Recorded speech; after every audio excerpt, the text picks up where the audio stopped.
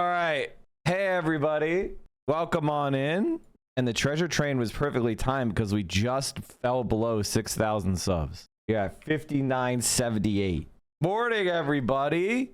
Monday, November 17th, 2025. And we have quite the stream today. Jake is coming back, chat. Jake and Joel are coming back. They are the nationally endorsed DSA candidates from Jersey City. We brought them on and won their election in November. But there is one wrinkle. Now they have a fucking runoff. So Jake and Joel are back. We're going to have them on later. They got a November, December 3rd? When is the runoff? They're running in Jersey City. Speaking of runoffs, Chile is having a runoff between a fascist and a communist as well. So we're going to have Jake and Joel back. Our DSA national endorsed friends of the show. We had them on earlier this year. They won. But unfortunately, there's a runoff in this stupid fucking bullshit. So we need another bite at the apple, chat. Oh, yeah. The Trump administration tries to Operation Ajax Mexico, and it completely failed. The most pathetic, cooked up CIA protest I've ever seen in my entire life. And never watching anime, fucking vindicated. Anti-anime boomer vindication. They were carrying Nazi t-shirts and One Piece flags. I don't know if you know this, chat. There was a popular mayor who was assassinated by supposedly the cartels. And if you know anything about history, you know that drug trafficking funds American intelligence services. Dark money. So whenever we have some sort of terrorist group or fascist group we're trying to support, we can't get money directly from the government. We use our cartels. And that's why drug trafficking doesn't exist in China, because they defeat the CIA. You defeat the CIA, no drug trafficking. You have the bankers under control, no drug trafficking. It's not because they're cracking down on street dealers. They just make it impossible for people to bring drugs into the country. By doing what? Targeting the CIA. Target the CIA and you get drug-free society. And when I'm talking about drug-free, I'm talking about opioids, which are the one that kill. That's the category of drug that kills everybody. And if you want to understand how right-wing they are, they called her Puta Judea, which I think is like calling her bitch Jewish, something like that. Or is Puta stupid? I thought it was bitch. Is it closer to horror? Oh, that's crazy. So here's the Nazi rioters. And you could tell they're all Nazis because there's another Star of David with an X over it. Now, if you're like, and Claudia Scheinbaum has been highly critical of Israel. So this is just Nazi shit. So, you know, and like, you know, it's the same playbook they've been running since Iran. This is all CIA shit. I mean, let's go. So what else are we talking about today? Oh, Donald Trump declares Marjorie Taylor Greene a traitor.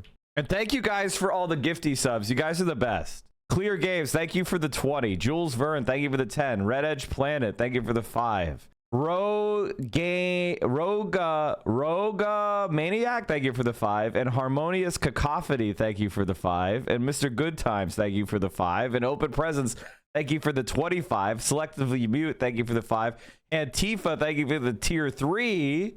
Rock Intensity, thank you for the 10.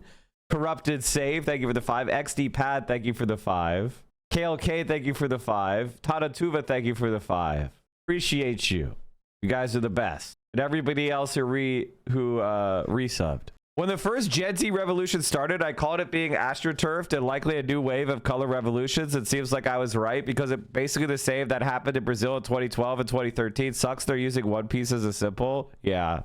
Now, I don't really understand how Donald Trump could defend Tucker Carlson and then call Marjorie Taylor Greene a traitor to MAGA when pretty much Marjorie Taylor Greene and I'm pretty sure Tucker Carlson agree about releasing the Epstein list. And if you look, the neutrality of this article is disputed. Oh, is that right? Okay, dude. was orchestrated by the United States and the United Kingdom, CIA, MI6. So what happened? What happened in it? So basically, the CIA sent Kermit Roosevelt to help do a military coup of the democratically elected leader, Mohammad Mossadegh, who was a center-left political figure who wanted Iranian, he was pro-Western, pro-American, but he wanted to have peaceful relations with the Soviet Union, which is a neighbor of Iran. And he wanted Iran to control their oil reserves and not have it be run by BP, who owned all of Iranian's oil at that point. And so they nationalized the oil and said, we want a fair deal. We don't want, and the British were taking like all of the profits. They were giving a pittance to Iran, and the books were totally cooked. They would steal the oil and then not record it. So they would pump 1 million barrels of oil and give them, revenues at 100,000. It was a complete scam, as the, British and Americans are wont to do. Now, okay, so in 1954, the U.S. required removal of AIOC's monopoly. 5 American petroleum companies, Royal Dutch Shell, were to draw Iran's petroleum after the successful coup d'etat, Operation Ajax. The Shah declared this to be a victory for the Iranians, with the massive influx of money from this agreement resolving the economic collapse of the last 3 years and allowing him to carry out planned modernization projects. As part of that, the CIA organized anti-communist guerrillas to fight the Tuna Party if it seized power in the chaos of Operations Ajax. Okay, so what did they do? They basically paid a bunch of rioters. They hired a bunch of acrobats, actors, rioters, and right-wingers. They've developed a strategy to stoke class and religious resentment toward the Mossadegh government. The Shah's flight from Iran, Mossadegh's arrest of political opponents, and fears of communism had soured many upper-class Iranians on the prime minister. This is exactly what they're trying to do with Sheinbaum. She has 80% approval rating. Who doesn't approve of her? Well, the answer is very wealthy Mexicans who were often middlemen for American corporations who have had to pay more in taxes. And they're seeing Mexico develop, and the lower classes have more income. And they don't like that. They want to go back to when they were all living on $1 a day. The one in Mexico had their ex-president and then ex-Coca-Cola executive in the protests. Yeah, pretty embarrassing. And by the way, Claudia Sheinbaum, because she streams, because she's a streamer, she immediately said, okay, well, you guys want to know what's going on? Here's the people that fund it. And she immediately went and explained, oh, these are all American. These are American-linked, CIA-linked organizations that are getting money from overseas and from billionaires who I made pay taxes. I hope AOC, when she runs for president, I hope she does daily streams, or at least a few streams a week, reacting to the news of the day, giving her perspective. I think this would be a really good idea. President Sheinbaum exposed the right-wing operation. 90 million pesos spent in 2 months to inflate tomorrow's protest using Argentinian and Spanish accounts linked to the Atlas network, infamous for targeting sovereign government on their region on behalf of transnational corporations. This is an inorganic call funded by the international right. And the thing about Claudia Sheinbaum is her strategies: murder rate in Mexico declining. It's declining. This is from 25% drop in daily homicides. Her strategy is working. Mexico has become a less deadly place under Claudia Sheinbaum. I guess they changed the title, but I guess they got a phone call from CIA over at The Economist to change the title, because now it is making Mexico less of a gangster's paradise. Daily homicides lowest in 9 years. Experts dubious? But analysts wonder whether the figures... Aren't you supposed to analyze shit, not wonder shit? Aren't you what? You see the CIA crazy, man. That's crazy. Holy shit. Anyway, all I can say is Mexico is a free and open country. We can contact Mexicans. We can do polling. She won over 60% of the vote in the election. This is a blatant... And by the way, this is what happens with every single center-left politician. If you are actually center-left, if you're actually a social democrat, They are going to sabotage you. They are going to do illegal shit to you. They're going to try to sabotage your shit. You better be fucking ready for it. You better have a plan for it. And that includes Zohran Mamdani. That includes AOC. And so if you're not on your tanky game, you better get on your tanky game, because the rich are not going to pay taxes unless they feel like they have no other alternative. U.S. Homeland Security news. Tomorrow will be the largest protest in Mexican history. It was not. It was not. And the reason why they're doing One Piece is because it worked earlier this year. They got their Discord moderator revolution of dumb liberals. You know, it's co-opted, unlike in places like Morocco, etc., where Gen Z organized on Discord. Guys, if protest movements are all using the same symbol, they probably are coming from the similar sources. Ask yourself who is being protested and why, and what is their attitude toward the United States. See if you find anybody skeptical of the United States getting the One Piece protest. Nepal was a CIA coup. I'm not as confident in calling it that because there was a lot of corruption and problems in Nepal. That being said, I didn't say anything about Morocco. Okay. What else are we talking about today? You have a new John Oliver on public media. John Oliver is John Oliver, we're on like a streak now, aren't we, buddy? You worked like 3 weeks in a row. I guess you got to get it in before the holidays start, huh? Then he's going to be off for the year. He's going to be done soon, right? Oh, yeah. And then Kyle Kalinske fighting Asmongold. Oh, that shit's fucking funny. We may have to fight about that one. And they were pro-Trump. All the protesters were pro-Trump, and they were trying to induce Trump to invade Mexico. That's basically it, so they could be installed as puppets. It's actually, the right wing are insane traitors all over the world. It's crazy.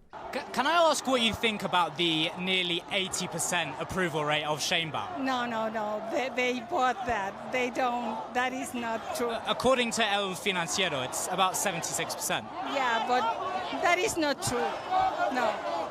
Bueno, si tiene el 80% de la aprobación de este país, que lo saque a las calles, que lo saque, que no blinde sus edificios. Si la gente ama a este gobierno, ¿por qué blinda los edificios? ¿A qué le tiene miedo? Que saque a la calle. What are they afraid of? They're afraid of the same thing that happened in January 6th, the same thing that happened on January 1st or January 6th or 10th in Brazil. I can't remember the exact date. Right-wing, Fox News rotted fascists attacking government buildings impotently, but we don't want to have to fix the windows. A los que la aprueban, salimos a enfrentarlos. Can I ask? So they just say no. Wow, how compelling. Gen Z march where everyone is 65 or older. Leftists coping in the comments. What he likes. God damn, their bots didn't even get going. My wife is from central Mexico. These gusanos are right-wing upper-class reactionaries allied with literal Nazis, ordinary working-class people. It's not even working-class people. It's everybody. It's everyone who's a human. And we'll talk more about the Mexican situation, but I think what's more important to understand is, I mean, it's obvious, chat. It's very obvious. Declared they wanted to focus more on our hemisphere, and they wanted to turn away from China. Which means what? Cooing Colombia. You know, the problem that we have is that America is not going to let the left. And this is why people like Bad Empanada are actually stupid. This is why he's stupid. There are degrees of interference the United States engages in. Okay. Democrats, most Democrats are imperialists. Okay. And they do bad shit and they interfere in countries. But Donald Trump and his administration is the most evil of the CIA unleashed to commit war crimes across Latin America, to violate democracy aggressively, to sanction countries' economies, right? To pour $40 billion propping up a libertarian in Argentina. We're going to make being left-wing in Latin America a death sentence under people like Donald Trump. We need American government to be uninterested in the level of escalation and interference with Latin America. If you want the left to grow in the third world, not being able to do so under the boot of the CIA, under the American military, it's going to be almost impossible. That's why it's important for leftists to win in America and to rein in American imperialism and focus on a new level of isolationism. Is that satisfying? Is it every single American war criminal paraded before The Hague? No, it's not. But you know what's worse? You know, I'll accept the small injustice of that over more war criminals being created and more interferences and more coups and more destruction of leftist groups around the world. And Bada Padada and people like him are fundamentally grifting off of anti-imperialism. They are not part of an anti-imperialist movement. They are not part of a movement within, say, for example, Argentina, to throw off the American yoke. Sitting online in English media and spending all your time ranting about a single senatorial candidate, bad-mouthing AOC with literal lies about her, saying that she supported the Bolivian coup, which she did not do. She actually was one of the first people to call it a coup. Adipodata made an entire 2-hour video about Hassan and the American left is white supremacist and racist. He completely ignores the oppression that black and brown people face in the imperial court. First of all, he's white. He's from Australia. He calls it. I mean, he also says he's not a socialist. Fuck this motherfucker. Like, he's just a grifter. Sorry. Like, that's it. I mean, I wish it weren't the case, but it is what it is. He's actually just become a grifter. Making English language videos about America from Argentina and doing nothing to oppose the right-wing puppet state that we have installed in Argentina. Where is the third world revolution going to come from if we're installing right-wing dictators in every fucking country? Shitting on Hassan equals view is pathetic. Pathetic to pander to Destiny and Ethan Klein. Pathetic to pander them and their audiences by giving them you could attack Hassan, but by the left. Fucking grifter, dude. Actual grift. Pathetic. Jay Sakai coded. And it just pisses me off so fucking much that we have Claudia Scheinbaum, and you think Claudia Scheinbaum is not being attacked by America, by the CIA? Morena is being attacked by the United States of America right now because of Trump. That is happening. You can see it happening. They're trying to destabilize Mexico. They're trying to destabilize. They're about to do a war on Venezuela, an actual invasion on Venezuela. That is the consequence of the American right. And you think they're going to stop there? They're going to go after every single left of center government in the entire world. Dummy. You know, saying, yeah, I want the global hegemon to be in the hands of the fascists because it's going to make Americans suffer. What the fuck are you even talking about? They'll plunder your ass. Adipodata and his viewers don't believe it. He's Australian! He's fucking Australian! Does he exist? Australia is America's most subservient, boot-licking Western country. There's no country that is more under the boot of America than Australia. They went to Vietnam, for fuck's sake. They are the most pathetic worm country. We cooed their government twice. To call yourself, to pretend that you have any separation from America as an Australian is incredible. You are white Australian. Shut the fuck up, you dumb fuck. And if he will probably bite the bullet and say he's not a leftist, then shut the fuck up. Who gives a fuck? Why do we care about your moral appeals, liberal? Shut the fuck up. Australia is left of center. We sell weapons to Israel, rich minerals to China. The reason why the Western world is pro-Israel is because of the United States forcing them to be.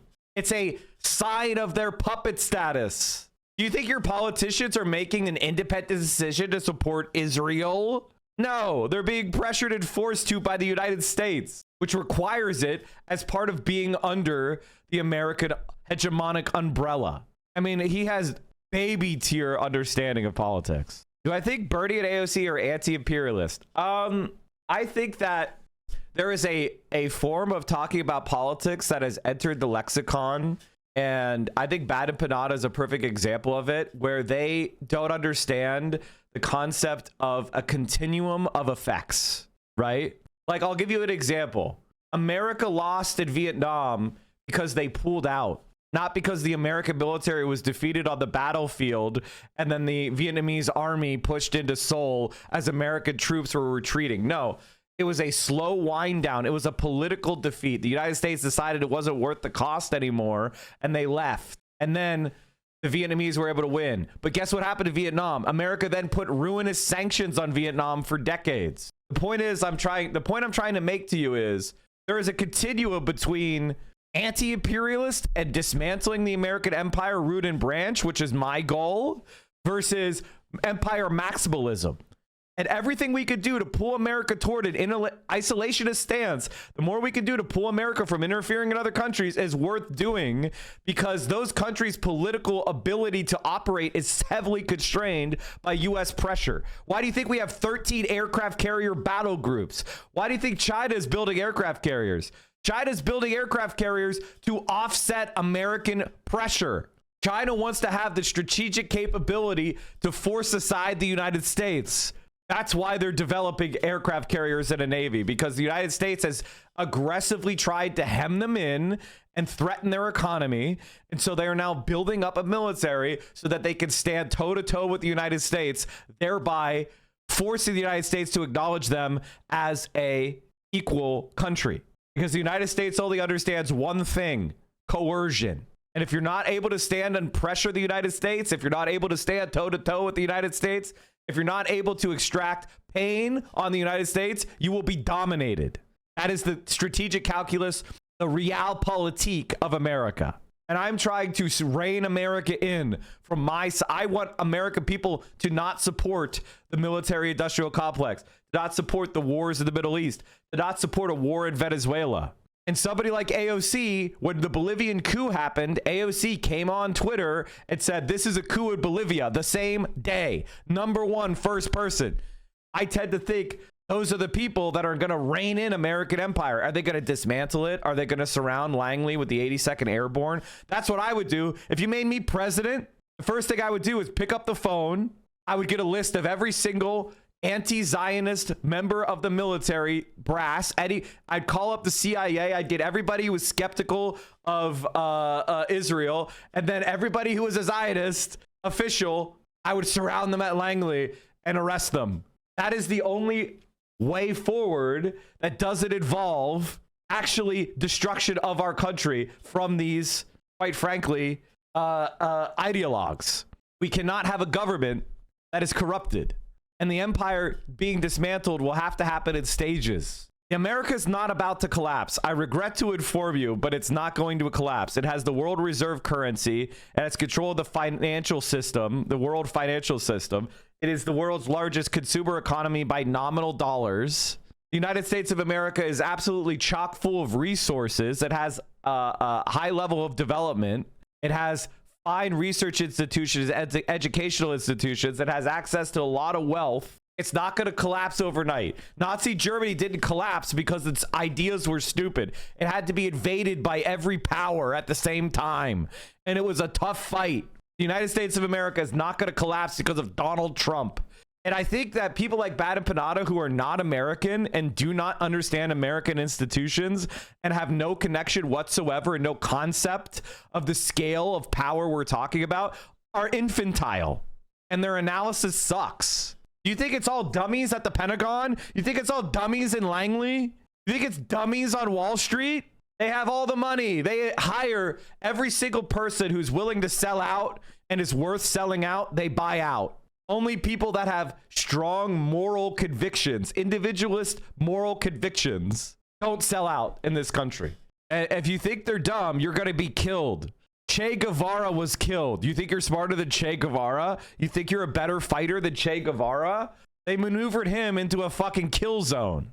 I think one of the big problems with American left and the left internationally in general is that you're moralists, not materialists. You're embarrassing moralists. Your conception of power is based on what you think is bad. You don't want to work with anybody who's a bad person. Moralist, idealist, incapable of winning anything.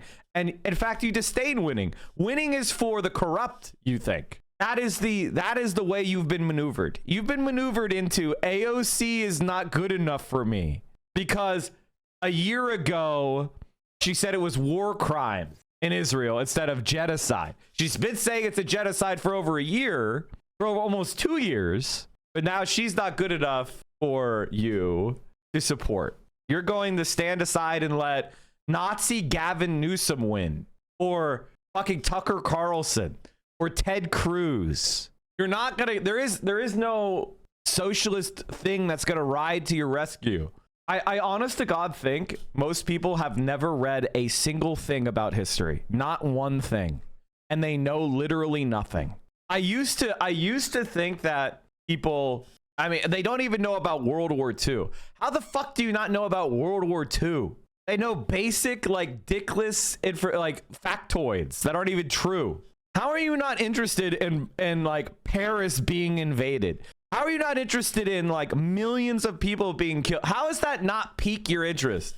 It's wild to me that people do not understand or care to learn about anything. It's fucking crazy.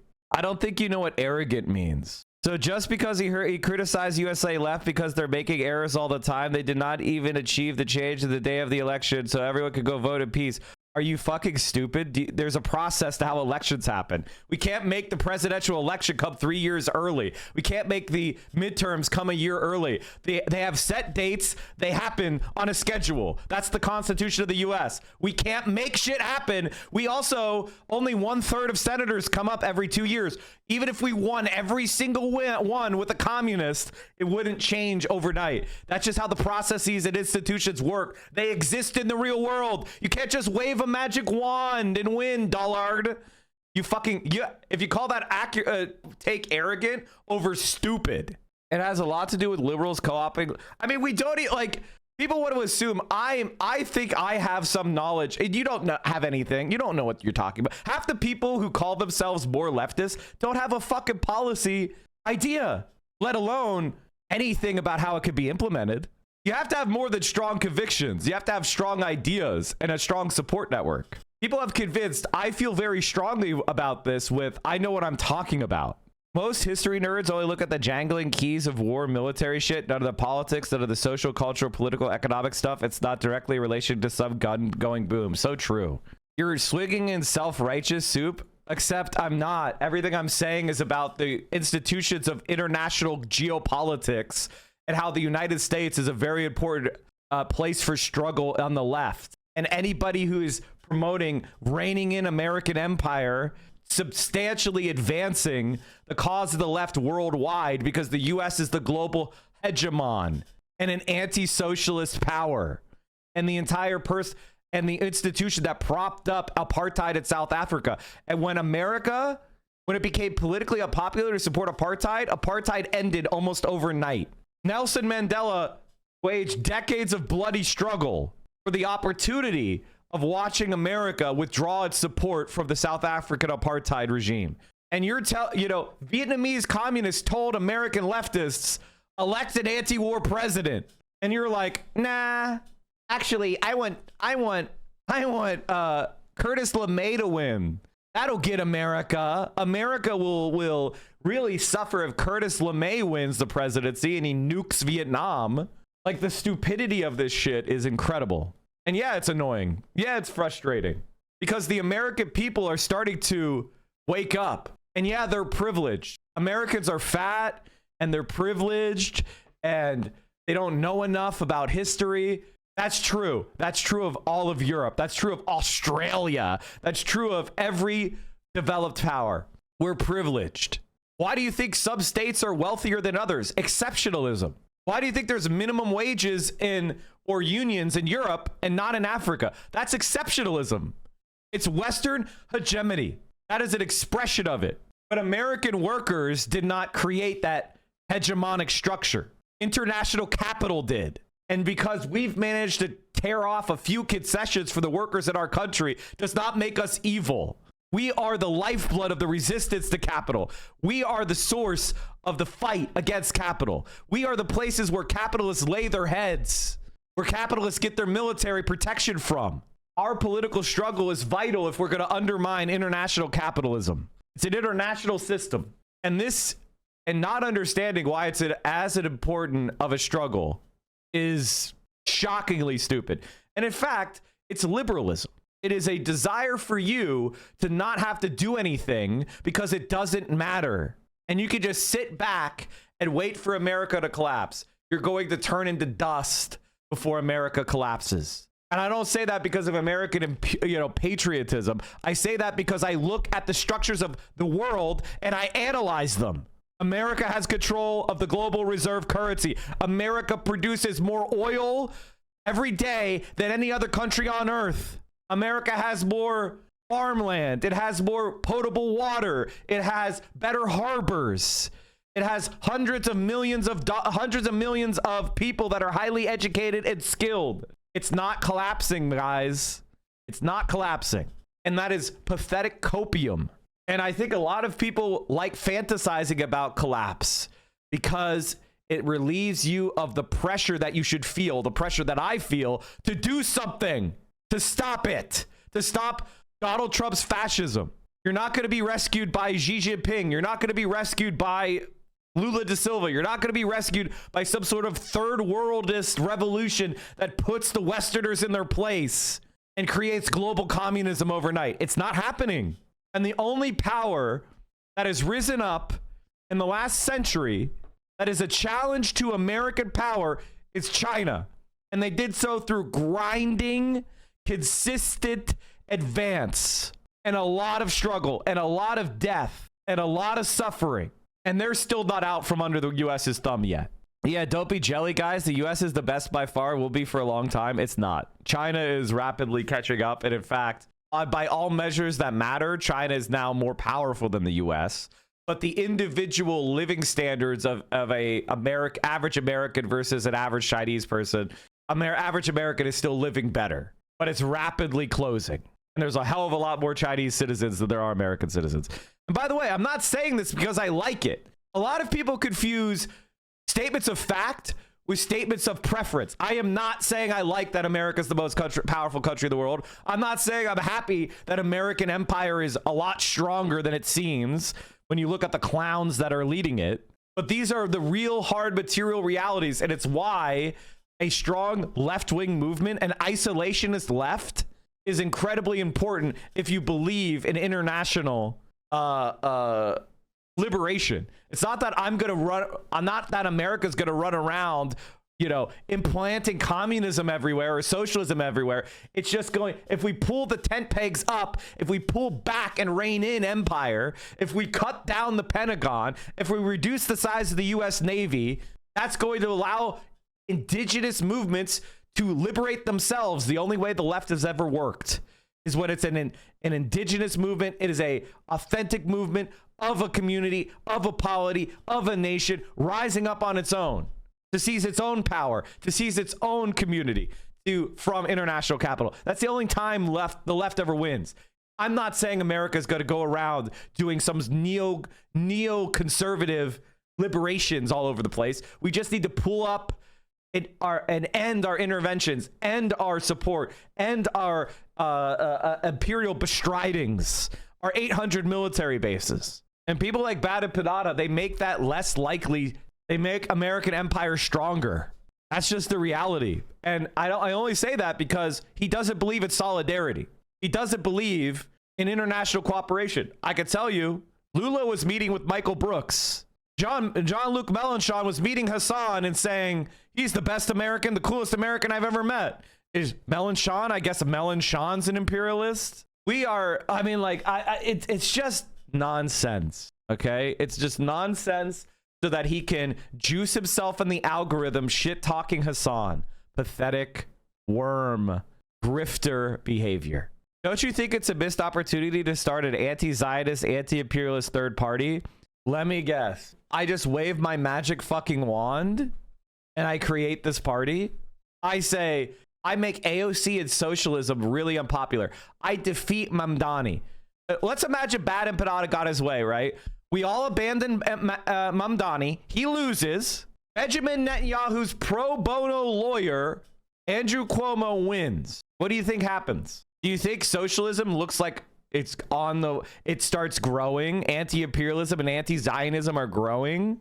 I'm speaking about AOC and Bernie creating it. As I've said before, I want them to create a third party, but they're not going to. And the reason why they're not going to is because Zoran won. It's still possible to beat these people.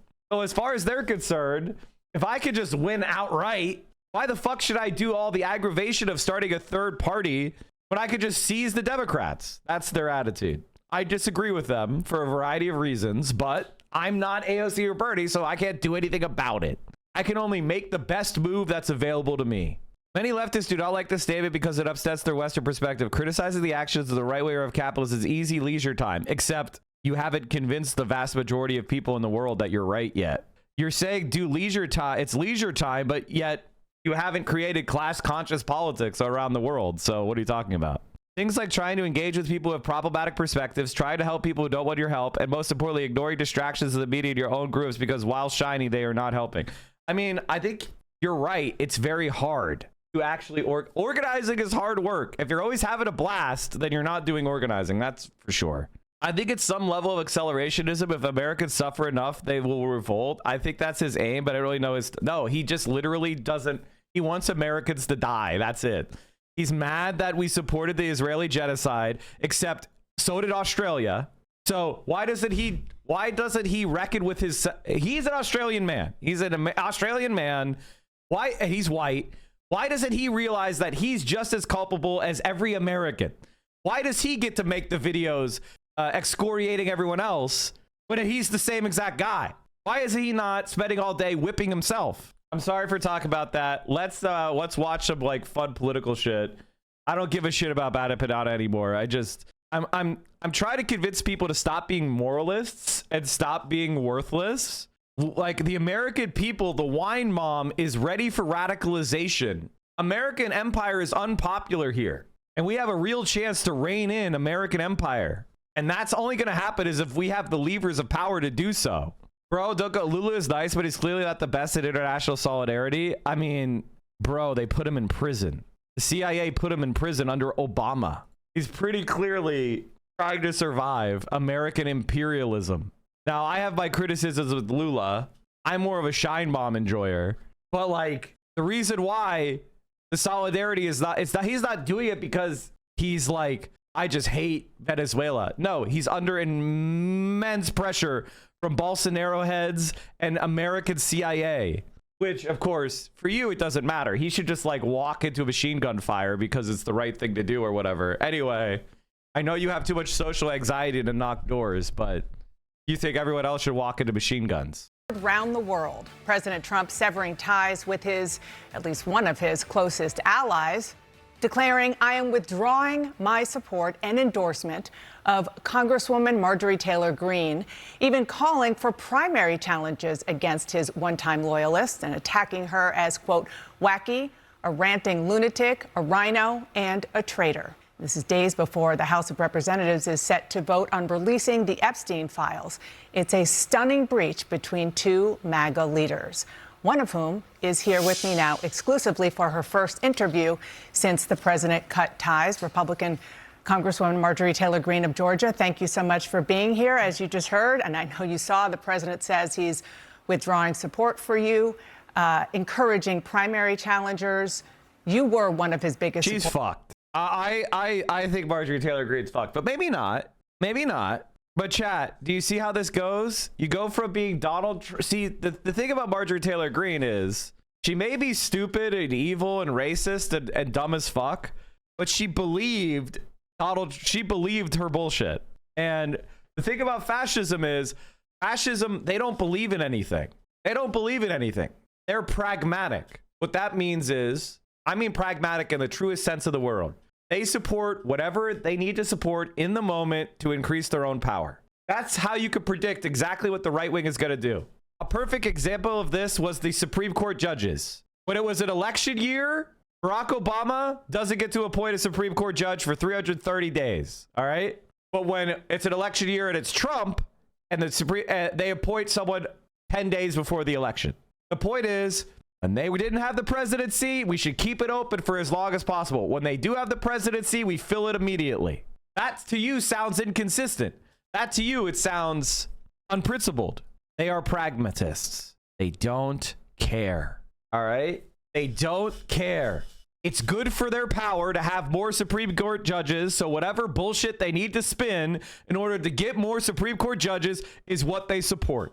Orders. What do you think happened here? Well, Dana, thank you for having me on, and that is true. I stood with President Trump when virtually no one else did. Campaigned all over the country, spent millions of my own dollars helping him get elected, and I think that's incredibly important. And I do support him and his administration, and I support them in delivering the campaign promises we made to the American people. By the way, chat, it doesn't even matter. Donald Trump, it doesn't matter. Donald Trump wants to make an example of Marjorie Taylor Greene. He wants all of the Republican Party to see. Doesn't matter if you're super right wing. Doesn't matter if you're a big conservative. It doesn't matter if you're right. You go against me, I'm going to crush you. Now, the question we have to ask ourselves is, will it work? Will it work? Do Republican voters care more about the policies, or do they worship Trump the man? Do they worship dear leader, or do they like Trump because of his policies? Is it a cult of personality, or is it a political movement? And that's what this attack on Marjorie Taylor Greene will be. And chat, I want you to understand, they're not going to go after her on her ideas. They're going to go after Marjorie Taylor Greene, the person. If she ever cheated on her husband, it's going to be advertised. She's going to be mocked. If she ever looks, she's not a very attractive woman, so they're going to mock her physically. They're going to humiliate her. Any gaffe she makes, they're going to get her friends, former friends and colleagues and her staffers and anyone she's ever trusted. She's going to be facing a full frontal assault, entirely bad faith, for the purpose of making an example of her. And the reason why is it's not based on anything. It's not based on policy. It's not based on ideas. It is Donald Trump signaling to his party, I'm in control. What I say goes. And if you fuck with me, even if I'm wrong, I will destroy you. It is the power of that example that Donald Trump is going for. His remarks, of course, have been hurtful.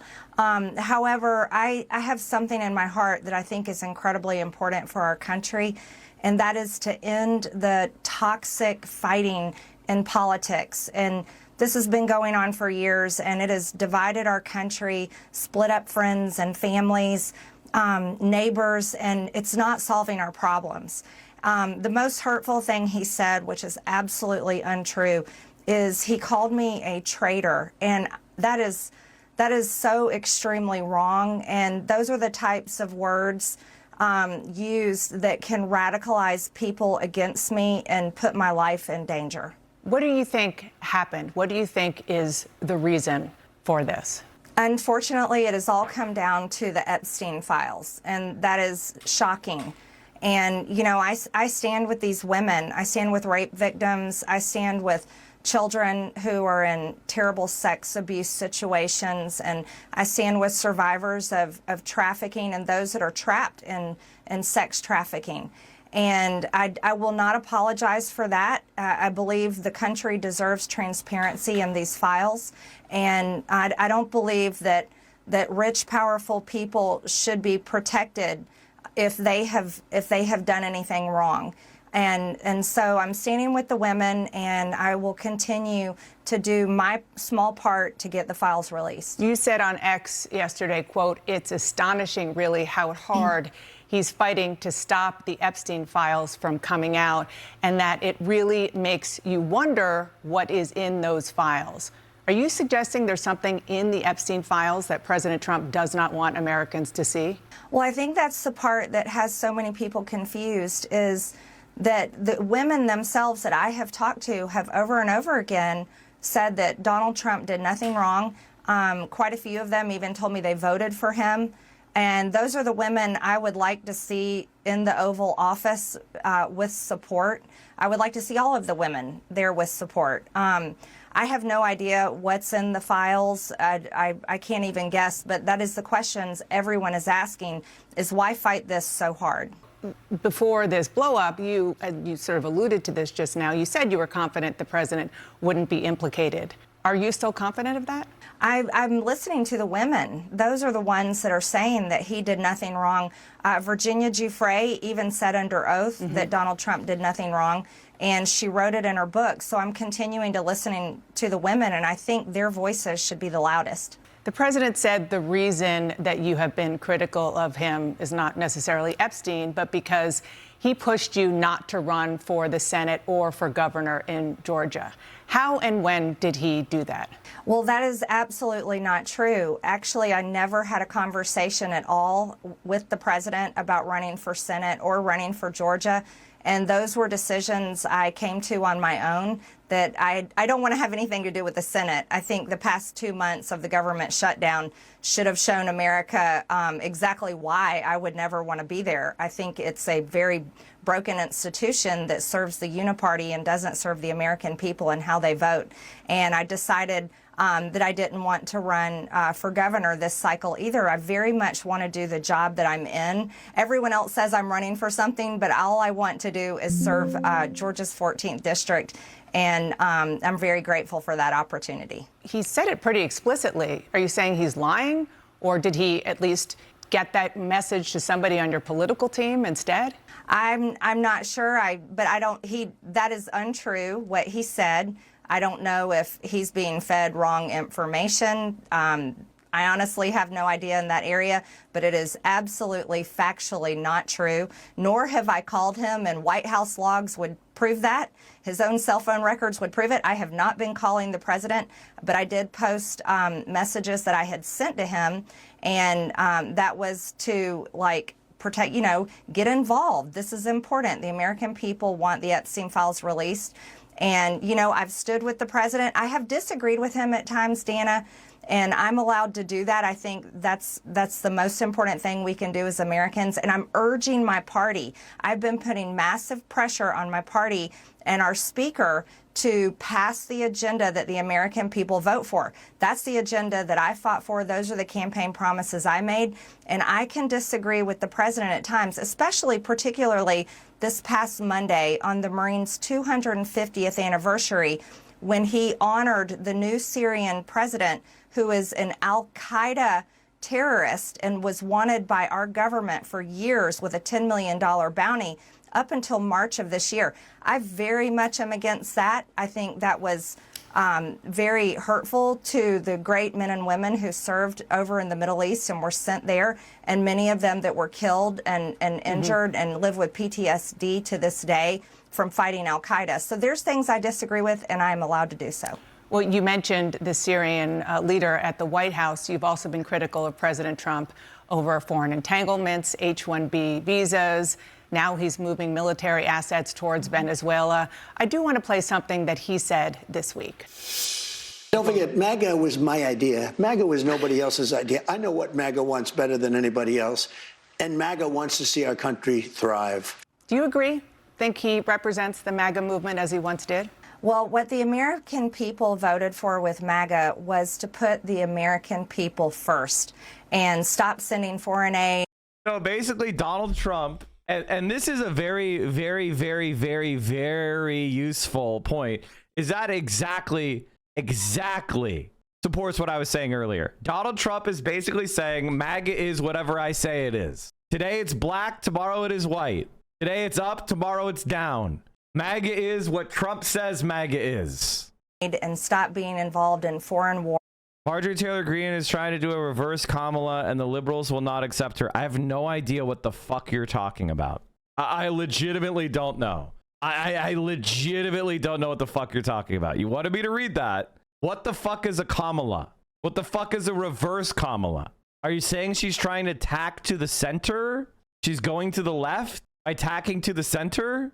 I think she's just doing what MAGA, what the populist right wing is, which is they think we spend too much money on foreigners and stuff's too expensive for them. They're not very bright, so they think the best way to get cheap shit is to give more money to the rich, which never worked and never will work. No matter how many tax credit systems you set up, giving money to rich people and not controlling anything will result in bubkiss for you. It's a failed strategy, whether you do it by just blatantly cutting taxes and hope things work out, or you make it tax credits.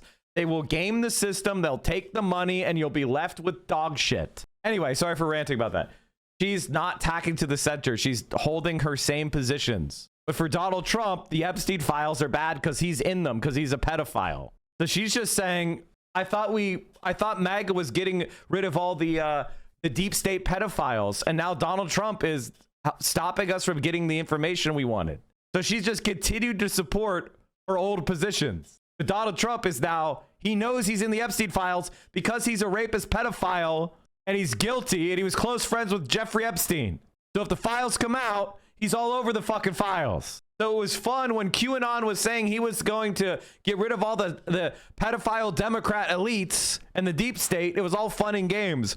But now that the files might actually be released, Donald Trump has to be out there. And he's got to be like, well, she's a traitor because she's actually voting to release the files. That he's all over because he's a pedophile.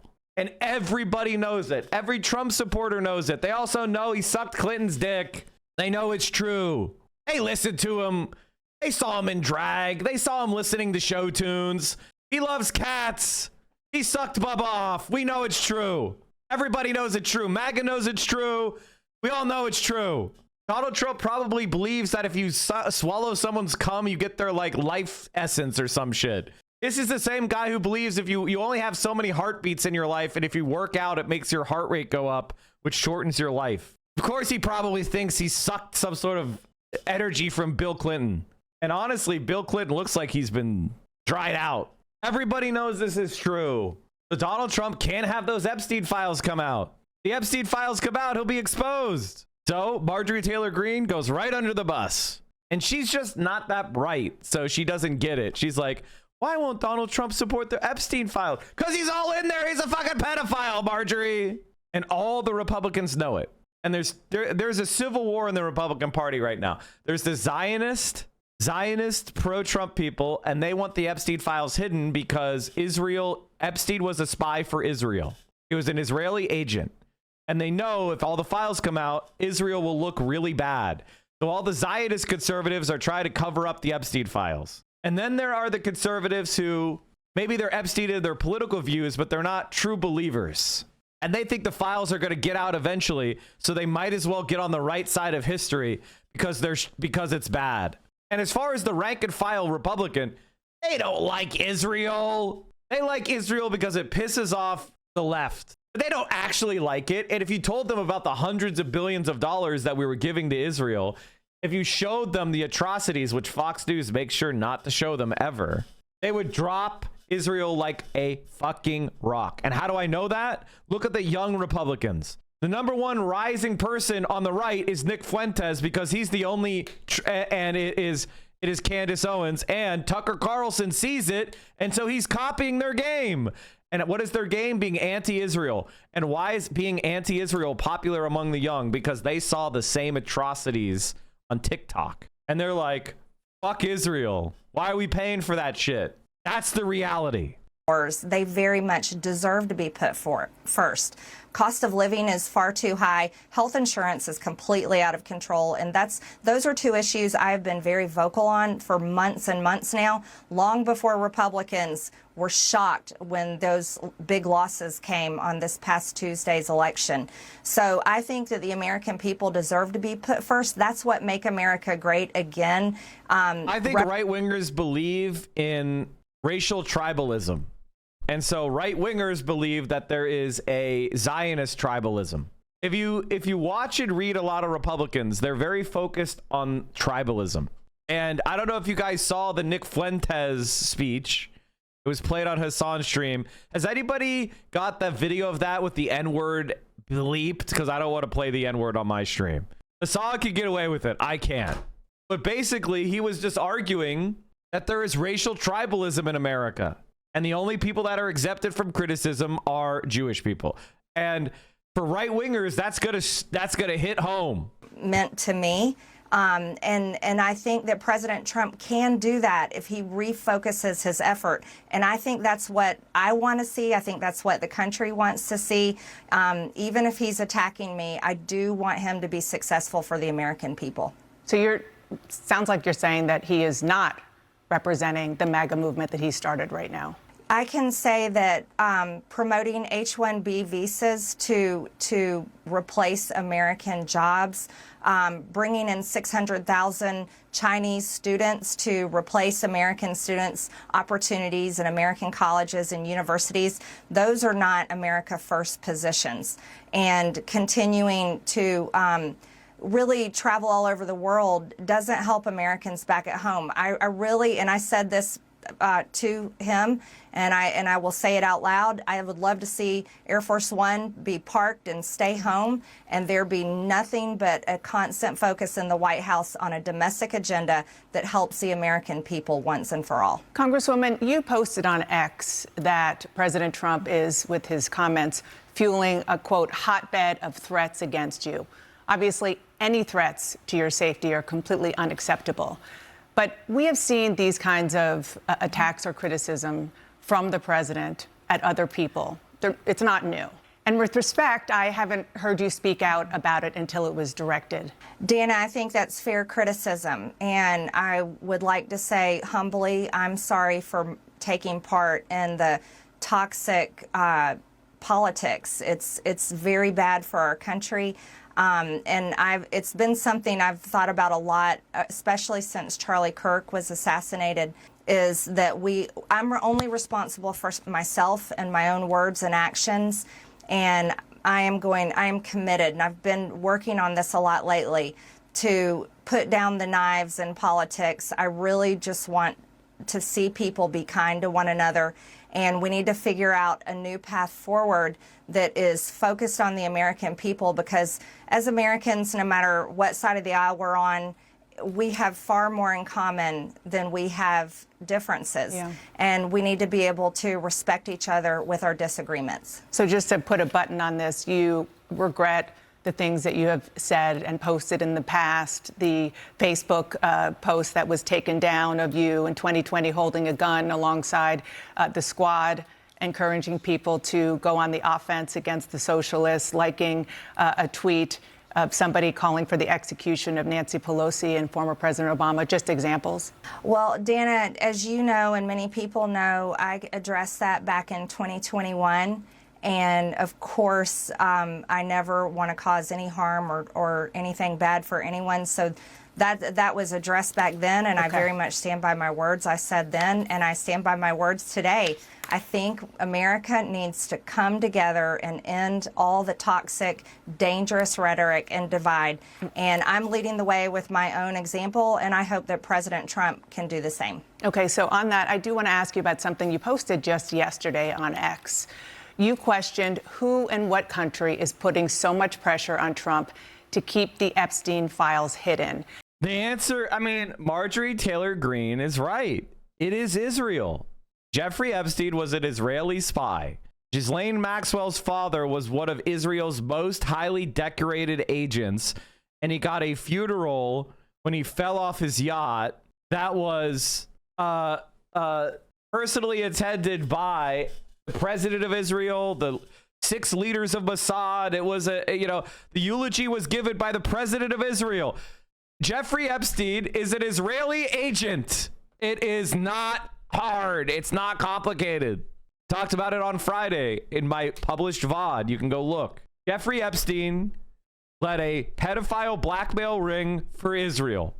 That is not a conspiracy theory now. That is a fact. Like, it's as close to a fact as it could get before we get the files. But that is the reality. What do you expect people to believe when this is happening in Israel? Oh, God, I don't even want to know. Oh, yeah. And like, chat, this is what our politicians do. Eric Adams is going to Israel. This is what he just said 3 hours ago. Male T here in Israel. And as I wanted to come back here to Israel, and you know that I serve you as the mayor, but I want to continue to the title that's more important to me than anything. I'm your brother. Thank you. Thank you. Thank you. Thank you. The mayor of America's largest city flew to Israel and said that he serves them, and the title of servant of Israel is more important to him than mayor of New York City. I'm sorry, chat, but this is treason.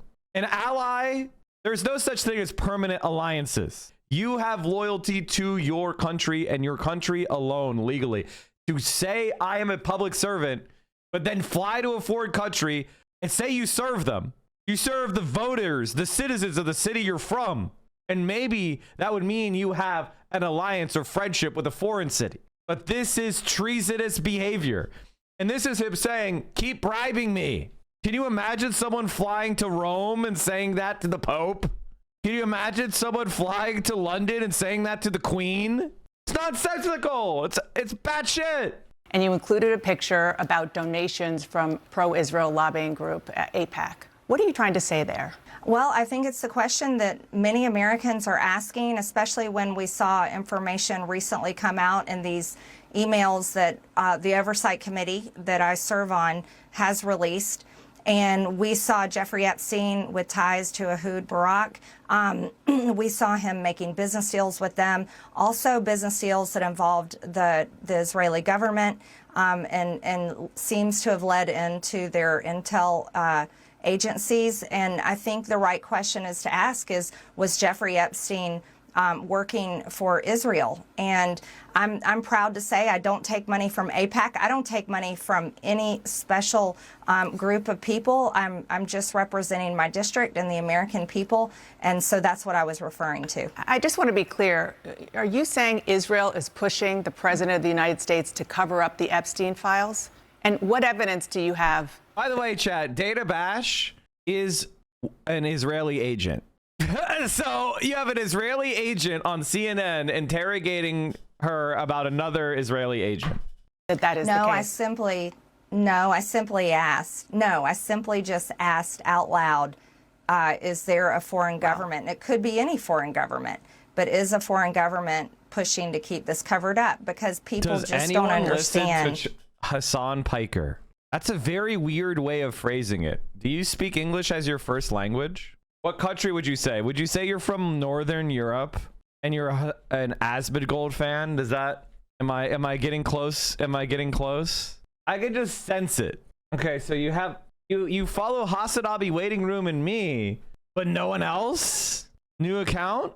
The big fight against. Well, you had AIPAC up there. It was pretty clear which government you were talking about. That I'm questioning that government in particular and questioning any other foreign government.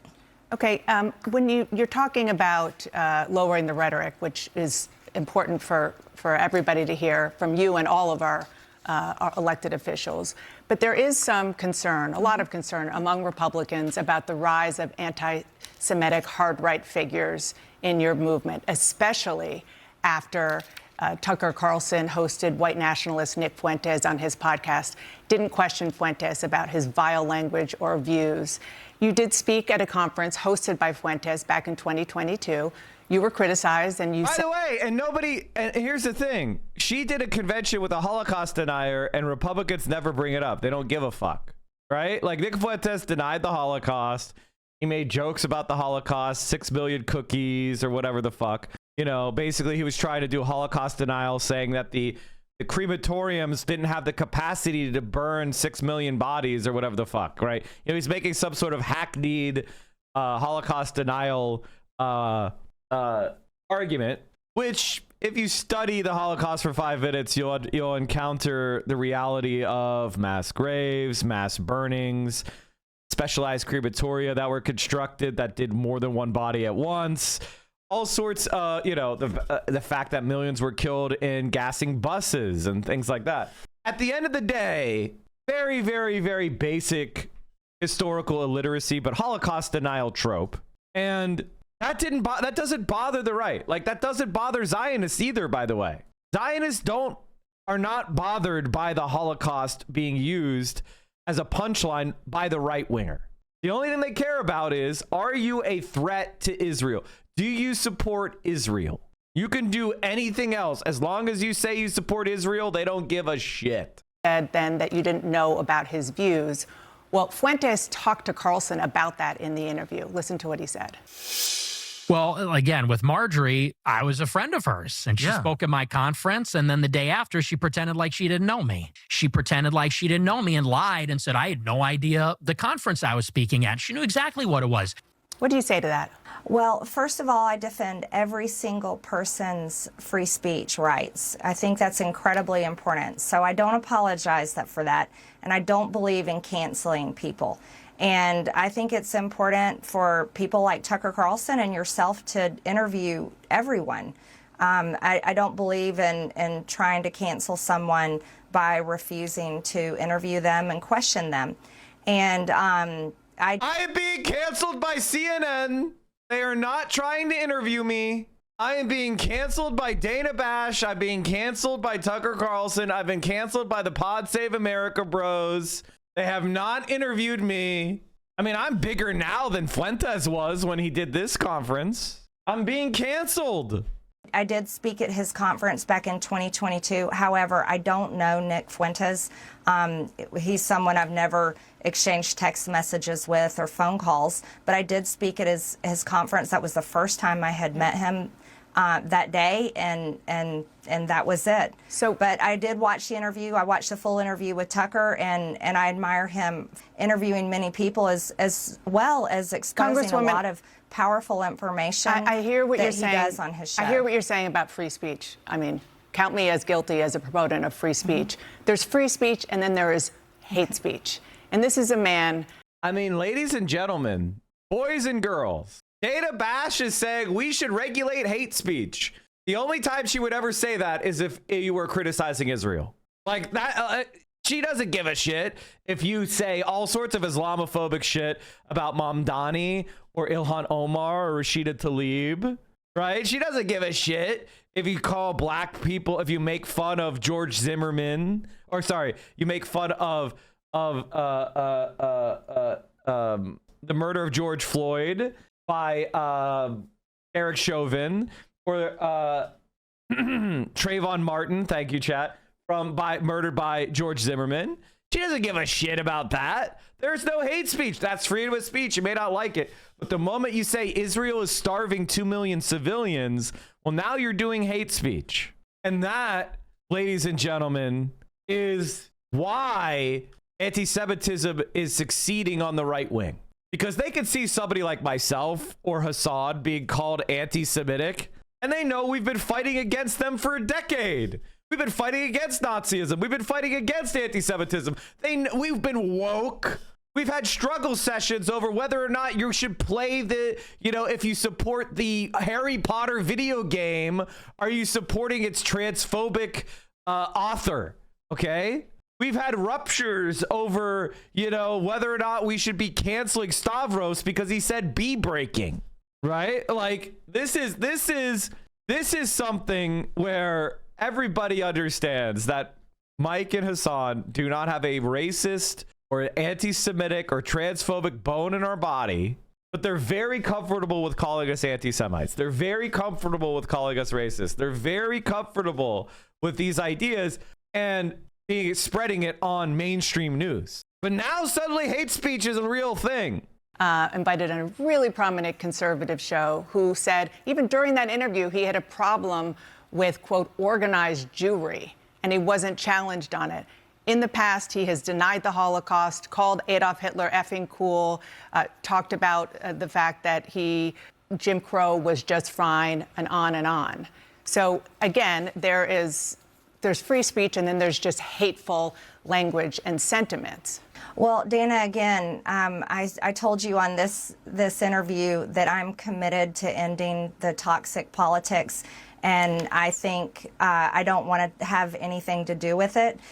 You should have Nick Fuentes on your show, and you could ask him questions about that. I myself am not anti-Semitic. I have never criticized the Jewish people or said anything about them in particular. I am critical of the government of Israel, and I can criticize any government I want to in the entire world as well as our own. And a lot of the times I am criticizing our own government for failing the American people. And I think that needs to be the focus, and that's the most important thing people care about, is being I think the thing with Marjorie Taylor Greene is she has said dumb shit. Like she was spreading conspiracy theories about wildfires. I don't know. Did she actually say Jewish space lasers? Did she actually say that phrase? Does anyone have a quote of her? Could you guys, instead of just saying yep, could you give me the link? because this is one of those things that people kind of like, they like to spread ideas and then it becomes meme worthy. It's like Hassan shocked his dog, right? Like, but he didn't though. She said the Rothschilds controlled. Okay, so she said the Rothschilds. So she didn't say Jewish space lasers. Okay. I mean, I think it's a little interesting to listen. The Rothschilds oftentimes appear in anti-Semitic conspiracy theories, so I think it's sussy, but it is a completely different statement than Jewish space lasers. That is a different phrase. That is a ship of Theseus. That is a, hey, we want to say she's anti-Semitic. We're going to change what she said to this, and then we're going to spread it around. I don't know. It just seems to me that when someone criticizes Israel, left, right, or center, suddenly people are cooking up false accusations of anti-Semitism against them to try to discredit them. She is a dangerous idiot and a conspiracy theorist, believed in QAnon, believes that, I think she was trying to say with the lasers that pro-climate change people caused the wildfires in order to justify regulating carbon. Is that basically what she was saying? Able to afford groceries. Okay, here, thank you for the clip. To go talk about Jewish space lasers, and really, why don't you fuck off? How about that? Thanks, thank you very much. I think somebody was asking her about it. I don't think she was saying it. I think somebody said, did you say Jewish space lasers? And she got mad and repeated the question. But let me see. Roger, thank you so much. The news agents in from London. What do you think the message should be to Nikki Haley tonight? Well, we've been encouraging her to drop out and support President Trump, and I think tonight is the clear message that President Trump is the clear front runner. He's the winner in our Republican primary. Okay, guys, I mean, I'm going to get myself in trouble here, but like, she didn't say Jewish space lasers. She said the Rothschild family did something. Now, that is a weirdo conspiracy theory, and it certainly is it could be a dog whistle, but it's not the same thing. It isn't the same thing as saying the Jewish people are doing this. It is sussy, it's fucking weird, it's mockable, but it isn't the same thing. And it's time for Nikki Haley to drop out and support him. Do you think President Trump, Mr. Trump, is closer to picking his VP, and should you be on that list? Oh, you know, that's the question everyone asks. And no, I don't think Nikki Haley should be on the list. But of course, President Trump will choose who he wants for VP.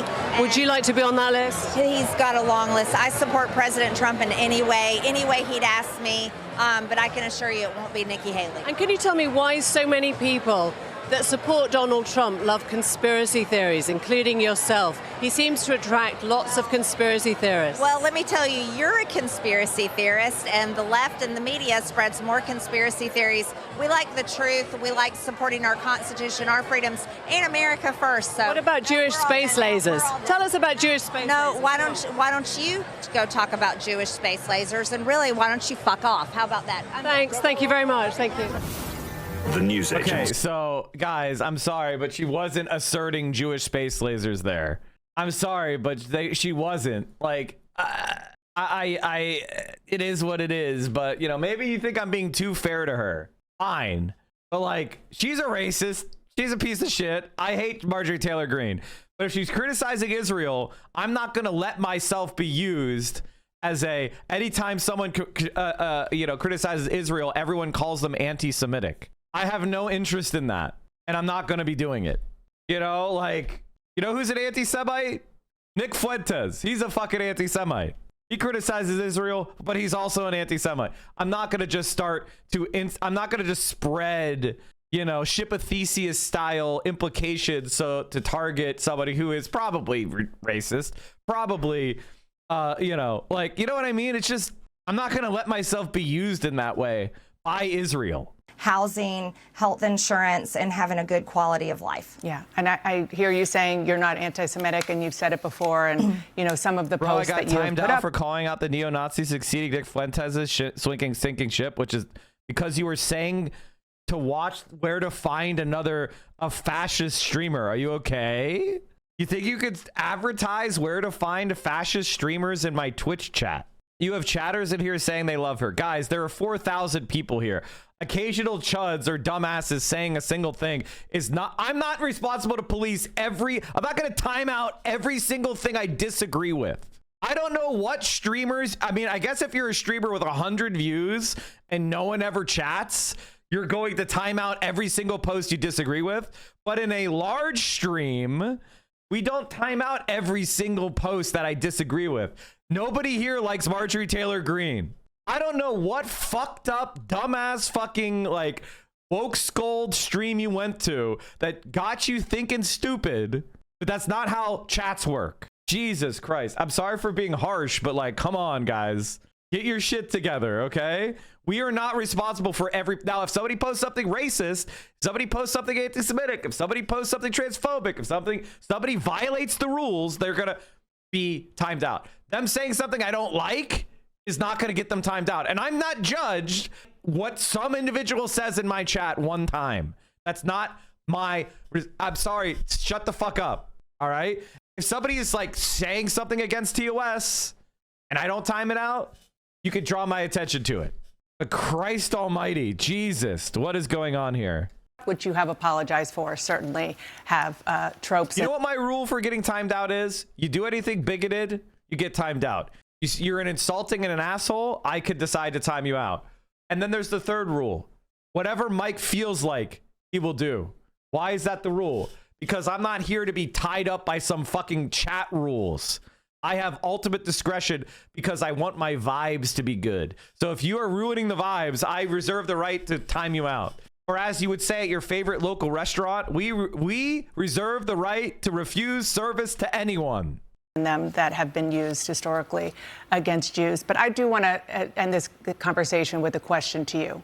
And that is, do you see a situation where you and President Trump can make up? And if not, do you think you have a future in the GOP? I got banned the other day for calling out Destiny for stabilizing and normalizing Nick Fuentes on a leftist stream. Was the most centrist pro-Zionism stream I've ever seen. Who was it? Who was it? Name him.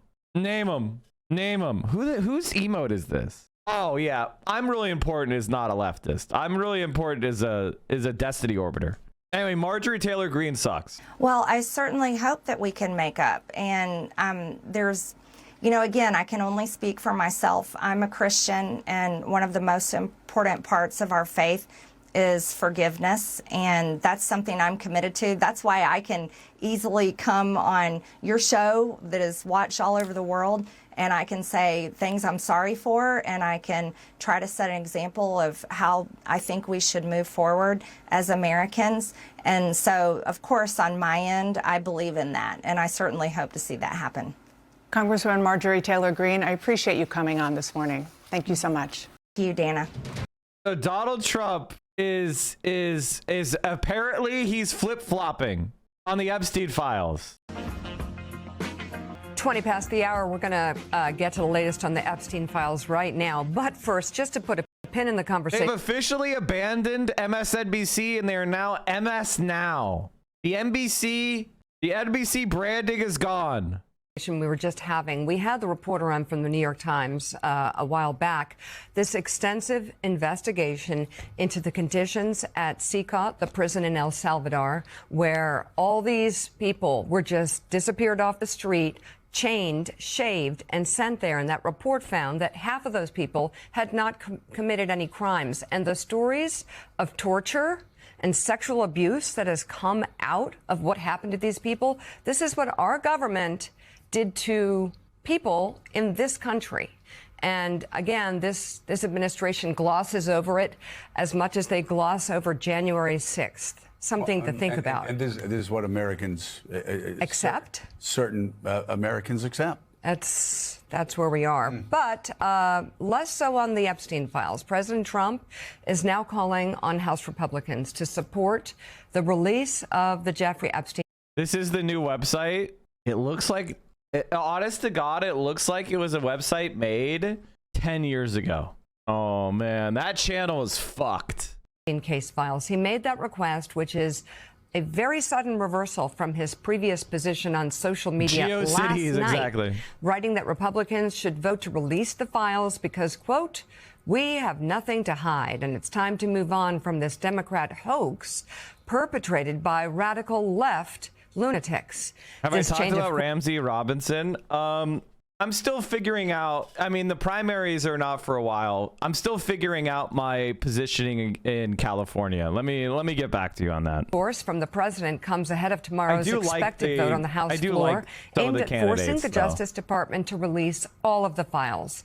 To become law, it would still need to pass in the Senate and be signed by President Trump himself. This turnaround from Trump notably follows a failed pressure campaign to sway Republican lawmakers against pursuing the release of the files. Now, earlier yesterday, Republican Congressman Thomas Massie of Kentucky signaled there was growing support for the measure among the GOP in the House. I think we could have a deluge of Republicans. There could be 100 or more. I'm hoping to get a veto-proof majority on this legislation when it comes up for a vote. I am winning this week with Ro Khanna. We're forcing this vote, and it's going to happen.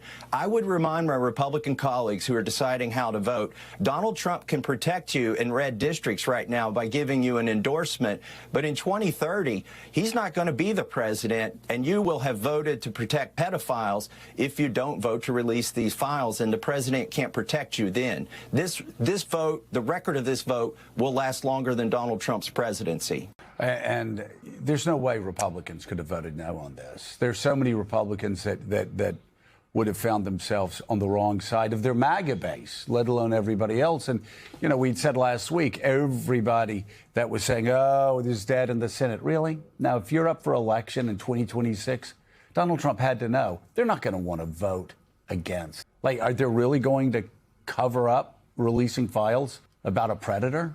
This was not President Trump having a change of heart because he thinks differently. This was him facing political reality. He was going to lose. He was going to get rolled on this. And we were hearing over the weekend. Has that happened? Not this term. This term? No, this will be the first time there's an act of defiance. And let's remember, last week, the White House and the president himself tried furiously to change the minds of the 4 Republican voters they knew were going to vote yes to release this, you know, who did last week, Marjorie Taylor Greene, Laura Boebert, and the rest, including Congressman Massie there. They were unsuccessful. And they then recognized that over the weekend it was picking up steam. And I think the congressman is right that this was going to be a deluge. Now that the yes was going to happen, all these Republicans suddenly had the freedom to also jump on board, vote yes. And Trump was going to look really weak, beaten by his own party. Oh my God, chat, I gave you this analysis a week ago. If you want to see tomorrow's news today, tune into Mike from PA stream. I told you this exact thing would happen on Thursday, on Friday of last week. I said, this is one of those bills that if it gets over the minimum required for a discharge petition and it looks like it's going to pass, a whole bunch of people are going to flop over who oppose the files getting out. And here they are saying I'm right. So why is my level of political analysis, and this is the other thing about Hassan, can I just say this? Have you guys noticed in profiles of Hassan, they don't focus on him getting things right. They just report on how he is popular. You notice that they don't talk about the quality of his analysis being better than mainstream news and that attracting people. It's always about how he's attractive and popular. And it is because they're trying to subtly undermine him and they don't want to give him ethos. This is a common theme of my stream. And I have a prophesitorial affect. So I'm sorry, chat. I believe in repetition of important ideas so that you learn them.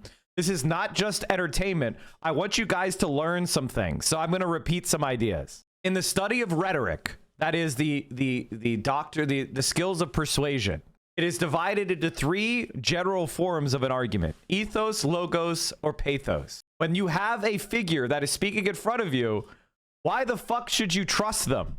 By far and away, the #1 most important thing that that's the hump you need to get over. And so these mainstream media outlets are not trying to give Hassan ethos. They're not trying to give him peer validation. They're trying to draft off of his popularity, aka farm clout and clicks. This is how you know Hassan won. Is the best for our patients. Yes, got it. Okay. Oh, they went to a hospital? Okay, got it. You saw the banner. Did you see this banner back here? Oh my God, it's back there. What the? What does it say? Warmly welcome Mr. Hassan Pike and his delegation. Oh, no. That's really, really cute, chat. That's super cute. But also, you have to understand something, chat. The China trip for Hassan has been very... I don't want to be a not surprised guy because I hate being not surprised, but I really am not surprised. I am a not surprised guy on this, which is like people are just, they want you to shut your brain off and just go, China bad, China bad, China bad. That's all they want to do. They can never actually talk about anything. America has had tens of trillions of dollars in trade with China for decades. Since the normalization of relations in the 70s. We declared China most favored nation in 2000 for trade. Billions of people have passed between our countries. Every major airline that flies intercontinental to Asia flies to China from the United States. And yet Hassan Piker goes to China and a bunch of people are posting like propaganda against China on the expectation that you just think China's bad. The idea that China is America's enemy, or has every single time we've conflicted with China, we were in the wrong. And the biggest mistakes China has made since the communists came into power was every time they agreed with us. Seriously, go and look. Every time the Chinese government decided to compromise with the United States and agreed to something the US wanted to do, it was actually bad. Every mistake China has made was every time they agreed with the US. It's actually really jarring how evil the US is. Every time they opposed us, they were completely in the right. Experts and officials show strong support for World Health Organization's traditional medicine strategy. Interesting. The Hassan Piker delegation. The Hassan Piker delegation. I, honest to God, this is why I'm jealous of the trip now. I'm officially, they did it. They did it. I was just like, oh, it's cool. They're going to China based. Have fun, guys. And now I'm like, fuck. Now I'm lemon bro. Now I'm lemon bro. I'm like, fuck. I'm gonna take, Quanism, Pikerism. So true. This is one of the most wholesome moments for the kitchen job segment of the stream. Okay. Cam. Oh, you're back. Okay. Sorry. Look how hard Will's working. Wow, and they've like this is transcended like you needn't to even speak. Like they just communicate beyond language. I know the words for 6 and 12. Like that's beautiful. That is beautiful. Like humanity is beautiful.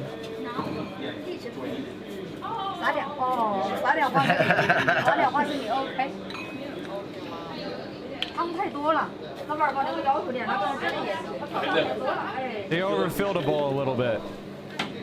I think Will deserves a beer.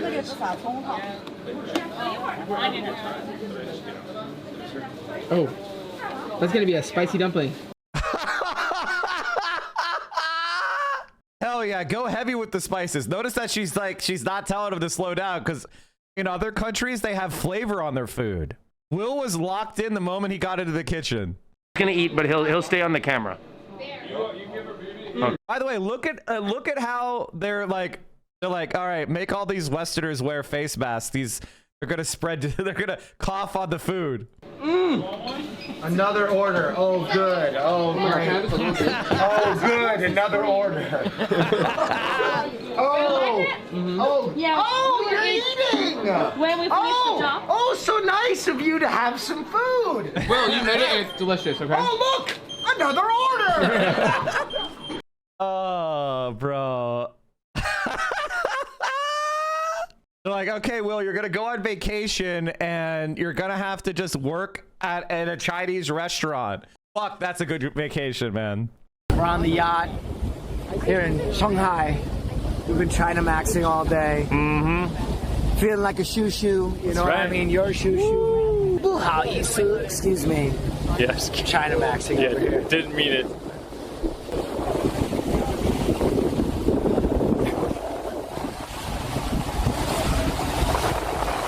I feel like this needs more of a wide shot, but we're doing our best. He's so cool. He's cool. Damn, this guy's good. We're on the yacht. Hassan Piker and his... Warmly welcome Mr. Hassan Pike and his delegation, the Yangamen Chongqing Zhangang Traditional Chinese Orthopedics Hospital. Honestly, I'd be like, can I take this sign? Can I take this banner? Somebody was saying that hospital was quackery. Oh, no, people don't know about orthopedics medicine. They don't know. They don't know. Orthopedic medicine is medicine. They learn the same exact, they get the same exact education as a normal medical doctor. It's the same thing in America. They get this, they're the same thing. It's the same thing. Orthopedics just involves like more like holistic shit as well. Sometimes like traditional practices, sometimes it's like mind body shit, sometimes it's like you know, like just diet, exercise, that kind of thing. It's like it's a holistic approach to medicine as opposed to medicine just being about like measuring, you know, labs and medicine, etc. You're confusing orthopedics with osteopathy. Oh my god, you're so right. I am. You're right. You're so right. I am. I'm an idiot. I'm an idiot. You're so right. Thank you, chatter, for correcting me before I look too stupid. You're right. Mike was wrong. Mike was wrong. Mike was wrong. Oh fuck, it happened. Now what I'm going to do is I'm gonna double down. I'm gonna triple down. I'm never gonna say I was wrong. I'm never gonna correct myself. I'm gonna triple down. I'm never gonna apologize.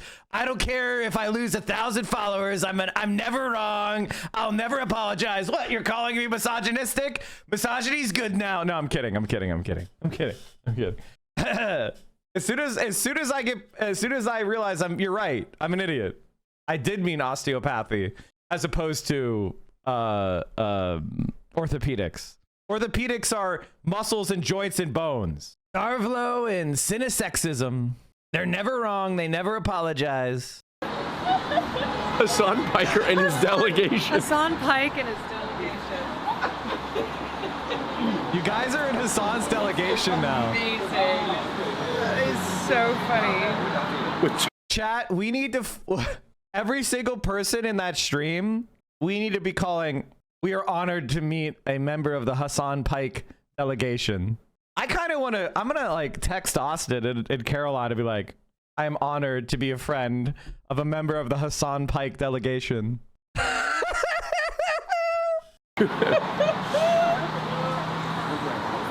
listen. So it's written up there that the skills are...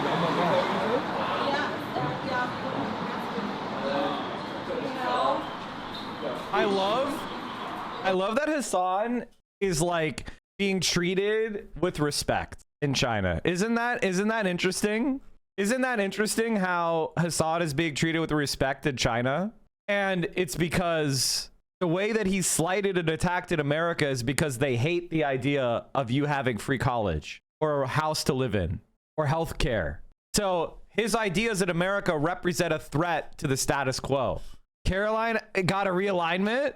Oh, okay, sure, Wow. sure. Just wait, I will ask the teacher to actually fully check for you. Wow. Because he's oh, okay, sure, Wow. sure. I gotta go back and check that stream out. Chat, I'll be honest. Can I be honest with you? I rot maxed yesterday. I got back to, like last week, chat. We had like a 3-week period where Vio and I didn't really go to the gym. We almost fell off. So this week we've been going back into the gym. We got back in, which is the biggest, whatever you're like working out and then you take and then you get like because of TwitchCon, we got thrown out of the habit.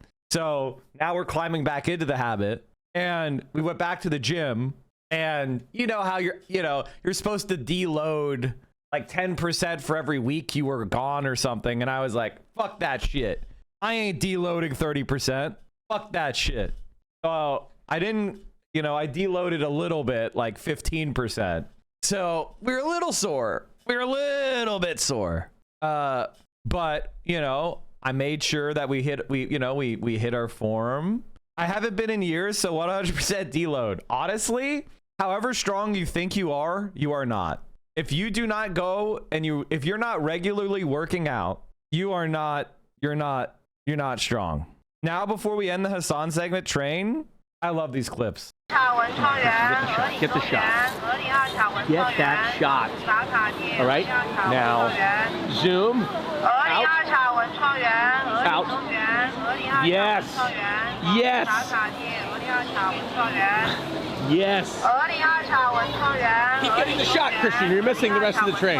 No, we got the train. I was just reaction. Oh.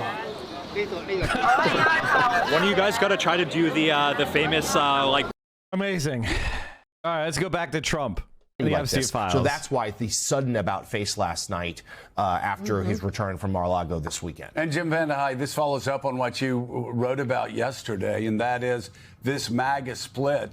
And the fact that it's quite significant, whether you're talking about the Epstein files, whether you're talking about Gaza, whether you're talking about, again, really surprisingly last week, Donald Trump saying, yeah, we need foreign workers. We got to have foreign workers.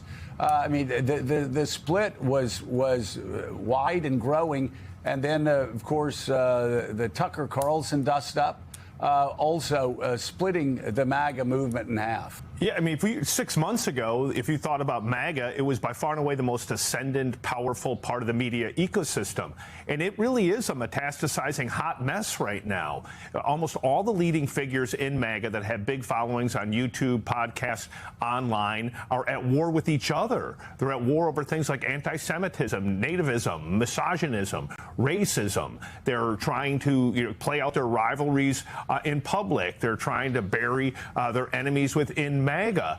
And you're starting to see real substantive splits with Donald Trump. And where this matters, it really is over America First purity. There are a lot of activists who love Donald Trump who think it's crazy that we spend this much time bombing ships on the shores of Venezuela when you have prices going up for working class Americans. And remember, Trump won as the champion of that working class.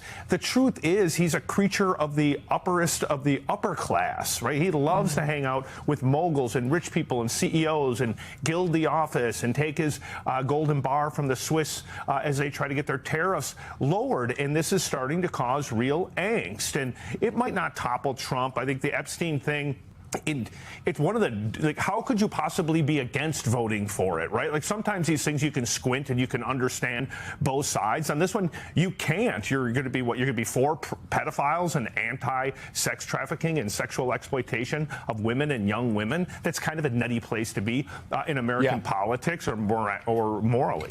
I mean, look at these 4 bullet points right here, Jonathan Lemire. If you get, let's find the 2 most MAGA-ish people out there: Marjorie Taylor Greene and Steve Bannon. Every one of these things, they want the Epstein files released. They have said it from the very beginning. Bannon and Marjorie Taylor Greene has said, no, we need Americans filling high-skilled foreign worker jobs. This is what Steve Bannon went to war with Elon Musk about months ago. Donald Trump now is taking the anti-MAGA position on that, threatening. Okay, I'm sorry, but can we just talk about how centrist Democrats are completely stupid and terrible at everything? They're trying to split off MAGA from Trump now. For the last 12 years, they've been trying to split off Republicans from Trump, as opposed to saying the Republican Party is just represented by Trump and Trump is the Republican Party. Now they're trying to split off MAGA from Trump. You fucking dumb fucks. Just say Trump's Republican Party now calls Epstein files a hoax because they want to protect the Republican Party. Centrist Democrats want to protect the Republican Party because they're the Washington Generals. The Washington Generals want to lose the game to the Harlem Globetrotters because that's how they get a paycheck. They get paid because the Harlem Globetrotters look good and people come and want to see their exhibition dunks. Come to the games to see the Washington Generals. So the Washington Generals pass the ball to the Harlem Globetrotters because that's where they get their paychecks from.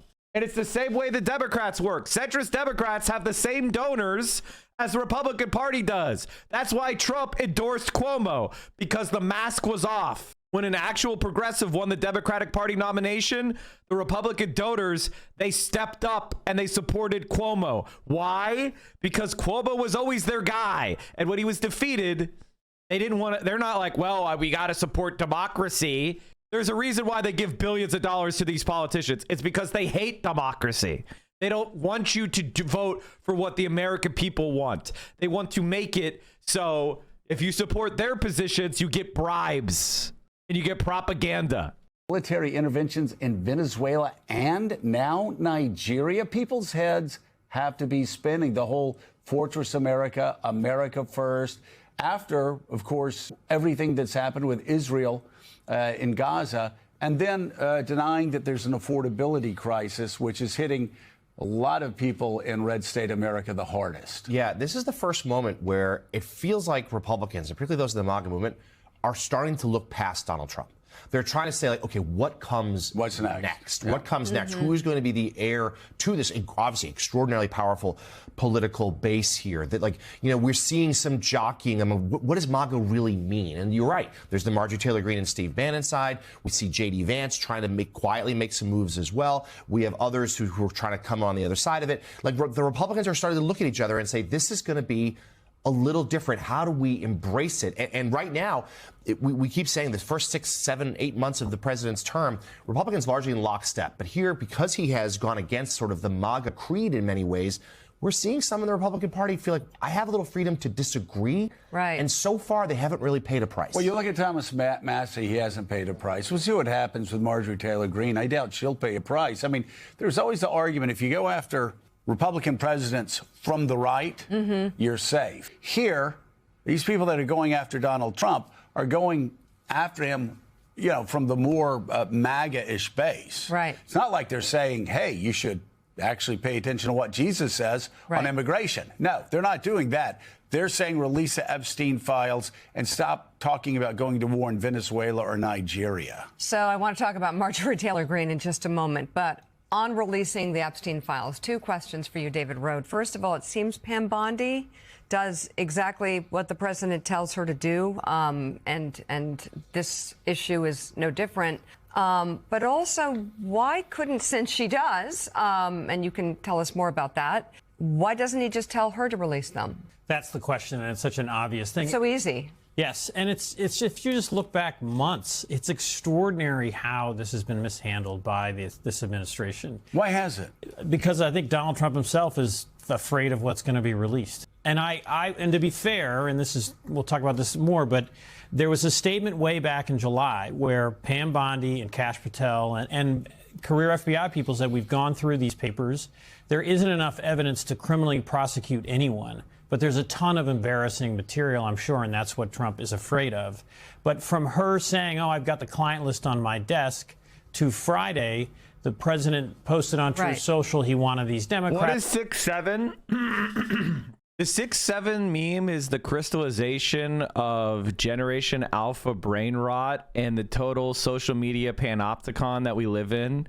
It's the final distillation of the idea that the internet is real life and that touching grass is the absurd. Basically, the point of 6-7 is that it doesn't mean anything. The only purpose of 6-7 is to try to say, I know that. I've heard that before. Haha. So you go viral on social media. It is an empty signifier. It is the final stage of simulation and simulacra. It means nothing. It gestures to nothing other than an individual's desire to be perceived. That's what 6-7 means. That's investigated. We're going to have Bill Clinton and Larry Summers and Reid Hoffman. 4 hours later, the Attorney General of the United States announces that the U.S. Attorney here in Manhattan is going to launch a criminal investigation of those Democrats. That is just extraordinary. In no time in American history do you have an Attorney General essentially announce a criminal investigation hours later because of the president's sort of whims and to distract the public. David French, I hate to sound like a broken record here, but Republicans in the Senate, Republicans in the House should see this and be absolutely horrified. What happens when a Democratic president comes in, or as I always say, some crackpot independent billionaire with no ideology, just somebody who's power hungry, and comes in and starts talking about the arrest. Boy, we should arrest Republicans. And then an attorney general is placed in there, somebody who maybe worked for this Lord's, company, and he immediately starts saying, okay, I'm going to go after and start arresting Republicans. Where are the Republicans on the Senate Judiciary Committee calling this out, not for the sake of Democrats, but for the sake of themselves and for the sake of Republicans 3 years from now? This is so unbelievably reckless and so unbelievably un-American. Yeah, I mean, look, this is a movement that is ruling as if it's never going to lose power. This is a movement that is ruling as if all of the precedents it sets will only apply to the other side. And that is an incredibly dangerous assumption. We're going to have an election in 2028. And if the Republicans succeed in remaking the presidency and Republicans in Congress allow the remaking of the presidency, that's going to make every president we have from this point forward more dangerous than the president that preceded them, because they're just going to become more and more and more powerful. So we're at a moment here, I think, Joe, where the American constitutional order needs to reassert itself. And that constitutional order is supposed to put Congress first amongst the branches, not uncheckable. Congress can still be checked, but it's Article 1 for a reason. But right now it's as if it doesn't exist, as if it's handing everything over to a president, and as if they think that that president will always be hospitable to them, that that president is always going to be supporting them. No.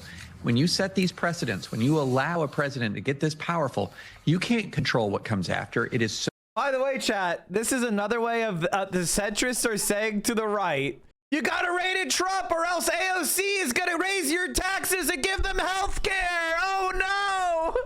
Guys, you better rein in Trump or else AOC is gonna make sure that immigrants have rights. Guys, you better rein in Trump or else they're gonna make DC a state or something. You guys gotta rein in Trump or they might ban gerrymandering in public finance of elections, guys. They might do that. Ah! They don't have any problem with what Trump's doing. They just are worried about the precedent of, the left could win a single election and then they might do a whole bunch of popular shit and then the game's over. So short-sighted, it's remarkably dangerous. Short-sighted and dangerous? What could be more dangerous than death squads roaming our streets to send people to a torture prison camp? What could be more dangerous than now? All right, chat. We've got a new John Oliver on public media, and then we're going to bring on some socialist politicians in about 50 minutes.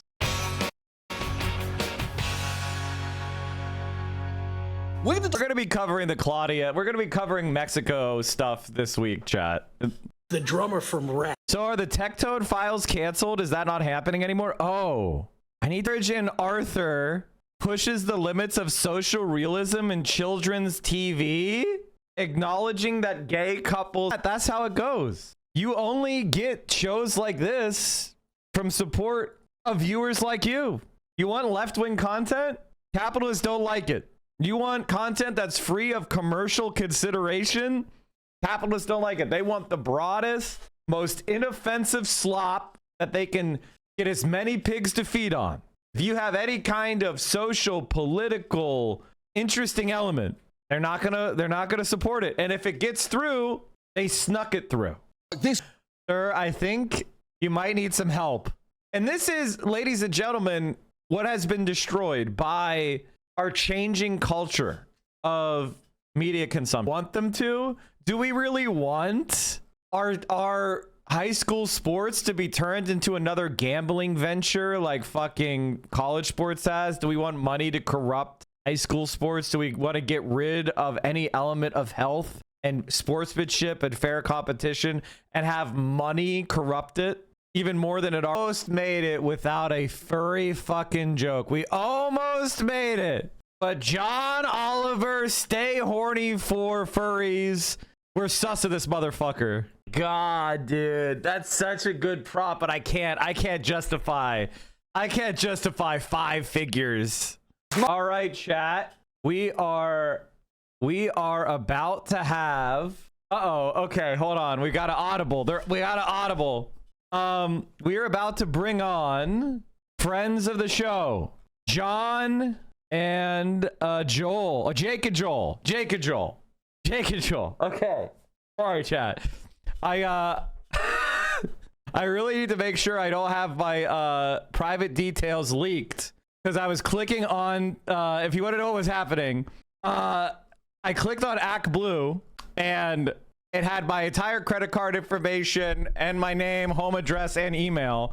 And so I was having a I was losing it. Sorry. Okay, so I want to make sure that is not popping up before we go live. Okay. So let me do some audibles here, and then we'll get right into it. They're not. Jake and Joel are here. They're waiting off screen. So let me just pop up to Big Mike. We're gonna have to audible real quick because I have them both twice. So let me just change everything. This won't take too long, chat. This won't take too long. Let me just. I don't want to have them twice. Oh boy, oh boy, oh boy. Leave it. Leave it. Everybody, ha ha ha ha. Leave it, they say. No, we're not going to have them twice. Okay, they are muted though. Can you guys hear them? Let me, I think you guys are muted. Hey, Mike. Okay, sorry. Give me 1 second. Let me, we're going to hide one of these. And I'm going to, what am I going to do here, chat? We're audibling. This is what happens when you audible. We're gonna put the name, instead of me trying to resize everything, we're putting it above and below. Look at that. That is not. I thought you guys were going to be separate. I should have asked. All good. All good. Sorry for that, Mike. No, it's my fault. I'm the producer of my own show. I should know what's going on. Okay, Jake and Joel are here. Mike, how are you? Hey, Mike. Guys, if you don't mind, can you just give me a rundown of what happened in November, who you are, and we'll go from there. So welcome on, Jake and Joel. Start off. Thank you for having us back here. I'm Jake Ephros, he and pronouns. I'm here in Jersey City Heights in New Jersey, the great state. And we have just made our runoff election. So round 2, la segunda vuelta, as they say, of the elections here for local office. There's a mayor's race and city council races that are headed to this second round. And with incredible support, especially from last time we came on the show, we got to make it. So the November 4th elections are behind us, but got a couple weeks to go before December 2. Yes, so over in Ward B, I'm Joel Brooks. I also use he, him pronouns in Jersey City, running for city council with my comrade Jake. We came in first in the election, the city council race, but it was a plurality. So we're headed to a runoff as well. And we, I'm really proud of our volunteers because we won every vote except for overseas votes, which we lost 1-2. Why do the overseas people hate socialism so much? What's going on? I don't know. I feel blessed to have gotten one of the 3. Oh, there were 3? There were 3. Do you know where they 3 overseas votes? Okay, that makes sense. I don't. That's okay. I haven't looked into that, but it's because it's low turnout, and the only people that are highly motivated to make sure they vote in the off your election are weird ideologically connected people, probably. If I had to guess. Overseas? Yeah, that's something to dig into for next time, is how do we get out the vote overseas? Yeah. It's resource intensive. But we're super excited. We've built an amazing coalition. We are nationally endorsed by DSA, Democratic Socialists of America. That's right. By North New Jersey DSA. North New Jersey Democratic Socialists of America. Yes. And before I shout out the other orgs, I want to also shout out DSA folks who have been coming in person from New York. Folks are coming from Philly. We had someone come from Boston, Louisville, Chicago, Detroit, Portland, Oregon. No excuses. Right. Did we miss one? Portland. Right. Yeah. Silicon Valley. Birmingham, Alabama. So hell yeah. We're Atlantis DSA. You know, so you guys managed to win a plurality, and so you have a runoff basically. Yeah, I came in second place in my seat, and it's a really close second. We're less than 3 points behind the top vote getter, who is the daughter of the former mayor of Jersey City, and who is running on the same ticket as the opponent that Joel has, which is a ticket backed by MAGA billionaires with Jim McGreevey, who's essentially the Andrew Cuomo of New Jersey, at the top of that ticket running. We're up against It's almost like it's a class of people that are trying to keep you down based on their economic position. You could even say that they're like ruling over us. Yeah, the ruling class. And that we have to work really hard to get with ours. So that's really exciting. But I believe in you guys because runoffs tend to be even. A runoff in an odd year election is going to come down to motivation and who's support. Are you guys still with me? Did I lose them, chat? Did I lose the chat? Well, yeah. Too much. Wait, did you guys? Okay, you're back. We're back. Okay, we may have. Are you guys still there? Socialist We're Wi-Fi here. chat. Yes. No, it's actually not socialist Wi-Fi now because I don't know if you guys know this, but Chattanooga has municipal broadband, which gives them the best internet in the country. I don't know if you guys are aware of this program. I don't know. It's something that you would pursue with Jersey City, but municipal broadband is one of those key sewer socialist planks that I think a lot of local candidates should be running on, because I don't know about you, ISPs overcharge and they give terrible service, and it's wrong. It's a monopoly oftentimes granted by the government, and it's like, why are we granting these guys monopolies so they can overcharge us and give us terrible service, where we have municipal internet all over the world that are higher speeds and lower costs? Anyway, that you guys sounds like the trash collection in Jersey City, which has been privatized. Doesn't do a great job. This is not a knock on the workers. I just want to be clear. This is not a knock on the workers of Regional Industries, but the company itself is, picking up the garbage, and the streets are dirtier than they were before we put the garbage out. That company contracted out, donated to Jim McGreevey and his team. That's who we're running against. So basically you have what amounts to city money going into the pockets of your opponent. It's patronage. I would call it corrupt. I'm sure it's technically legal, but when you have city money going to a state granted monopoly, and then the people that are enriched by that then turn around and donate to the politician that signed the contract, that sounds to me like pay to play. That sounds to me like corrupt deal that's not in the best interest of the citizens of Jersey City. Most definitely pay to play. Yeah. And so, okay. So let's talk about where we are right now. You guys were second or first? Let me get these results pulled up. I came in second, just under 3 points behind my opponent in Ward D. Joel came in first, however many points ahead of your opponent. I think about 3. Yeah.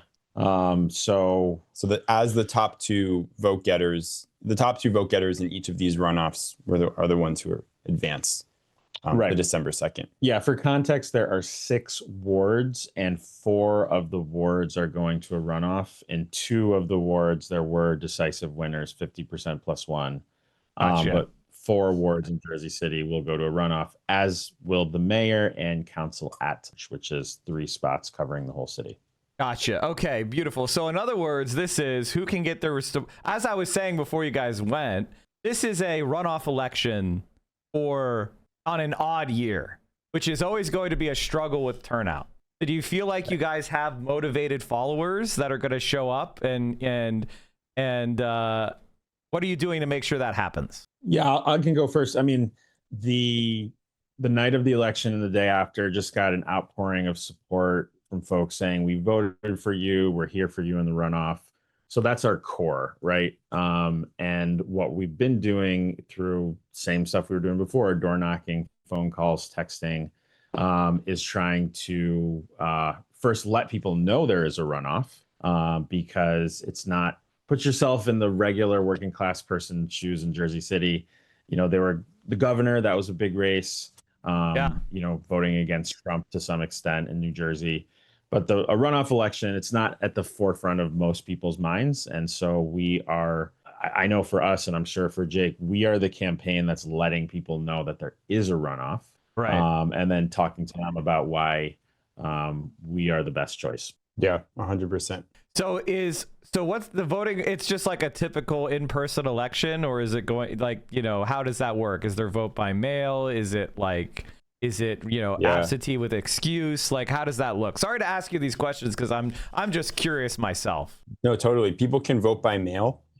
People can vote in person on election day. And if you're overseas, like the 3 voters in your ward, you can vote by email. Really? Someone, a supporter in the Heights here, told me that they're voting by email, that the county allows that for certain overseas voters. That is, which I did not know. I mean, personally, guys, if it were me, I would, maybe it's too late, but I would consider canvassing foreign overseas voters and see who voted in the presidential overseas and maybe send some emails to them, because maybe you can get, 50 votes or something. It might not be the craziest idea. Yeah, we're gonna do a big day of door knocking in Accra, Ghana, in Dakar, Senegal. So is the vote by mail automatic, or is it request? You gotta apply. Okay, so it's a huge pain in the ass. Okay, gotcha. So there is a list of people that are automatic vote by mail voters, because we do have no excuse vote by mail. That's like Arizona. That's how they do it there. So, and then there's another list of people who request a vote by mail ballot, kind of like election to election. And really, I mean, this is not like secret data. We're focusing on people that voted in November, right? Because those folks, they saw our names on a ballot. We got about a quarter of them to vote for us, and so we're looking to expand on that base. Yeah. Of course. So how are you guys? I mean, there's nothing worse than a runoff. I feel so bad for you, because it's like fucking. Well, that's our partners. Because everybody else is on vacation. All the other political people are on vacation. So this is why I decided to bring you guys on, because I was like, you're not going to have another chance this year to effectuate change. And as we saw, a lot of really good socialist and progressive candidates won all over the country. Omar, he lost due to the ranked choice voting, because he was just not quite able to do it. And I'm sure there's a lot of people that are looking at that race and going, damn it, like, what could we have done differently to shift a couple percentage points on people's second and third choice? And that's what this race is it gives you that opportunity. And this is another opportunity for the idea of a strong left-wing candidacy is the way forward for left-wing politics nationwide. We want as many of these wins as we can get. Everybody likes to talk about the big, really, the biggest name of whatever election. This cycle it was Mamdani. In order for the left to actually govern, we need to have a lot of leftist candidates up and down the ballot. That's why this race is so important for me. And I want you guys to do as well as you can.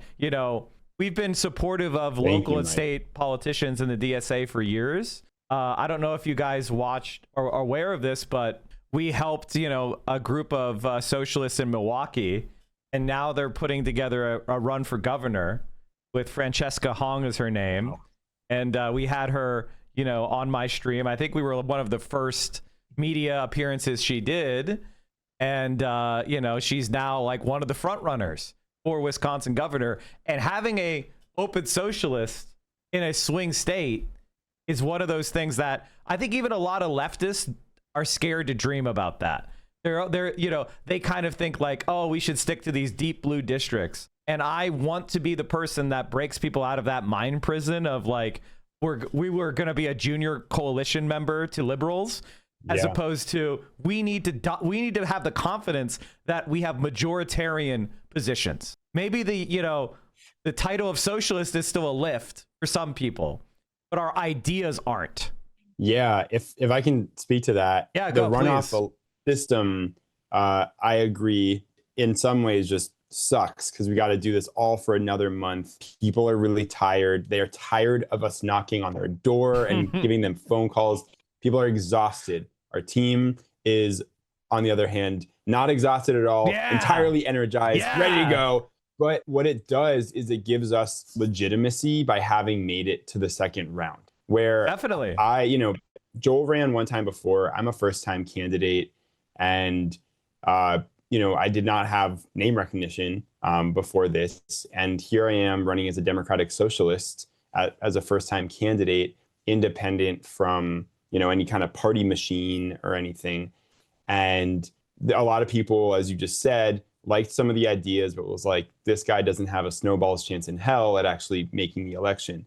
Now they see, oh my God, he got over 2,100 votes in the first ballot and he's in the runoff now. It moves people just to see that kind of validation of, well, they can really pull this off. Yeah, I just want to give Jake a shout out. There's a community organizer in his ward that I had been talking to kind of on and off throughout the race. And I won't use their gender to reveal who they are, but they were saying, we've been watching Jake and he's like the most, he did the best at the forum and the debate. And, we're really thinking about him. And then that person showed up to Jake's party on election night. So that was like a huge validation that, Jake's been running an amazing race. I tell everyone who will listen that he's working harder this year than I worked in 2021. He's really working his butt off. Proud of you, buddy. Thank you, yeah. Joel.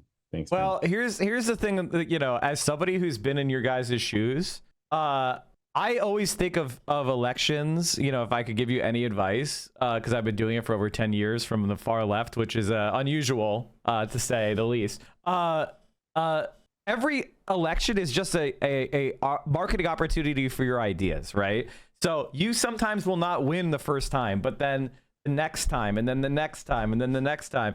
So obviously we have an opportunity to win you guys right now. So we're going to go all in. So, but even if you were to fall short this cycle, you said you ran once before, is that not correct? And now you're the front runner. And that validation from your community, there is. That is what the work you guys are doing. And it's a point that I think a lot of socialists or leftists, self-described, are not familiar with, which is the idea of community validation.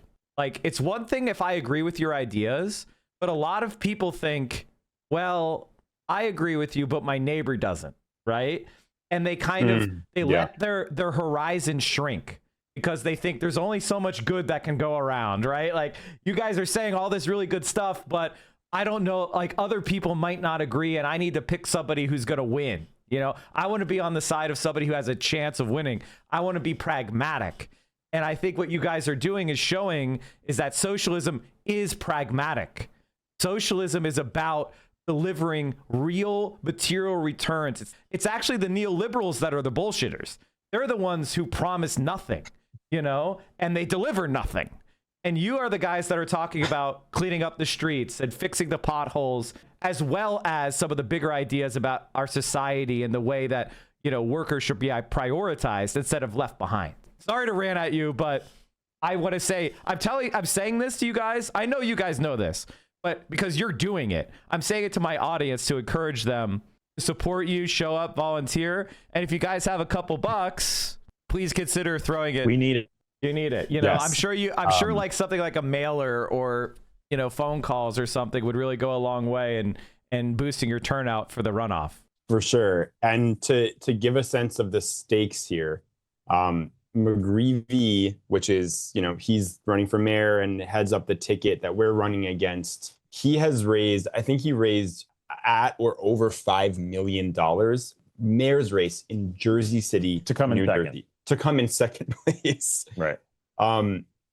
He had all of these donors that gave literally everything they could. Donors, including Charles Kushner, including Katsimatidis, these MAGA billionaires. And now almost like it's the same party.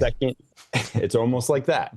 And now that it's the second round where there's a runoff election, all of those maxed out contributions and the limits that they hit go back down. So they can now max out all over again. You gotta change that. Our donors can too. Yeah. So for the low price of if you can. Yeah, the low price of a new Toyota Camry, $33,000 is the max donation to a team. All these guys are gonna come back out from McGreevy. Right. But what we showed, crazy dude. Oh my God, is with all of that money, we can break through. But you're still winning though. That's the thing that's funny is they're getting all this money and you're still kicking their ass.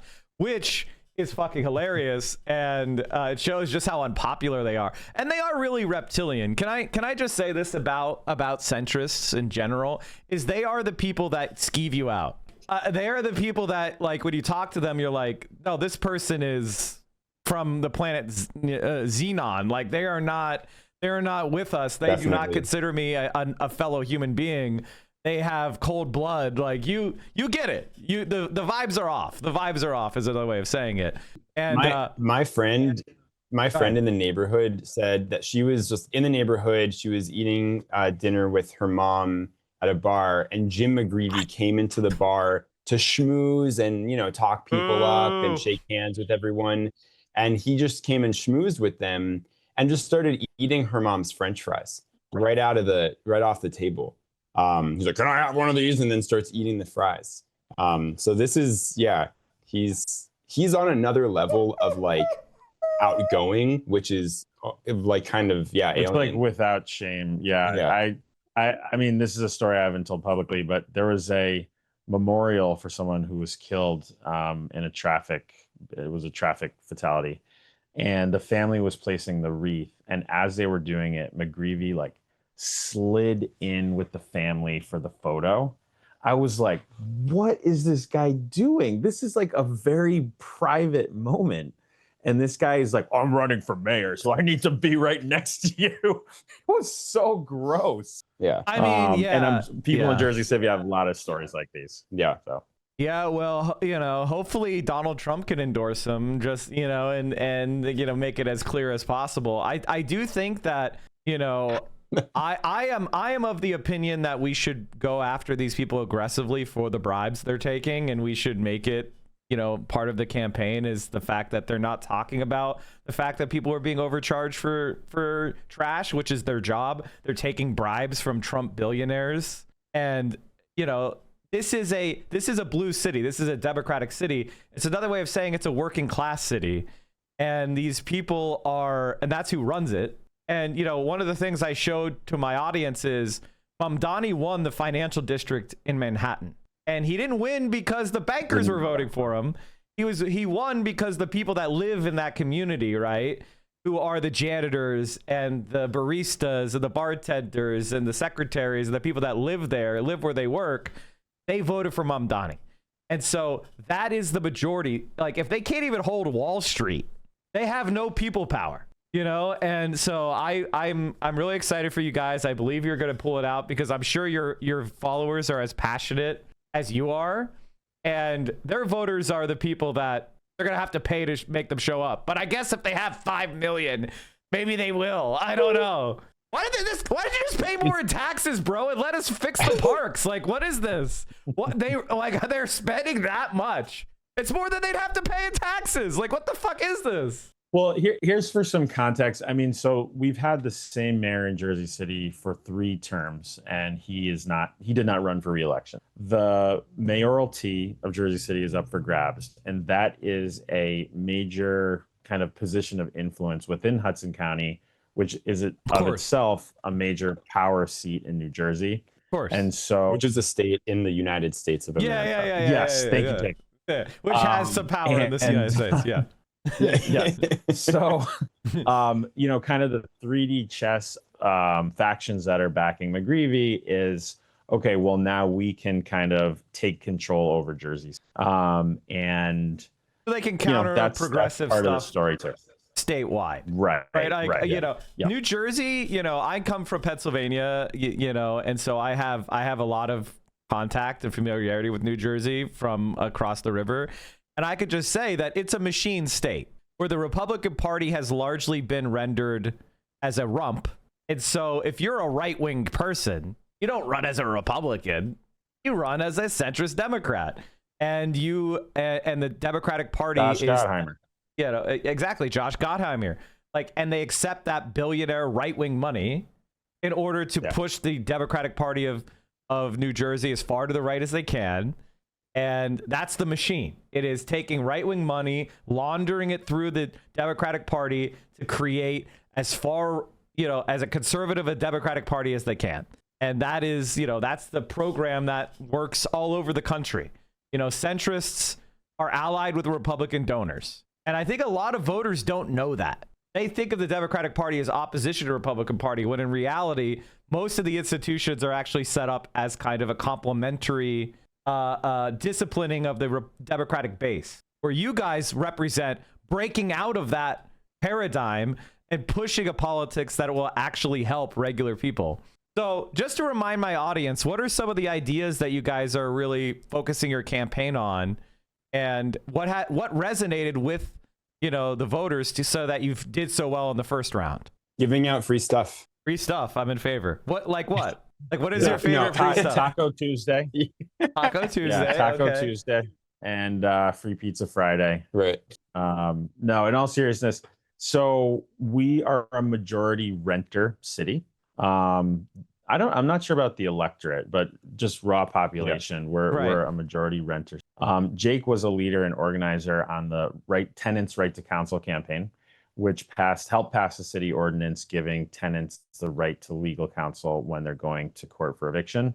And so we've made a pitch to tenants for universal rent control. And, you know, we have decent rent control language, ordinance, law. I don't know why I couldn't make that a coherent. Got it, man. Yeah. But we want to make good better. That's our goal. No, we want to improve the rent control ordinance and make it truly universal, so all tenants are protected from egregious rent increases. So that's one plank. Universal child care is another one. The state of New Jersey provides for child care for families who are at 200% of the poverty line right now. But one reason that families are getting priced out of Jersey City is just the cost of childcare being so astronomical. So it's a donut what we're hole. proposing is it's excruciating for people. So, and I mean, you have a kid, like you know firsthand. Yeah. So, what we're saying is that surplus value is being paid as we speak, so my child can be fed and kept alive and educated. Well, I mean, these are normal ideas, you know, and it's something that, you know, over in NYC, you know, freezing the rent, free childcare. These sound like utopian ideas to Americans, except there is a universal childcare program in New Mexico right now. You know, in Sweden, they have a universal childcare program, and it caps at $165 a month. You know, so like these programs already exist all over the world. You know, in Vienna, which is the most livable city in the world, they've had rent control since the 90s, and even though their quality of life is as high or higher than New York City, their rent is like, you know, $1,000 a month. It's the only major city, you know, in the Western world that's not seeing increases. And is it because they deregulated? Is it because they did abundance? No, it's because they invested social and public housing, and 60% of people live in social or public housing, which means co-ops or literally government managed housing. And it is the highest quality housing stock in the world. And it's because they're not relying on private action. They're saying housing is a human right, so we're going to guarantee it. And sometimes they have a private market for the ultra high end. If you want your $6,000 a month apartment, that is privately developed. But if you want to house a middle class or even upper middle class person or below, you have that guaranteed housing as a right. And so every idea that you guys are throwing out isn't just something that sounds good on paper and wouldn't that be nice? It exists and it's working. Yeah, but I mean, I make the joke of like, we just want to give away free stuff because that's what opponents and critics will come at us saying, like, oh, these guys just want to give out free things. And what I say to that is actually who's getting the free stuff. It's like pretty clearly Elon Musk, Jeff Bezos. There's no family, way the Mercers, Castamedes, I'm sure is getting a bunch of money from grocery programs, you know, whether it's food stamps or just directly, you know, TIFs. I famously got into a debate with somebody about TIFs because they were saying that we should vote for neoliberals at the municipal level. And I was like, no, they have terrible policies. And of course, you know, when you're online, nobody knows anything about public policy. They're just saying shit. And so like the rich get the most money from the government. Your average millionaire is somebody who has some sort of special license from the government. You know, it's your beer distributors, or somebody with a liquor license, or somebody who owns 100 medallions, or, you know, these are the local rich people that rule America, are people that have special licenses. Maybe they were able to get that weed license, you know, legalize, and then, oh wait, you want to sell weed? Well, we keep that very closely held and hand out to our friends who could actually sell weed legally. You know, this is... Or they're the president of the garbage company that is privately contracting with Jersey City. Yes, the waste management. So are you guys, I mean, like, the jokes write themselves, but North Jersey private waste management, are you guys, is this a concern? So kind of. I put out an op-ed over the summer talking about this, and credit where credit is due. Joel was talking about this back in 2021 when he ran as well, and thankfully we're both alive in the flesh still. Yes. But I put out an op-ed about have a this. Ring camera.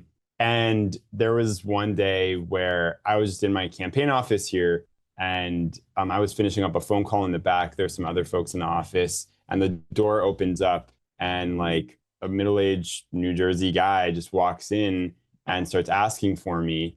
And says he's with a garbage company, and my drops into my stomach. And it turned out that he didn't carry me away in a body bag, but he was actually really friendly and was like with a totally different garbage company. And we had like a very like sweet conversation about different like garbage. There's another time when the garbage company that actually does contract with Jersey City stopped on their route, and two of the folks on the route like just walked off the truck, started chatting with me like, hey, we've seen your videos about the garbage. Like, what's going on here? Like, is there something you think we could be doing better? And it goes back to Joel's point of, this is not on the workers.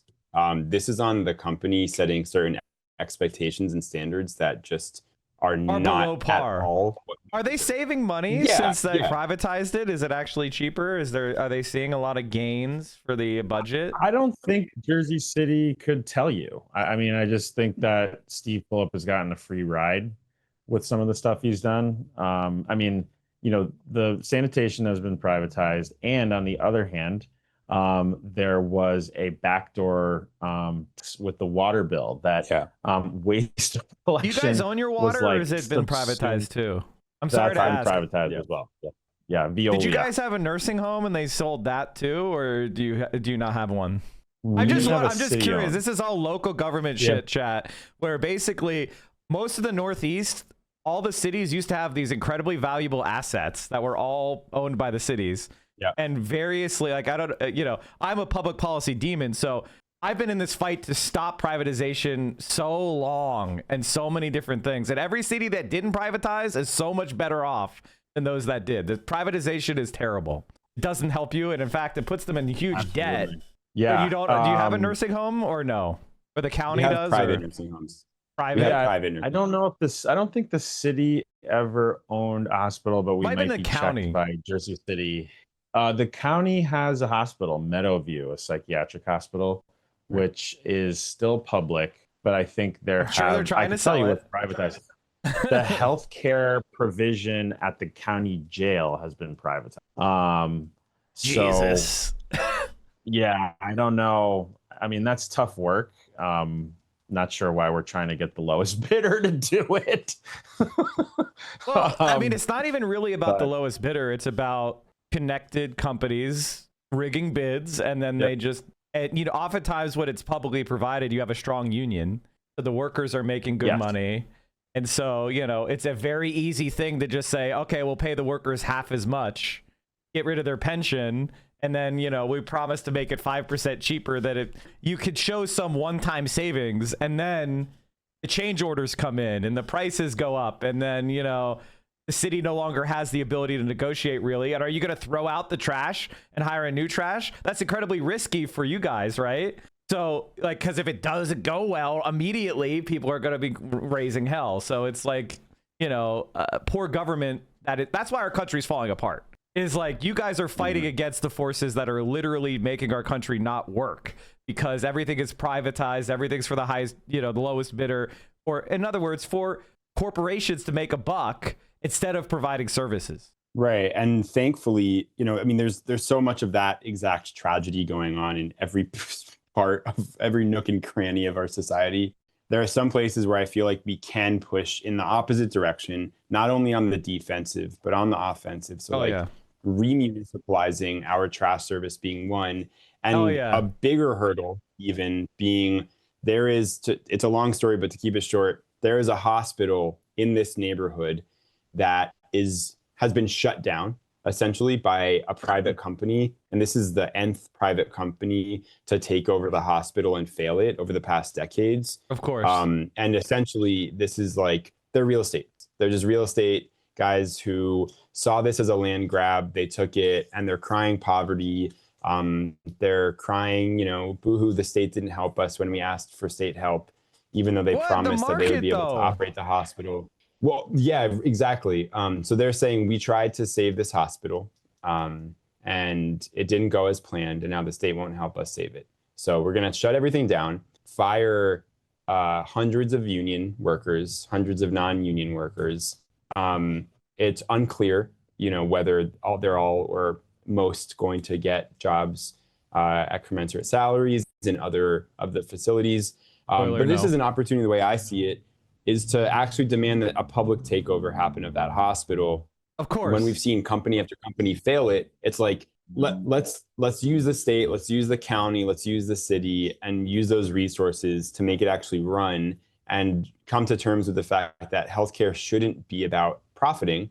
It should be about actually helping people, giving people healthcare. And I think it's going to be an investment, but the city, the county, and the state deserve no less than that. We deserve no less. Well, guys, I'm really excited. Agreed. I'm really excited about your runoff, and let's spam some fundraiser lists. What do we got here? We got the Jake and Joel runoff. Let me get to you guys. That's the one. Why does it everybody, instead of giving me money, why don't you throw somebody in Jake and Joel's fundraiser kitty, I guess is the way to put it. And are there any what are your immediate plans? What are you guys trying to do right now? Are you fundraising for anything in particular, and where can people volunteer? We are fundraising for the work we're doing day to day, printing literature, t-shirts, digital ads, mail. We have wonderful staff that have been working their asses off. And we have to pay them. So sounds like money well spent to me. You literature is part of that, logos, ethos rather. No, it's part of that ethos, which is you are trying to tell people you're a real candidate. And if you can't show up with a list of your ideas, people aren't going to take you seriously, right? And so now that you guys are off in the runoff, it's important that we make everyone realize, no, not only are these guys serious, they can win this thing. And so funding things like literature, getting mailers to remind people about the runoff, knocking on doors for GOTV, that's what will win you guys this election. And so I could agree more. And if you guys have some time between now and when's election day? December 2nd. All right. December 2nd, you're on the final stretch, and then you can take it easy. So let's get you guys to the finish line. And do you guys have any other closing thoughts or ideas? And then I can get you back on the doors. Yeah, we want to just thank you, Mike, for having us on. And we're in contact with you via email. We want to make sure you get a copy. You get a shirt from North New Jersey. Yeah. I'll send you my address. Awesome. In the Sopranos font, not exactly the same font, so we don't get sued, but it's in the style of. That's the democratic socialist I'm trying to create. Armed. No, I'm just kidding, chat. Anyway, thank you guys so much. And just remind everybody who you are.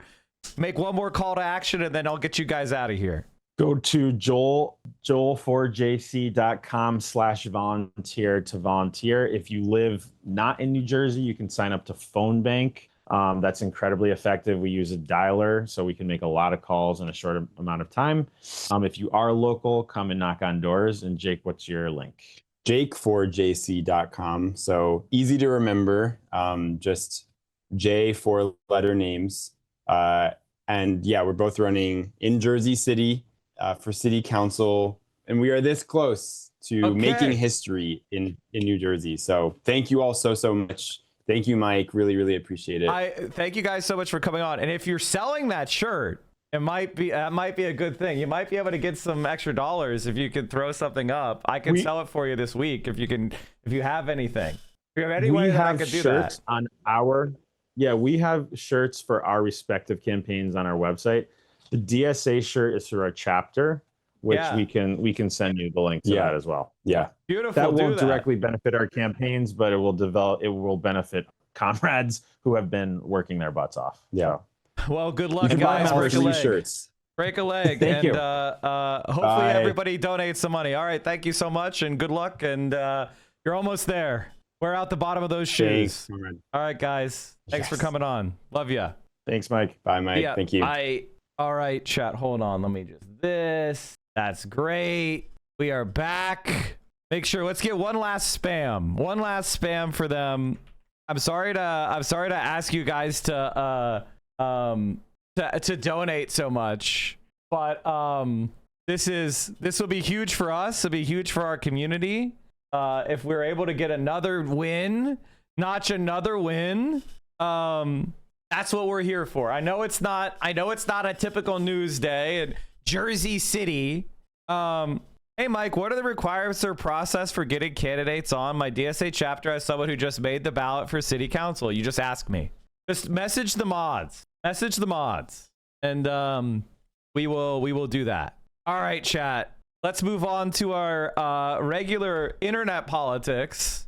Kyle Kulinski is rips apart Asmongold for his dumb takes. Oh, this has been my dream, chat. This is far and away the best community on Twitch, and I am humbled by the support you've shown Jake and Joel. What? Why not? Why? Of course I would. Huh? We believe in solidarity. I don't need to get anything out of it. Honestly, I don't give a shit. Like, for me, I don't care that these are local races, because this is actually why your city is dog shit, is because there's not enough Jake and Joels. Literally. If your streets are dirty, if you never get potholes repaired, if there are rats and the trash is not cleaned up, if there are people that are in distress wandering the streets or sleeping out at night without anybody helping them, it's because the people that are in the seats that Jake and Joel are running for are pieces of shit, literally, and they are corrupt. It doesn't have to be that way. If you put good-hearted, hardworking people in those positions, you will literally see it in your city. The parks will get cleaned up. Homeless people will get the help and supportive housing they need. The potholes get repaired. The streets get washed and cleaned. You literally will see your community. You'll start to see children playing on the streets and young mothers walking with their kids. It's literally because of the people like Jake and Joel, for whether or not your city sucks. Literally. That's why I care. It doesn't matter. It's not about me getting clout. I won't get clout from it. I won't. I literally won't. In fact, people will be like, I don't give a shit about this local race, and they'll click off. I want it to happen. I'm doing it anyway, because I know there are some of you who really believe in this like I do, and that are trying to help it any way you can. And so Jake and Joel, they are the best way you can help the socialist movement in America right now. In the next 3 weeks, there's nowhere else where you can help more than right there. That is Capitol's front doorstep. And they are taking on all the worst people. And they're doing it just with people power. So I'm happy to do it. And if you know more socialists that are running, especially if they've got serious campaigns, the only thing I gatekeep, chat, is I can't run your campaign for you. I can't tell you what to do. I mean, I could, but I'm not going to, because there's too much. It's too much. I can't be the campaign manager for 1,000 people. You need, I'll put you in the right direction. I'll hook you up. I'll boost you when I can. But if you want to run a serious campaign, you need to be interacting with your community. You need to already be advocating for shit, because I don't care where you live. There are things that you should be fighting for right fucking now. There are stories, there are fights you could be winning. So one of the things that's been driving me crazy more and more lately is when you have people who have large audiences who don't know what the fuck they're talking about, but they're just desperate to start giving their political takes and opinions. Because, look, you do a massive disservice. You have this giant audience of people who follow you, and if you're out there spreading false notions of politics, that's unacceptable. That's unacceptable. The best example of this is fucking Joe Rogan, who doesn't know his ass from his elbow, but he's out there. He was at the inauguration. He gave Trump a softball interview, gave J.D. Vance a softball interview, hot stone massages every billionaire in the country on his show regularly. But then he'll go on his show and, so, who, me, bro? I'm just like a centrist. I'm not right. I'm not left. I'm sort of above the fray and stuff. Like, it's whatever. He tries to do this enlightened centrist bit. Meanwhile, he's like, on the Trump train, quite literally. So, he's a great example of it. But another one is Asmongold. Asmongold, he's been getting more and more political. Several Horses says, people not from New Jersey don't realize how much NYC doesn't have suburban sprawl. It has urban sprawl. Jersey City is so important because it's very much an extension of New York City economically. I know dozens of people who live there for decades and work in Manhattan. Yes, exactly, chat. Exactly. I don't want to talk down New Jersey. But now that Jake and Joel are gone, I can just say, South Jersey is an extension of Jersey, and North Jersey is an extension of New York City. It's an incredibly important battleground for socialist ideas. It's an incredibly important battleground for the left. Incredibly important battleground for America. Like, New Jersey is an important place. It is. And destroying the New Jersey machine is key if we're going to live and win in 2026 and 2028. We need to get New Jersey on side. And if we can't get New Jersey on side, what hope of us actually winning and accomplishing any of this shit? And I hear this. I just want to shove my South Jersey to extent. What did I say? Yeah, South Jersey to extension of Philadelphia. Sorry if I misspoke. I don't know what I said. Larry Summers was doing Dating the Right Way by Ezra Klein. Oh, we're going to get to that. Don't worry. Nuts in a waffle iron when I hear this shit. Because, like, what are you saying? What are you saying? You know you don't know what you're talking about. You know you don't know what you're talking about. But he does it anyway. So here he is giving his theory about how, the Democrats, they've been so radicalized that the Republicans are, the poor put upon Republicans, they're just like reacting to what the insane Democrats are doing. I'm not kidding. That's his actual argument. Let's watch. This is I think it is a unique Democrat problem. Now, when a Republican does something bad, here's the big difference, right? It's not that Republicans don't do anything bad, but when a Republican does something bad, everybody generally says, oh, okay, that's really bad. But the Asmongold, this is conservative brain rot, pussy ass Asmongold. You're a bitch, by the way, Asmongold. You're a coward. They always say this dumb shit because they can never defend what their party actually stands for and argues in favor. Oh, I don't support that. Who gives a shit what you personally support? If you voted for Trump, that's what you support, you dumb fucking Republican, you pussy ass bitch. He tries to distance himself from everything the Republican Party actually stands for, which, in case you don't know, is war, tax cuts for the rich, and taking away anything that helps regular, normal people. You fucking shut-in loser. The problem is that Democrats look to try to, oh, it's not that big of a deal. It doesn't matter that much. Who cares? Now do you understand why I said this made me want to shove my nuts in a waffle iron?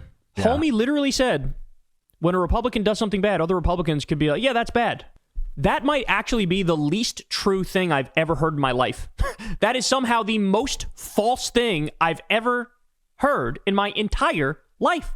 Marjorie Taylor Greene is literally being called a traitor because she is saying that they should release the Epstein files. Trump is primarying Marjorie Taylor Greene, one of the biggest Trump simps, because she said, I'm going to release the Epstein files. And he's mad that Marjorie didn't flip. So he's taking it out on her. Asmongold, bro, let me just tell, let's just go with Elon Musk. What did Elon do when he was running Doge? You guys all know this. How many times have I given you the list?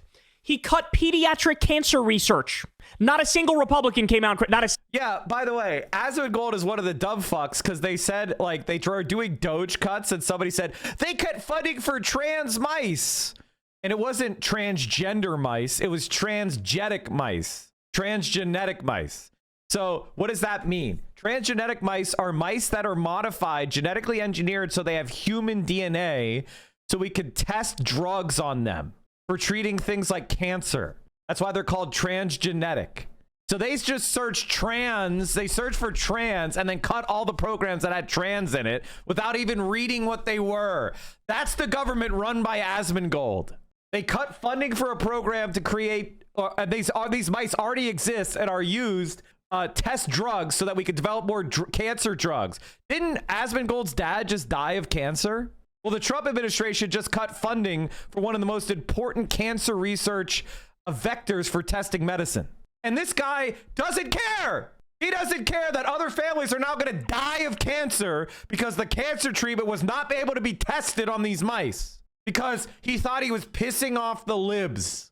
And you know, chat, if a parent of yours has pancreatic cancer or colon cancer or breast cancer, you're highly likely to get that same cancer. So in a sense, Asmongold, you could have all the money in the world, but if a treatment for your disease doesn't exist, you die.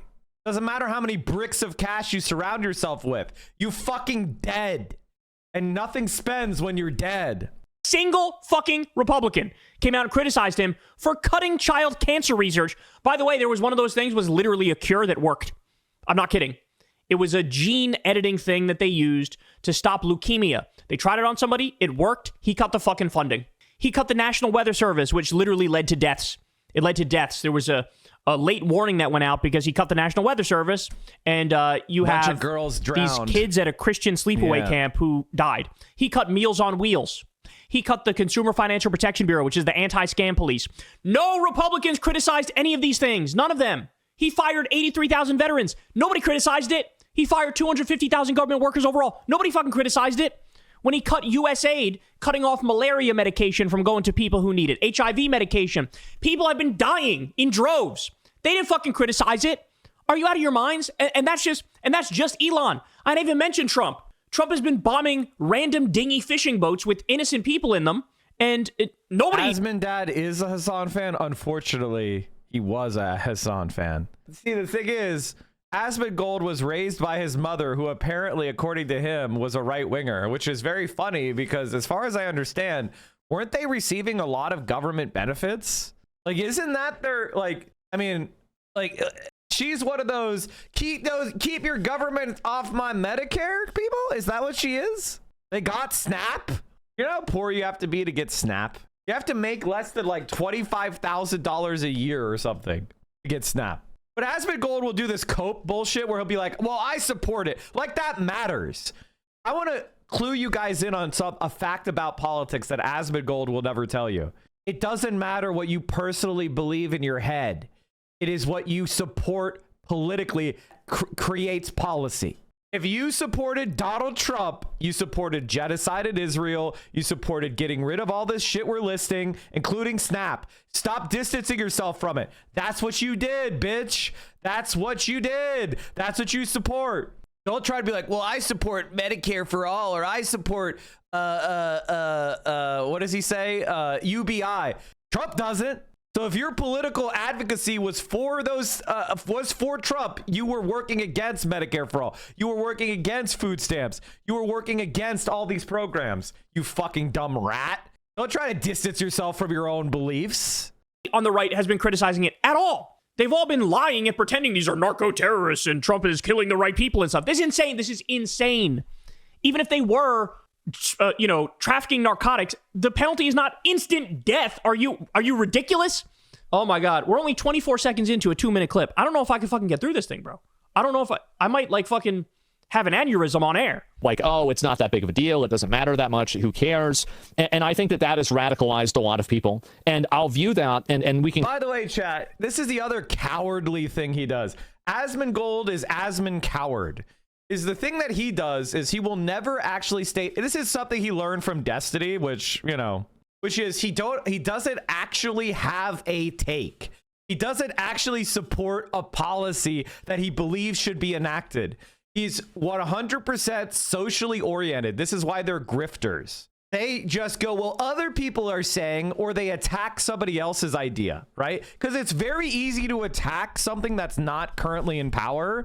and pretend like you're some enlightened centrist genius because you're supporting what the Democratic Party establishment or the Republican Party establishment supports. Because it doesn't require any effort or education or knowledge. You're just a cowardly little bitch, and you hide behind some abstract other. People are being radicalized. Other people believe. Shut the fuck up. Say what you believe, you cowardly ass bitch. God, you're such a coward. You're such a fucking coward. Contrast this now with, do you remember whenever they had all those text message leaks and it was all those young Republican people talking about how much they liked Hitler? And nobody really cared about that anymore. And the reason why, it's because left-wing people have established basically a standard, and now right-wing people are living up to it. He flipped the truth exactly on its head. This is insane. It's been the exact opposite. My entire adult life, it's been the opposite. There was literally a slogan that the Democrats had about how much we're pussies. Michelle Obama came out and said, when they go low, we go high. That dominated a generation of Democratic thought. When they go low, we go high. And then what happened? The Republicans decided to shatter the filibuster record under Obama. Obama literally came out and said, I'm going to propose your ideas, Republicans. I'm going to do the things you say you love. When you go low, we go high was actually 2016, Kyle. You're kind of misremembering. It's okay. She was saying that while campaigning for Hillary Clinton, actually. And as far as Barack Obama, yes. In 2008, he ran as I'll be a progressive. And then in 2009, he said, we need Republican support to show bipartisanship. And so he fucking hobbled himself. He got no Republican votes. Mitch McConnell met Barack Obama. This is how much of a cuck the Democratic Party is. This is how much of fucking bored losers the Democratic Party is. Are you ready? Mitch McConnell met with Barack Obama and he said, my goal is to make you a one-term president. And Barack Obama's like, well, I want to work across the aisle with you. And he said, no, I'm going to make you a one-term president. And the cuck Democrats screamed about bipartisanship for 8 years. Can you imagine someone coming to you and just clowning you to your face? And then you, as president of the United States of America, get disrespected by your opposition, who you just landslided. The Democrats had 60 fucking senators. 60. Barack Obama won Ohio, Florida, North Carolina, Indiana. He was fucking running up the score on these people. And he capitulated anyway.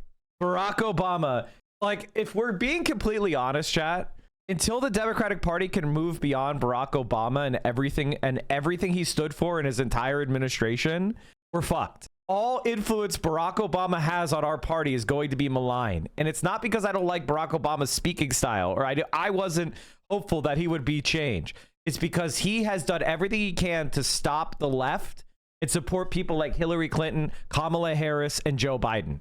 He has been a foil for every left-wing social movement in this country. I'm going to do a healthcare plan that came from the Heritage Foundation, a right-wing think tank, and Mitt Romney, the Republican, did it in Massachusetts as the governor. I'm going to do your plan. And Republicans had previously all supported this plan. As soon as Obama proposed it, we're against it. We're against it. How dare you? It's communist for us to do the healthcare plan that we came up with. This is who we're dealing with. They broke the filibuster record. They fucking instantly rejected their own ideas. Obama would do things like cut small business taxes, and they would attack him for it, even though, again, that's their ideas. By the way, Biden copied that, chat. Biden's immigration policy, the so-called bipartisan immigration bill, was just Trump's 2017 immigration policy that he failed to pass. Literally, Joe Biden tried to pass Trump's immigration policy that was so radical it got blocked. It didn't pass. And then Joe Biden tried to pass it, and the Republicans said, no, we don't want to give them a win on immigration. How many times do the Democrats practice this cuckitude, get humiliated, and they go back for triples, thirds? You want to talk about radicalized? 100% is the exact opposite. Democrats and liberals and leftists have been radicalized by Republicans being so fucking insane. Trump tried to coup the government. Trump lost an election to Joe Biden, and then he did fake elector slates, which was illegal, by the way, but he fucking got away with it. Then they had January 6th, the violence at January 6th. Even after the violence, Trump was still making phone calls saying, don't certify Joe Biden. He was asking politicians not to certify Joe Biden. Yeah, true. That's insane. Yeah. That is insane. And so they do the extreme shit. They do the crazy shit. But somehow we're the problem. We're the ones who never fucking criticize our own. Are you kidding me? How quickly do Democrats throw each other under the bus? Remember Al Franken? Al Franken was a senator. There was a picture that he took where he was like fake grabbing somebody's titty while they were sleeping. That picture came out. He used to be a comedian, by the way. He didn't actually touch the woman, but it was like fake grabbing the titty and like laughing at it and joking about it. He had to fucking resign because other Democrats threw him immediately under the bus. Are you out of your minds? I keep saying minds. Are you out of your mind? I mean, this is ridiculous. This is absolutely ridiculous. Nothing could be further from the truth. It was Donald Trump who came along and he sort of defined this idea of be a bull in a china shop. Never fucking apologize.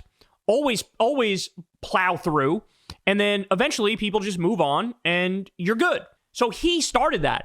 We're just getting to the time now where Democrats are finally catching up to that, right? That's just starting to happen now. And thank fucking God it is. Because here's the deal. We can only have civility and decorum if both sides agree to civility and decorum. It's that simple. As soon as the Republicans go, fuck you, then we have to say fuck you back. It's like with the gerrymandering fight. By the way, Asman, who's the one that gerrymandered first?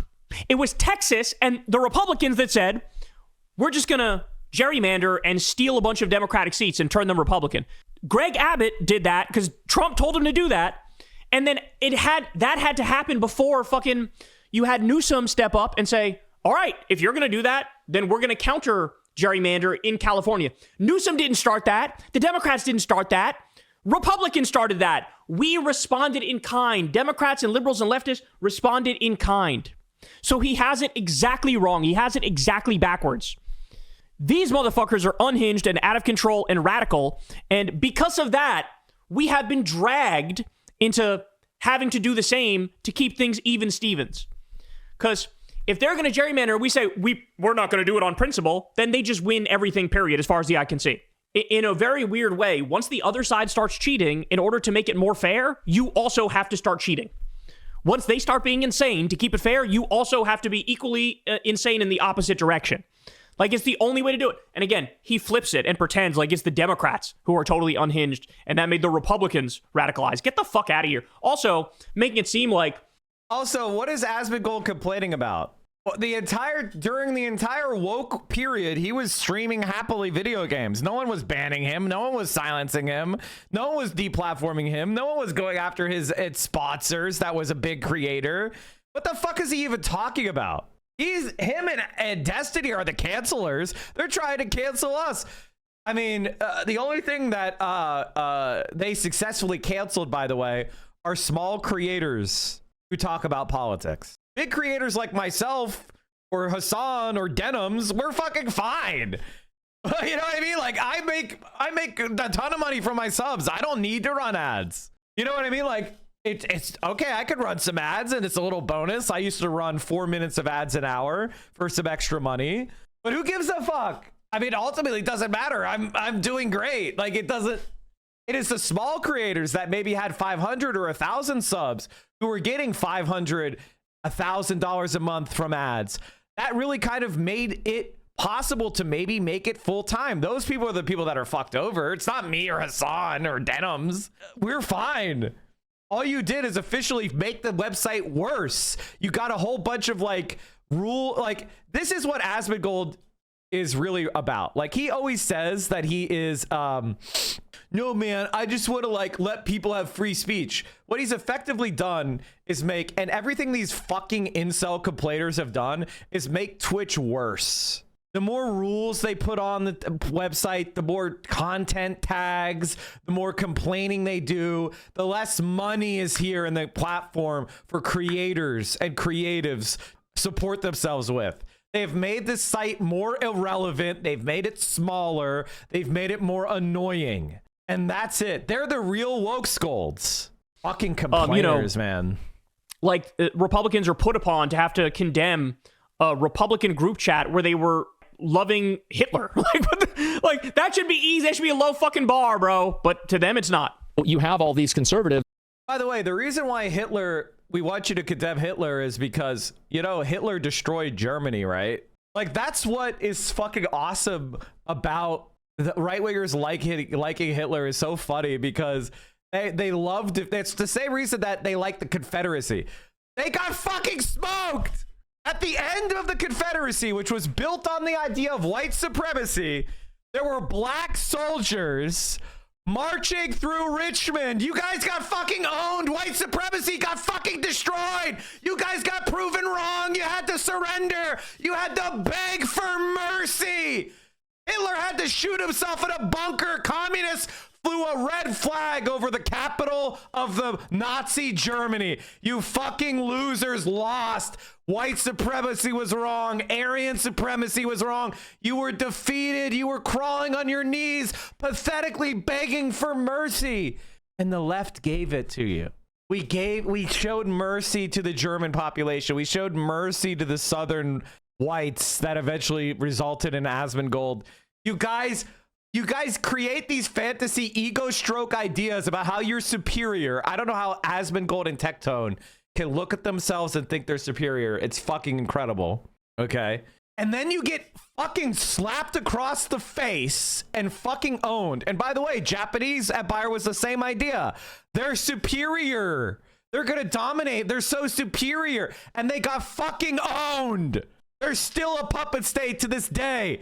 Don't you learn that human beings are human beings and that supremacy narratives just cause you to be delusional until you get fucking owned and slapped around by the rest of the world? You're not any better than anyone else, Asmongold. You're just luckier.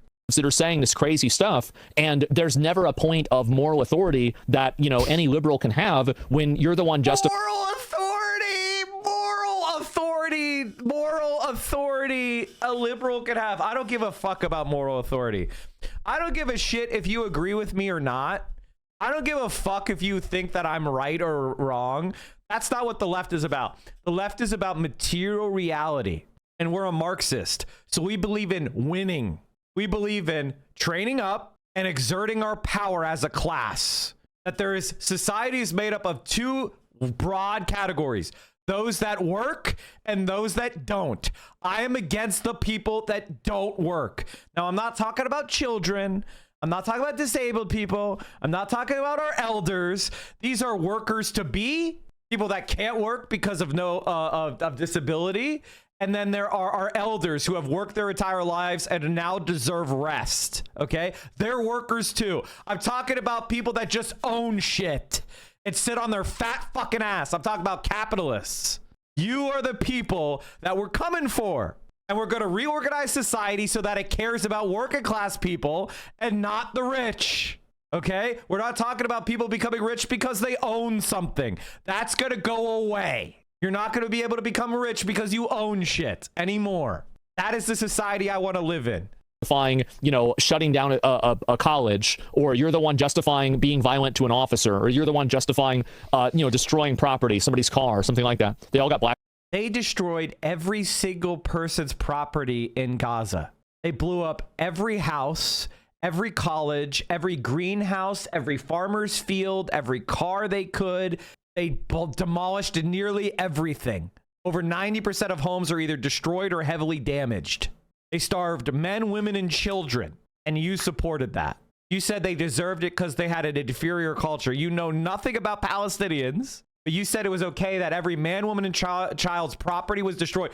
And you're talking about Waymos being burnt, 3 Waymos being burned. They're not even people's cars. They're a fucking corporation that's putting unsafe self-driving cars on the streets that I have to drive on so they can cut out taxi drivers getting a middle-class income. Shut the fuck up, you whiny bitch. Property, cars. Shut the fuck up. 500 jobs. Yes, but I understand that structurally, but that doesn't matter. It doesn't matter what happened to them. What matters is how the public perceives it. And I think that this is continuing to become the case. I think that any conservative at this point. So this is also what fascists do as well. They start coping that it doesn't matter what really is happening. What matters is what people think is happening. And you can fool some of the people some of the time, but you can't fool all of the people all of the time. Okay? So maybe you're going to get the majority of people to believe some cockamamie bullshit about immigrants for a little bit of a time. And then guess what's going to happen? You're going to go after all those immigrants and all those scapegoats. You know the thing about scapegoats? They're not actually to blame, you dumb fuck, you stupid piece of shit.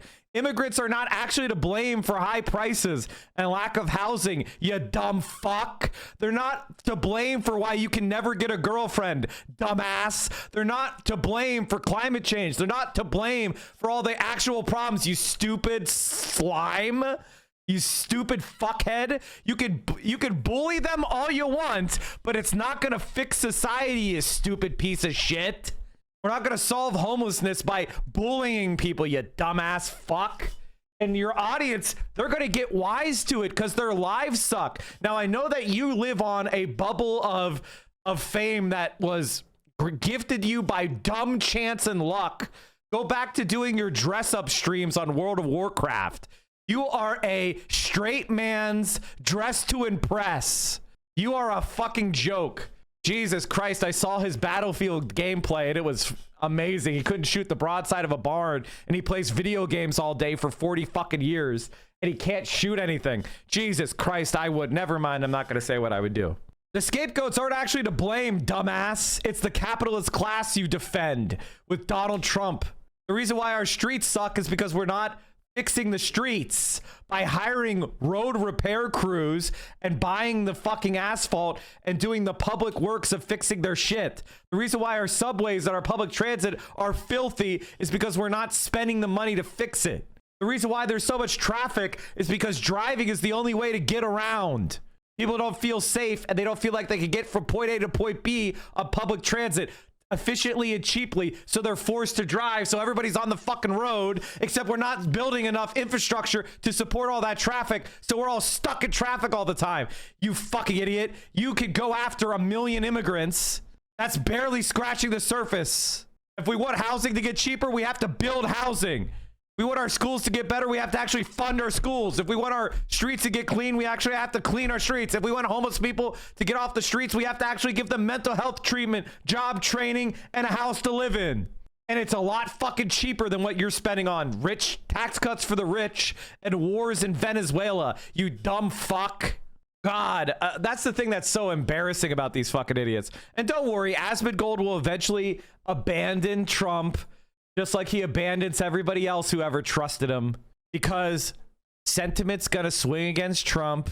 Woke or whatever the fuck else is gonna come back, and he's gonna come crawling back on his knees because he's a pathetic clout chasing demon who doesn't believe in a goddamn thing. He's there to grift, and he'll be grifting in our direction too, the fucking worm.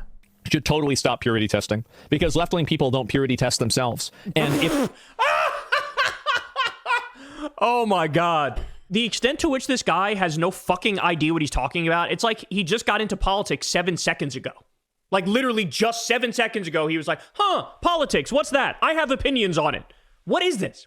You don't know what you're talking about. You know you don't know what you're talking about. That's the thing that gets me, is I know he knows. He doesn't know what the fuck he's talking about. You allow other people to create the optics for you. All you're doing is you're allowing your enemy to define how you lose. And basically, you can see how they had no problem voting for Jay Jones, right? This is a guy that like fantasized about killing, his political opponent's children. He wasn't, God, he's such a fucking whiny bitch. The guy made some private joke that was edgy. It wasn't his actual position. He wasn't saying that. But guess what? You can't complain about that. You're a fan of Donald Trump. Shut up. Shut the fuck up, you little bitch. You're a fan of Donald Trump. You're a fan of ICE agents kidnapping Mexican Americans who are citizens because they look brown and getting grabbed off the street, and the ICE agents going, oh, I don't care that you're a citizen. You're Mexican at Home Depot. I'm kidnapping your ass. You're okay with that. Violation of their rights because you're a pussy who never leaves your house. But now you're gonna cry tears over a fucking text message? Shut the fuck up. Wait till my politics gets into vogue, Asmongold. Do you think Jay Jones is mean? You think Jay Jones is mean? Wait till you hear me. I've been reading chat. This weekend, Vio went through her storage area and was like, doing a spring cleaning, although it's winter cleaning. And she was like, oh my God, these are all these presents from our P.O. box. And I was like, there are presents from our PO box. Like, what are you talking about? She's like, oh yeah, we got them before we moved, and so we started opening the packages. One chatter sent me this, and I've never been more proud of the chatters. And there's some other stuff. We'll go through it. Speaking of, did you see what what Austin did in the first hour in China? Involved with your horny, when you had our amazing handler Irene help you order lubricant. No, you did not. On a Chinese shopping. You didn't hear about this? I thought that was a joke when you said you were going to send the lube up. No. First of all, it doesn't just start there. He and I were walking to a Lawson, and a employee of the hotel who spoke some English decided he was going to help us find the Lawson. He walks with us, and I'm picking out snacks, and Austin goes, lubricant. No, okay, first of all, I don't see any problem. Austin, I'm completely on Austin's side. They're completely on Austin's side. Austin is right. I completely am with Austin. This is honestly slut shaming. Can we just say, can we call it what it is? This is slut shaming. W Austin. All right, VO is here. She wants to show some more of the gifts we got. Oh my God. This is a hand crocheted sussy scarf. Can I unfold it? It even has like a little hook. This is a VO theme. There's the conch. Conch has a string. Ayaya. So that's actually a conch with a string. This is a VO lore scarf. So you can pull it. Mike's right. Mike was right. You what the conch said? Yeah, this scarf is amazing. What's your reaction? I had 10 orgasms. Pretty good number, chat. And then, of course, wait. Oh, we got another Parenti book. This is the book from Parenti where he talks about how it's to his father. You guys remember that? He dedicated to his father, where it says, to my father with love. And he was talking about how his father couldn't read, had poor literacy, and the power of the literacy programs of socialist states. They turned people, most people didn't know how to read in China. Most people didn't know how to read in Cuba until the communist revolutions came. They were treated like animals, as property of their landlords. So we got some pretty based reading material, chat. If that's a fucking lie, you're lying. You're lying. He said shit like 3 people are in an elevator. Hitler, Pol Pot, and my Republican opponent. And you only have 2 bullets. What do you do with the 2 bullets? And he says both go in his opponent. That's obviously a fucking joke. And the core of the joke is, this is how fucking evil these Republicans are. That's the joke. So fucking, oh, he wants to kill. No, he fucking doesn't. And by the way, everybody knows that. The right knows that. Is it fucking edgy as fuck? Absolutely. Was it private and not meant to go public? Abso-fucking-lutely. It's like, I'm sorry, chat, but whenever somebody asks me what I would do in that situation, this is what I tell them. Hold on, I can find it.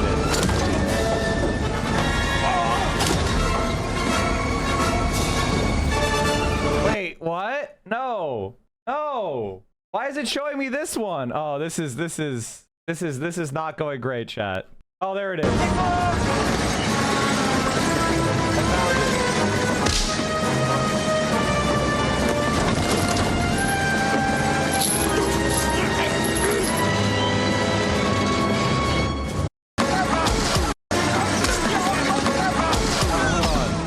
But he doesn't actually want to kill his opponent. We found it. We cheat. I'm like, everybody stand in line, please.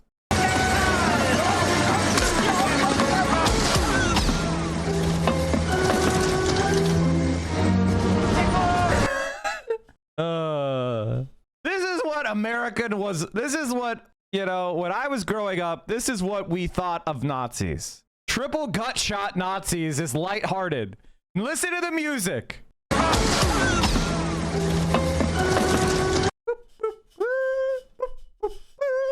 That's where I grew up. That's how I grew up. Now Nazis are. But now you're saying you're glorifying violence against Nazis. I'm sorry, I thought I was in America. We're glorifying violence against Nazis is our entire fucking culture. One of the few W's we have. And by the way, that's why he fucking won. And thank fucking God he did. Because guess what? It's the exact opposite of what you're saying, Asmund Gold. Finally, Democrats have gotten it and woken up. This is the only way forward for us. Because Trump made this politics the rule of the day. He made it like this. let's remember, here's what Trump and MAGA, here's what they've referred to Democrats as during the Trump era. The enemy within, scum, terrorists, vermin, radical, lunatics, demonic, evil, fascist, Marxist, communist, garbage, the enemy of the people, treasonous, animals, degenerates, Jew haters, lowlives. This is how they talk about us. And then finally, when we go, okay, bet, these are the new rules, fine, we'll play by those rules too. Now you whine and cry and bitch and moan? No, get the fuck out of here. Get the fuck out of here. Compare what Obama has called Republicans or what Biden has called Republicans to what Trump has called Democrats. It is fucking night and day. You get fucking, buttoned up, civility, decorum, professional presidents from Biden and Obama when it comes to their language vis-a-vis the other side. But Trump, no, he's fucking throwing haymakers left and right. And like I said, finally, the Democratic reaction to that is, okay, yeah, fuck, Jay Jones, fine. We're totally fine with him. And now you want to cry, and now you want to bitch, and now you want to moan. Well, maybe you should have fucking thought about that when Trump was calling us the enemy within and fucking terrorists. Maybe if you policed your own side a little more, we wouldn't have gotten to the point where Jay Jones would be the standard bearer. If you're going to vote for that person and you're not going to have people withdraw their nominations from them, well, then I don't want to hear from you about how bad it is that somebody said something bad in a group chat. It just absolutely fucking incredible. It's amazing how he can flip the reality on its head so smoothly, and not even fucking think twice about it. Not even think twice about it. Meanwhile, who's the biggest commentator on the right these days? Nick Fuentes. Here's some stuff Nick Fuentes has said. Quote, Hitler was really fucking cool. I admire Hitler. I don't care that much about the genocide in Gaza. I'm ambivalent. He postures like he's pro-Palestine. That's what he's actually said about it. He said, women shouldn't have the right to vote. Boys and girls should get married as teens. Quote, be against women's rights. Be against them getting educated. He said, ban birth control, ban contraceptives, don't allow women in the workplace, ban them from voting, pornography should be banned. He called for Catholic Taliban rule. He said, quote, we want to go back to the Middle Ages. This is your side, and this is the future of your fucking side. He said, quote, democracy is wrong. Quote, I fucking hate the poor. I love the rich. And you're going to come after us. You're going to come after us. The left, who's fucking the core of what we believe is, hey, everybody should be treated equally and fairly. The core of what we believe is we should have universal health care and free college and a living wage, and we should end the wars, and we should let people join unions. We should have paid time off by law, paid vacation time, paid maternity leave. And we're the fucking problem? I can't with guys like this. It's just, I don't even know why he bothers. And also, wasn't he like casually saying some of the most genocidal shit anybody's ever heard about Palestine not that long ago? And now he's going to tut-tut and fucking finger wag and tone police the left? Fucking tone police yourself, you bitch. What'd he say? He said something really atrocious. I don't remember the specifics, but it was something like, I don't feel bad at all, talking about the dead people in Gaza. I don't feel bad at all. Then he went on to say something like they're inferior. They're an inferior. No, he said they have genocide baked in their culture. Presumably he thinks that Palestinian culture says kill the Jews, even though Jews lived in Palestine before Israel for millennia and were integrated as part of the Palestinian community. He's bought some sort of like half-heard Zionist propaganda that Palestinians want to kill all Jews because he's referring to Hamas's like old charter from the 80s. By the way, when was Hamas founded? When was the Nakba? How many decades did Palestinians try international law?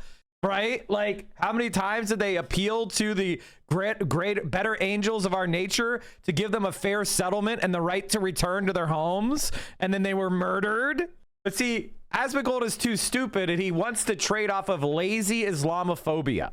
And what's really interesting about Islamophobic assholes like Asmongold, the cowards that they are, the cucks that they are, is they like to point to Saudi Arabia.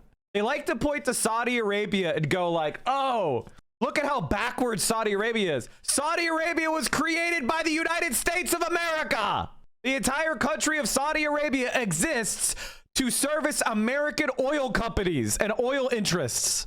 The entire Islamic extremist state of Saudi Arabia was founded and has been propped up from the United States of America since its founding. It is our specific country.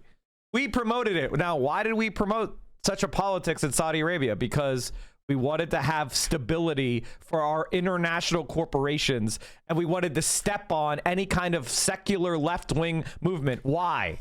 because the United States represented the continued interests of Western imperialists, and the Soviet Union would ally with national liberation movements and secular movements around the world. And so the United States considered any kind of secular, so-called modern social movements to be adverse to American capital interest. And so we would ally with reactionaries, with monarchists, with fascists, tribal leaders, and we would oppose any kind of secular nationalism because we were worried that the left might gain prominence and therefore might not be so opposed to the Soviet Union, because the United States was pursuing a policy of containment. So we're going to destroy the Soviet Union by preventing its ability to trade or interact with any other country in the world. That was our foreign policy in the Cold War, which is isolate communist states, undermine communist states, destroy communist states. Don't allow them to trade. Don't allow them to interact with other countries peaceably. Forcibly fight them everywhere they were. That was our foreign policy. Now, is it because communism is inherently aggressive? No. It's because it might undermine American capitalists' interest to exploit. God. Inferior people, they're an inferior culture or something like that. I mean, I have nothing but disdain and scorn for such a smug prick, who, by the way, is also quite judgmental, considering he's got cockroaches and fucking rats and shit in the background, and he's notorious for like never showering and stuff like that. I can't with this stuff. So yeah, apparently, according to Asmongold, it's not the people who have literally built concentration camps and sent people there with no due process. They're not the problem. The problem is how uncivil the Democrats are. The uncivil Democrats are radicalizing the Republicans. It's not the other way around. It's not that it's the Republicans radicalizing the Democrats, finally, to fucking wake up and take this fascist threat seriously and fucking do the right things. Fight back against Trump, all of his illegal wars and all of his fucking insane immigration policy. No, it's not that. Can't be that, of course. I mean, God damn it, man. God fucking damn it. How can anybody watch this? I really hope that nobody's watching this and like taking this political stuff seriously. I really hope so. Because you're better off. It reminds me of that old poll that said people are better off watching no news than watching Fox News. Like, you literally are worse off watching Fox. Aretha also cat. Hi, Mike. I made the scarf. You didn't make this scarf. Made the greatest tapestry of all time. Look at that, chat. The tapestry. Got some tapestries. What's the significance of the pretzel? Good question. The mascot of my stream is my dearly departed Romeo. And this is my favorite picture of him. Vio had a soft pretzel, and Romeo did not beg for food. But for some reason, the pretzel drove him crazy, and he was like lurking. So it was very funny. Am I going to get another pet? Here's the thing about a dog.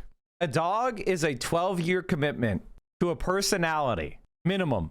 And the hardest part of any owning a dog is the first 18 months. If I had a mature dog, I would have no problem with them living in my current living situation, but a puppy, it's no go. So we have a snake. That's good for pet, you know? So rescue a mature dog. Oh, I don't, as I said before, I don't have the capacity for that right now. I heard a scarf was being shown. We showed the VO scarf already. Tell the story about the VO sandwich. Romeo, you have to ask VO. She'll tell you about it on her stream. And anyway, my take with dogs and owning a dog is that they're not quite a person, but as far as their requirements, you know, as far as treating a dog correctly, you have to weigh their needs at a very high level if you're going to be a responsible dog owner. And I, as I said before, am not in the place where I can do that right now. So I won't get a dog, because even though I want a dog, you know, it's because I am not going to put a dog in a position where I'm not going to give them the life they need and deserve to have. Maybe in the future, if I ever could afford a home, then I'd get a puppy right away. All right, let's keep going. Fox News than watching no news. It's literally the same, taking the political opinions of Asmongold seriously. It's the exact same. If you listen to him and you take what he's saying seriously, that's worse watching nothing than just being totally ignorant. You're better off being totally ignorant. You'll have a better understanding of the political world if you're totally ignorant than watching this guy. Jesus Christ. All right, there you have it, guys. There you have it. All right, you guys know I love you. Thank you, as always, for watching. You guys can subscribe to the channel, support the show on Patreon, sign up for Crystal Kylan Friends on Substack. You could go sub to Corin's World and come watch us live when we do Kyle and Corin's on every Monday night at 8:30 p.m. Eastern Time. And that's all I got for you, man. Everybody have a great rest of your day, and I will talk to you soon. Peace. Hey, y'all, do me a favor and like and subscribe. It helps out big time in the... I'm so happy to see this. So we need to start taking down Asmongold. Asmongold is a complete fraud. He knows nothing. He's too pussy to even have positions other than like the positions that are going to make you mad because he's being such an asshole. But if it comes down to it, if he had to put his own ass on the line, he's running away.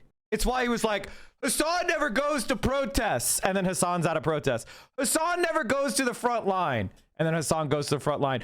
Arrest Hassan for going after going and confronting the cops. He's a complete pussy. He's a complete pussy and coward. You should never take a single word he says seriously because he doesn't take what he says seriously.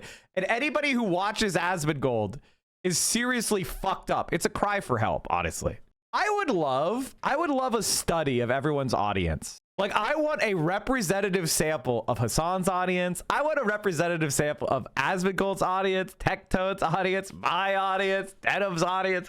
I would fucking love a study of our audiences. It would be fucking amazing. It would be so cool. And then look at the way Asmongold talks about Kyle when he's watching a clip of Kyle. There's nothing to do with it. And we're the fucking problem? Yes. I can't. I can't with guys like this. Uh-huh. It's just... You can't because engaging with the reality of what's being said is so obviously against you, you don't want to admit it. It's very obvious that the Democrats have been the massively violent ones. And if you look at all these studies, by the way, that were conducted, these studies don't show a massive rise in violence that happened in 2020. They don't show the massive rises in violence that happened during the Tesla bombings, for example. And the reason why is because all of these studies are biased. But any reasonable person... Asmongold thinks that if somebody shoots up an abortion clinic, that's not right wing. Asmongold thinks, though, that if somebody throws a rock during a protest, that's equal to a fatality, right? He wants you to say, like, oh, there was a bunch of people that protested in 2020 and they broke windows, and that's violence on the same level as a guy going to the Tree of Life synagogue in Pittsburgh, Pennsylvania, and shooting up a bunch of Jewish people saying it's because you support immigrants. He wants it to be the same as, college students protesting on their college green and building tent encampments, to be the same level of violence as a guy going and assassinating Dr. Tiller, the abortion doctor, in his church on Sunday. Asmongold is a fraud. He's a liar. And I just want to let you guys know something. Islamic terrorism, that's right-wing terrorism too. Islamism is a right-wing ideology. It is a far-right ideology.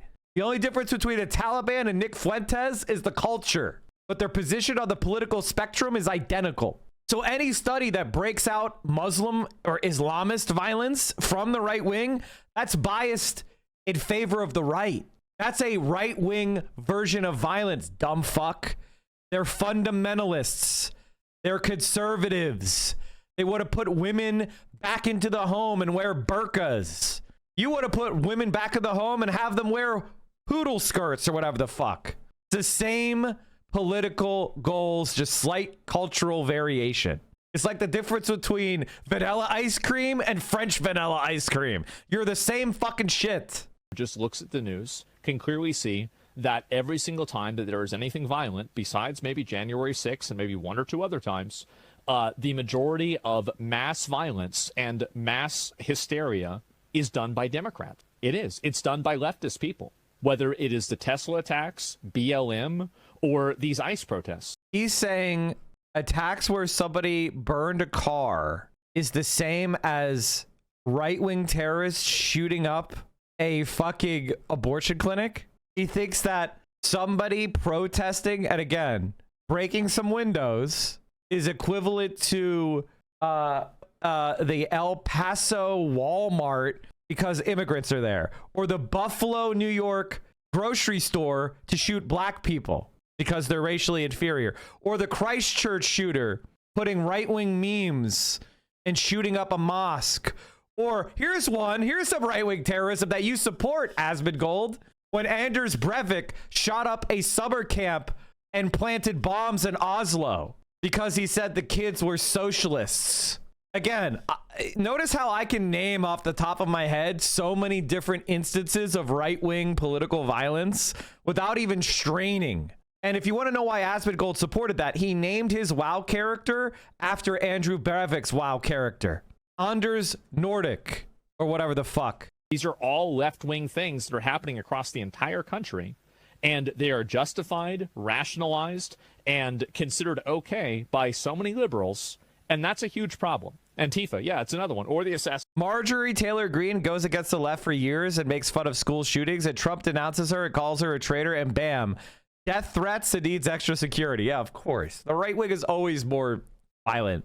And the other thing is, right-wing politics also is going to make you more schizo. This is something that you should all understand. If you're a right-winger, it's going to make you more schizo. If you're a white man, you're like, I'm entitled to a wife. I'm entitled to people being subservient. I should have been a king. I should have been a CEO. We was CEOs, is what the right-wingers say. The reason why I'm not a CEO is affirmative action. This is the Asmongold. So what does that mean? Well, it gives you hope. There's no hope there. You were fucked over by some scapegoat, and now you need to enact violence on the scapegoat for revenge. It is it. Feminists destroyed your ability to find a mate. You've got to destroy the feminists out of revenge. Right-wing politics is hopeless politics. At the most, you could do a spasm of random violence to feel better for a minute. Whereas left-wing politics is a politics of hope. We believe that if we organize collectively as a working class, we will be able to, and we believe that the power is in the hands of the workers. We believe that all value is generated by the people who go out and work jobs. And the only thing that's standing between us and a better world is us becoming aware of our power and exercising it collectively and building a better world. Socialism, the left, is about a glorious future. It's about making Star Trek real. Fully automated space, luxury space communism. That's what we believe. So the left is about hope. The left is about the future. The left is about change. The left is about throwing off the shackles of tyranny and every human being being recognized to their fullest potential.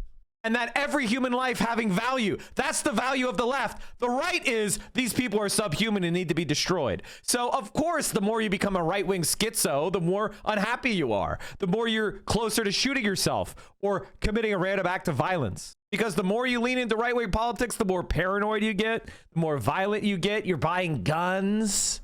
There's so many threats. You're shitting yourself that the immigrants are going to break into your house and steal your fucking bicycle or whatever. You're scared of the other. That is why. Who's a right-wing Republican? It is ski-doo dealership owners who live in a suburb and are separated from humanity. That's your average Republican. Vaccinations, exactly. You see, it's not violence because it's justice. Yes. Mind you, we're talking about current events. Yes, exactly. I'm sure that you can come up with bad things that right-wing people have done in the past too. Of course you can. But I think overwhelmingly in the past 5 years, or especially since Trump became the president, really, which is the frame of reference that we're really using here, overwhelmingly, it's been Democrats. Overwhelmingly leftists. It's not even close. The college protests too. Yeah, exactly.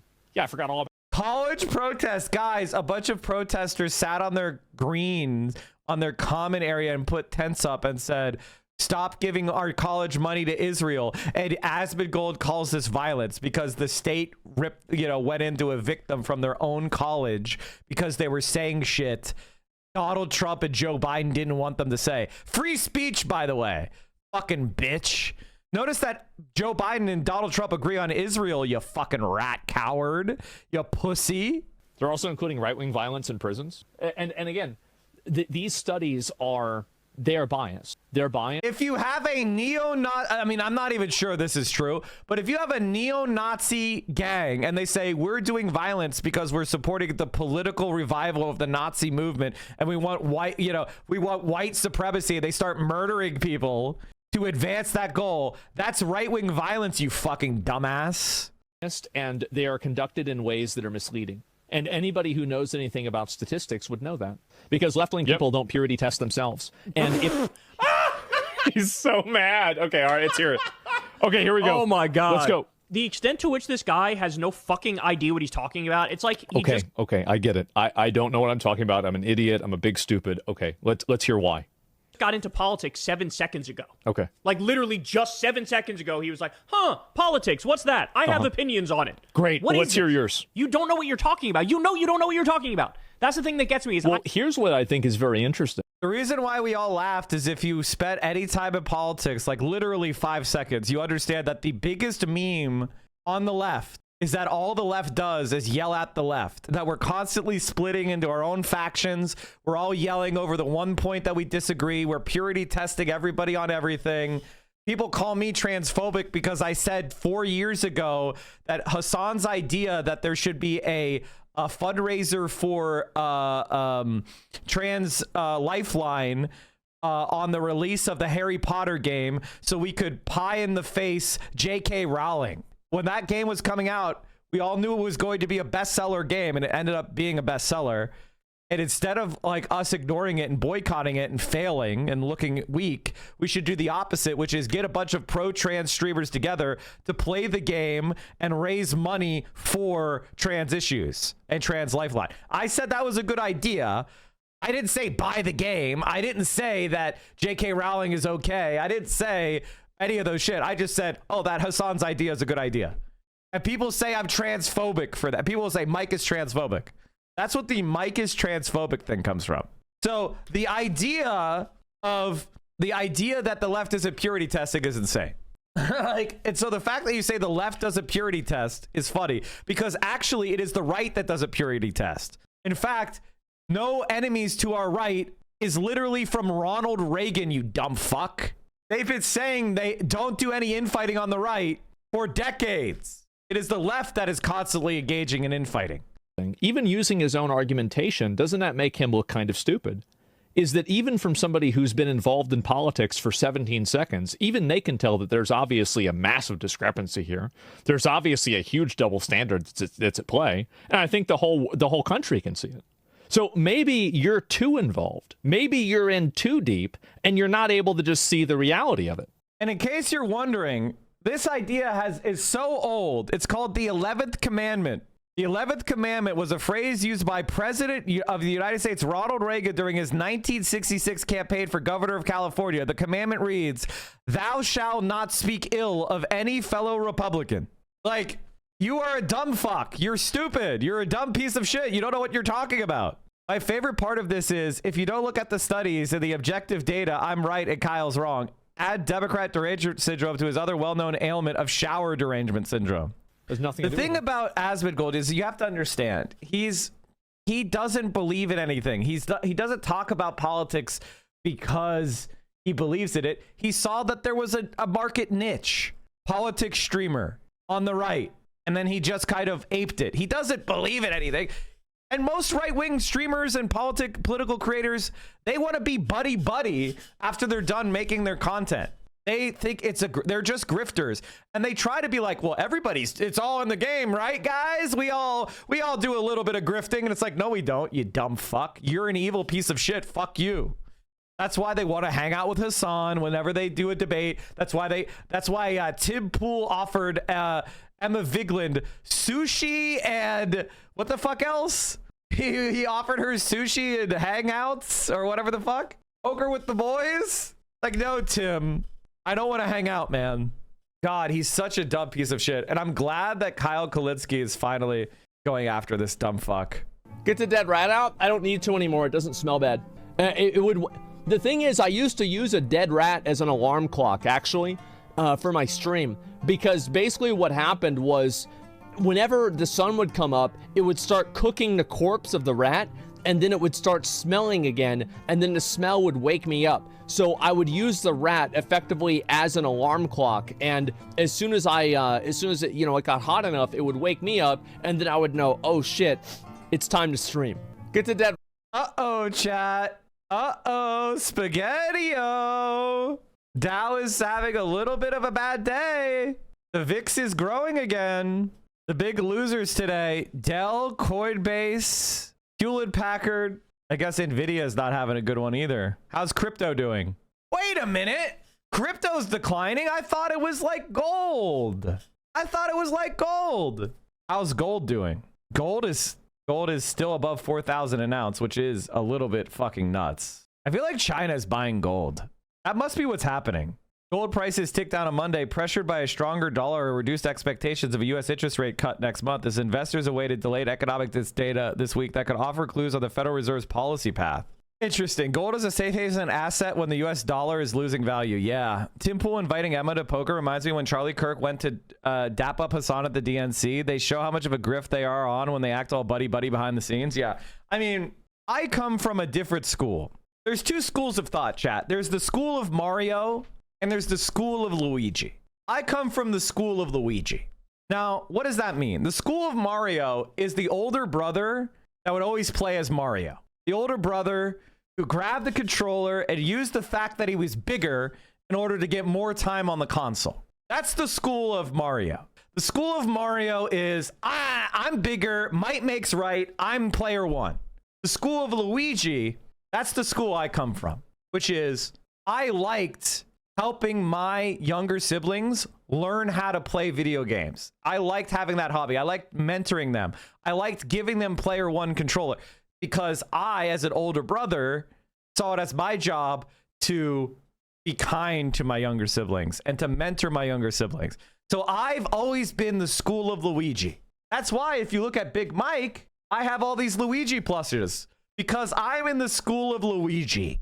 And I know all of you are in the school of Luigi, which is when I have strength, when I have a position of power, I ask myself, what would Luigi do? And I help other people. And I take the strongest direct action I can take, just like Luigi would. What would Luigi do? All of my sisters play video games because of the school of Luigi thought. So don't be school of Mario, be school of Luigi. That makes sense? Che Osei files paperwork to run against Hakeem Jeffries. Yes! New York City Council member Che Osei filed paperwork Monday to run against House Minority Leader Hakeem Jeffries for his Brooklyn-based congressional seat. The Democratic Party leadership is not only failing to effectively fight back against Donald Trump, they have failed to deliver a vision that we can all believe in. My question is, who does Brad Lander endorse? Is Brad Lander endorse Hakeem Jeffries and more of the same? Or is Brad Lander going to endorse Che Osei? All right, chat. Hassan went on Runaway Country with Alex Wagner, and I want you to know something, chat. The normalization pro-China leftism is the most good news that could have possibly happened for the anti-imperialist left. I think that one of the issues is if you can look at China and say, they do some stuff I disagree with, I wish they were a little bit more progressive on some social issues, condemn the mistreatment of various minorities like the Uyghur population during their anti-terrorism push 10 years ago, and that it was wrong and there were excesses and there were human rights violations. However, China has also done a lot of really good things that we can learn from. Like, for example, their government-focused investment in high-speed rail, nuclear energy, renewable energy, those infrastructure spending in general. That is called being sane. And looking at China and saying, I have my criticisms, I have the things I support. We should approach them with a spirit of friendship and mutual respect, and we should exchange meaningful critiques of each other in order to improve each other's societies and hold each other accountable. That's the China policy I want. Treat them a powerful country of 1.4 billion people who we trade trillions of dollars of goods with. We can treat each other with mutual respect. They're not our enemy. That's what I want to see. And there is a major effort to make China some boogeyman, make China our enemy. We have been trading with China. We gave them most favored nation status in 2000. When did they suddenly become our enemy? They suddenly became our enemy because their economy was too good, because they cracked down on cryptocurrency. They cracked down on tech exploitation of workers. They spent billions upon billions of dollars fighting poverty. Now suddenly they're our problem because they're competing with us in high value finished goods, not just cheap crap. Now suddenly they became an enemy. They weren't an enemy 20 years ago when their workers were making nothing, but now their workers are starting to climb the ladder and make good living, and now suddenly they're our enemy. We're not allowing them to exploit their workers so much. So it is really great to see the being sane toward China growing. All right, let's watch this. In DC. Thanks for doing this. Of course. Thank you for having me. I've been thinking about you in the context of some of the news we've gotten recently, particularly around, I don't know if you've been following I mean, chat, these are some of the most famous news anchors in the country, and they're thinking a lot about Hassan. If you don't understand how suppressed we are, it's fucking crazy. Now, Hassan is breaking out of the suppression. But everyone on the left in media, we are so fucking suppressed. It's actually insane. If I was the same size, but I was a right winger, I'd be on Fox News like every week. Think about that. Like that's the thing that I think about. It's like, how often has Hassan been on MSNBC? You're telling me that Chris Hayes doesn't want a ratings boop? Why the fuck is he not bringing on Hassan? That's crazy to me. It's because they want to suppress our ideas. Period. going on at the Heritage Foundation. Oh, I've been following. Yeah. It's incredible.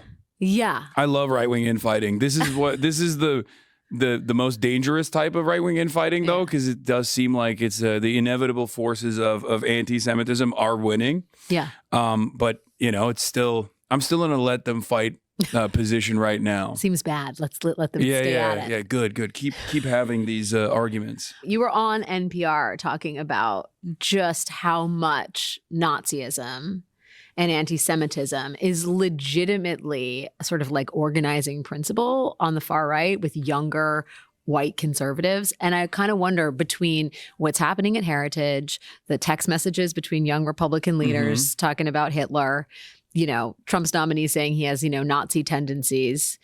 Can you, first of all, I'm sure you feel validated. I thought you were talking about J.D. Vance for a second. Well, it's hard, or it's hard to know. Were you talking about RFK Jr.? It's hard to know. Who said Trump has Nazi tendencies? Because they both did that. What? Big Tent. Can you talk a little bit about what you think that's about? I mean, yeah, this is like the most principled maximalist position of reactionary politics is always inevitably going to arrive at fascism. That's what it is. If we are to assume that the left flank position in this country in its most aggressive version, or its logical conclusion, is like something resembling socialism on socialist principles, even though the Democratic Party is a liberal party, and I think it is inherently antagonistic towards that. The maximalist position of right-wing forces is inevitably going to be fascism.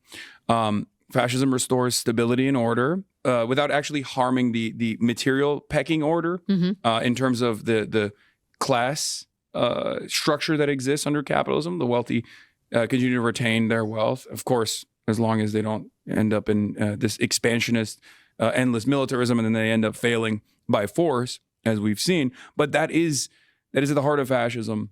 And that has always been at the heart of the Republican Party. And for years and years, I think people said, "Oh, you're exaggerating. Oh, you're exaggerating."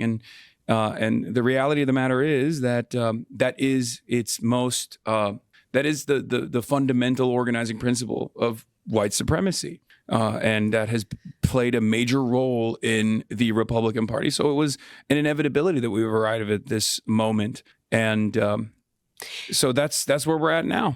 So you're saying it's kind of foundational to conservatism, right? For sure. And maybe has been for decades. But it feels like this current iteration of especially young people embracing it, maybe the gateway drug was like, own the libs, say the most offensive thing you can, which is like praise for Hitler, praise for Nazis, see if you can get a reaction. But what seems now clear is that it's not just about owning the libs anymore. It really is about a fundamental interest in, if not actual embrace of the Third Reich. Oh shit, sorry chat. I forgot I muted it. I think Asmongold is completely repulsive and Fox News doesn't try to bring him on. I think the main issue as far as Nazism is Nick Fuentes agrees with Nazism, which is funny because he's just reformulated white to mean something different than Aryan, but it's largely the same idea. The other thing is, I think Nick Fuentes is smart enough to understand that fascism is made up bullshit. He just believes that tactically he could achieve power by pursuing a specific type of idea. He believes Americans will fall for it. Oh, chat. Theo has brought me Korean sausages with rice cakes on a skewer. Wow, thank you, Vio. How do you know they're Korean? Because I can smell the sauce. And let's just say Korean food is my favorite type of food. That's it. I need about 10 more skewers. So true. I'm trying not to get too fat. Unasked for, by the way.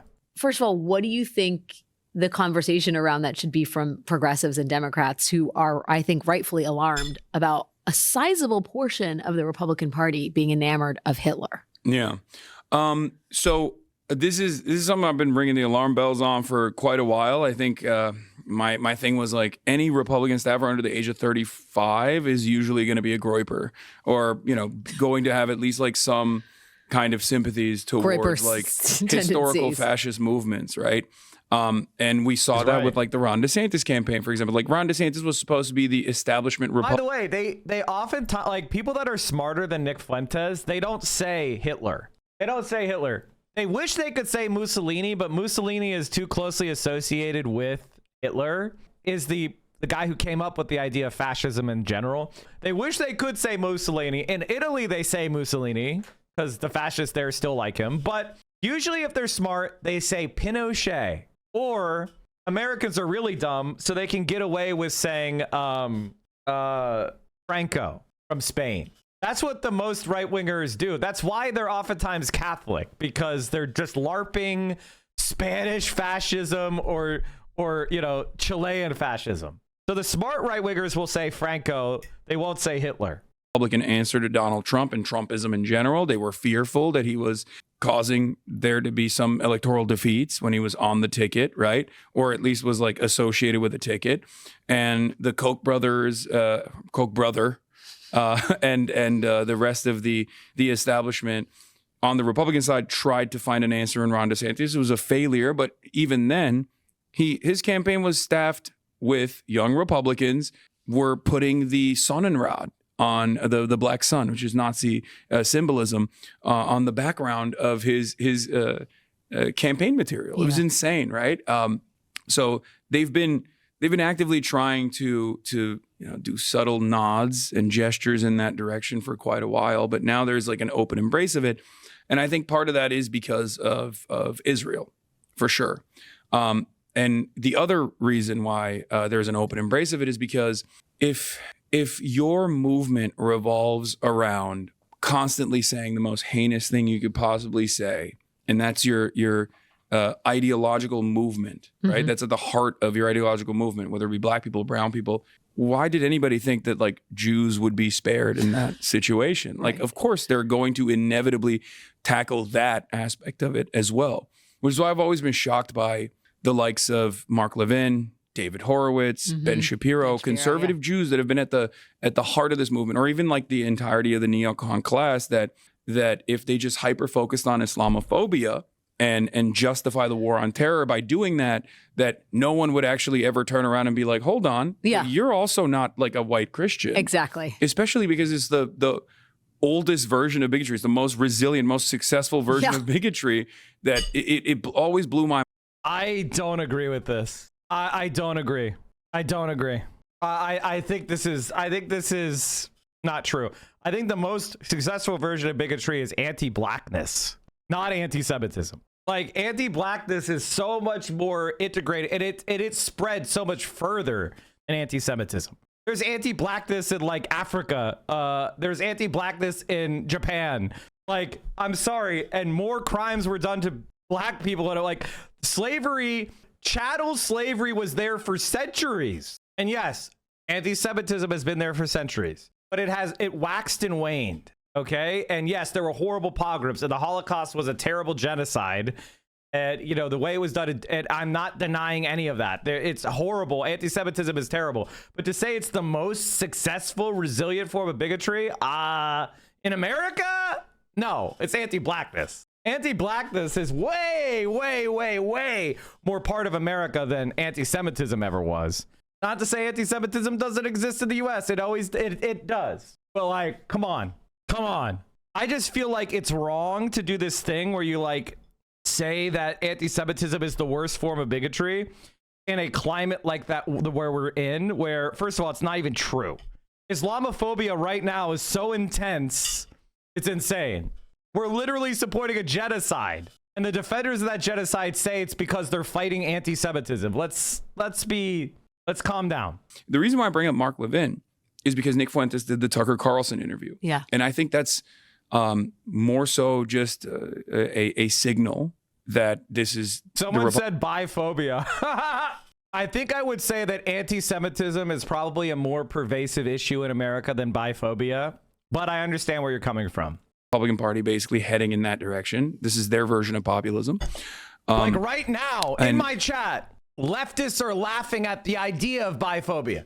The bisexuals have a lot of ground to make up. You know, people are mocking the very idea of biphobia, where at least people treat, they treat transphobia and these other issues, at least they take it seriously, right? Anti-Semitism, they take it seriously, right? Poor biphobia, it's a punchline.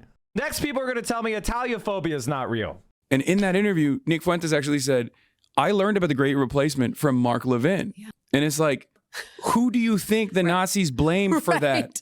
They blamed the Jews, big dog. Why did you think that this wasn't inevitably going to turn on you? I mean, some people have asked, is this the schism inside the Republican Party? And I would ask you, what's on the other side of it? Like, what's the counterpoint to the fascist tendencies inside the Republican Party? Because I certainly don't see it. Because you can't build a movement where you're like, we hate DEI except for Jews. Like, you can't do that, because that comes across as like insane to the average onlooker, right? You're like, what am I supposed to think? I'm a white boy, corn-fed Arkansas. Okay. And I'm looking at the television. I'm seeing stuff on my social media feed where it's like, this is crazy. This is heinous. What's going on in Gaza? And then I'm looking at the TV and I'm like, I'm a Trump voter. And I loved everything that he was saying about brown people being scary and killing people, black people being dangerous, low IQ, all this stuff. But then that same administration is turning around and being like, except if you say anything about Israel, not even about Jewish people in general, but just about Israel, we will deport you. Then you go, okay, that doesn't make any sense. And if there's already a nascent, existing, long-standing version of anti-Semitism that says like Jews control the organs of power, the media, the banking system, and all this stuff, you're going to find yourself thinking that ideology is correct.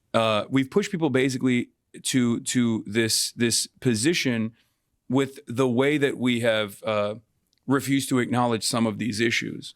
A lot of this comes up in the... Can you imagine being Ethan Klein right now? She didn't watch the content nuke!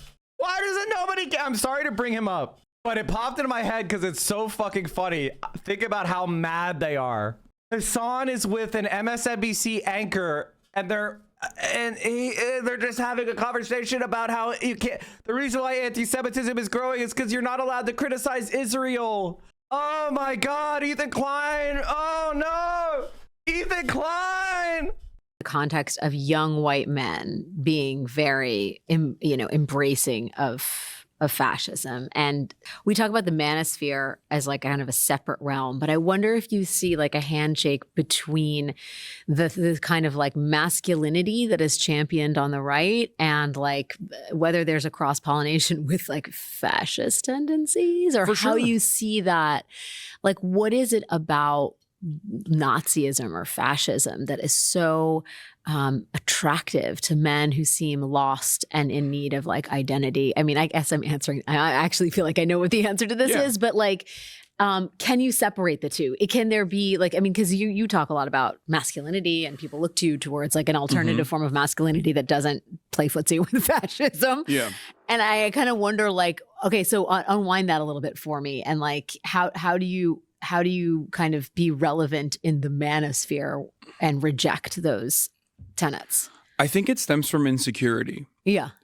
It's a lot of the dispossessed masses that are seeking answers, and a lot of insecure men have been able to basically shift their attention over to some form of systemic analysis that takes away responsibility from them by finding different targets. It's feminism. It's women in general that have wronged you.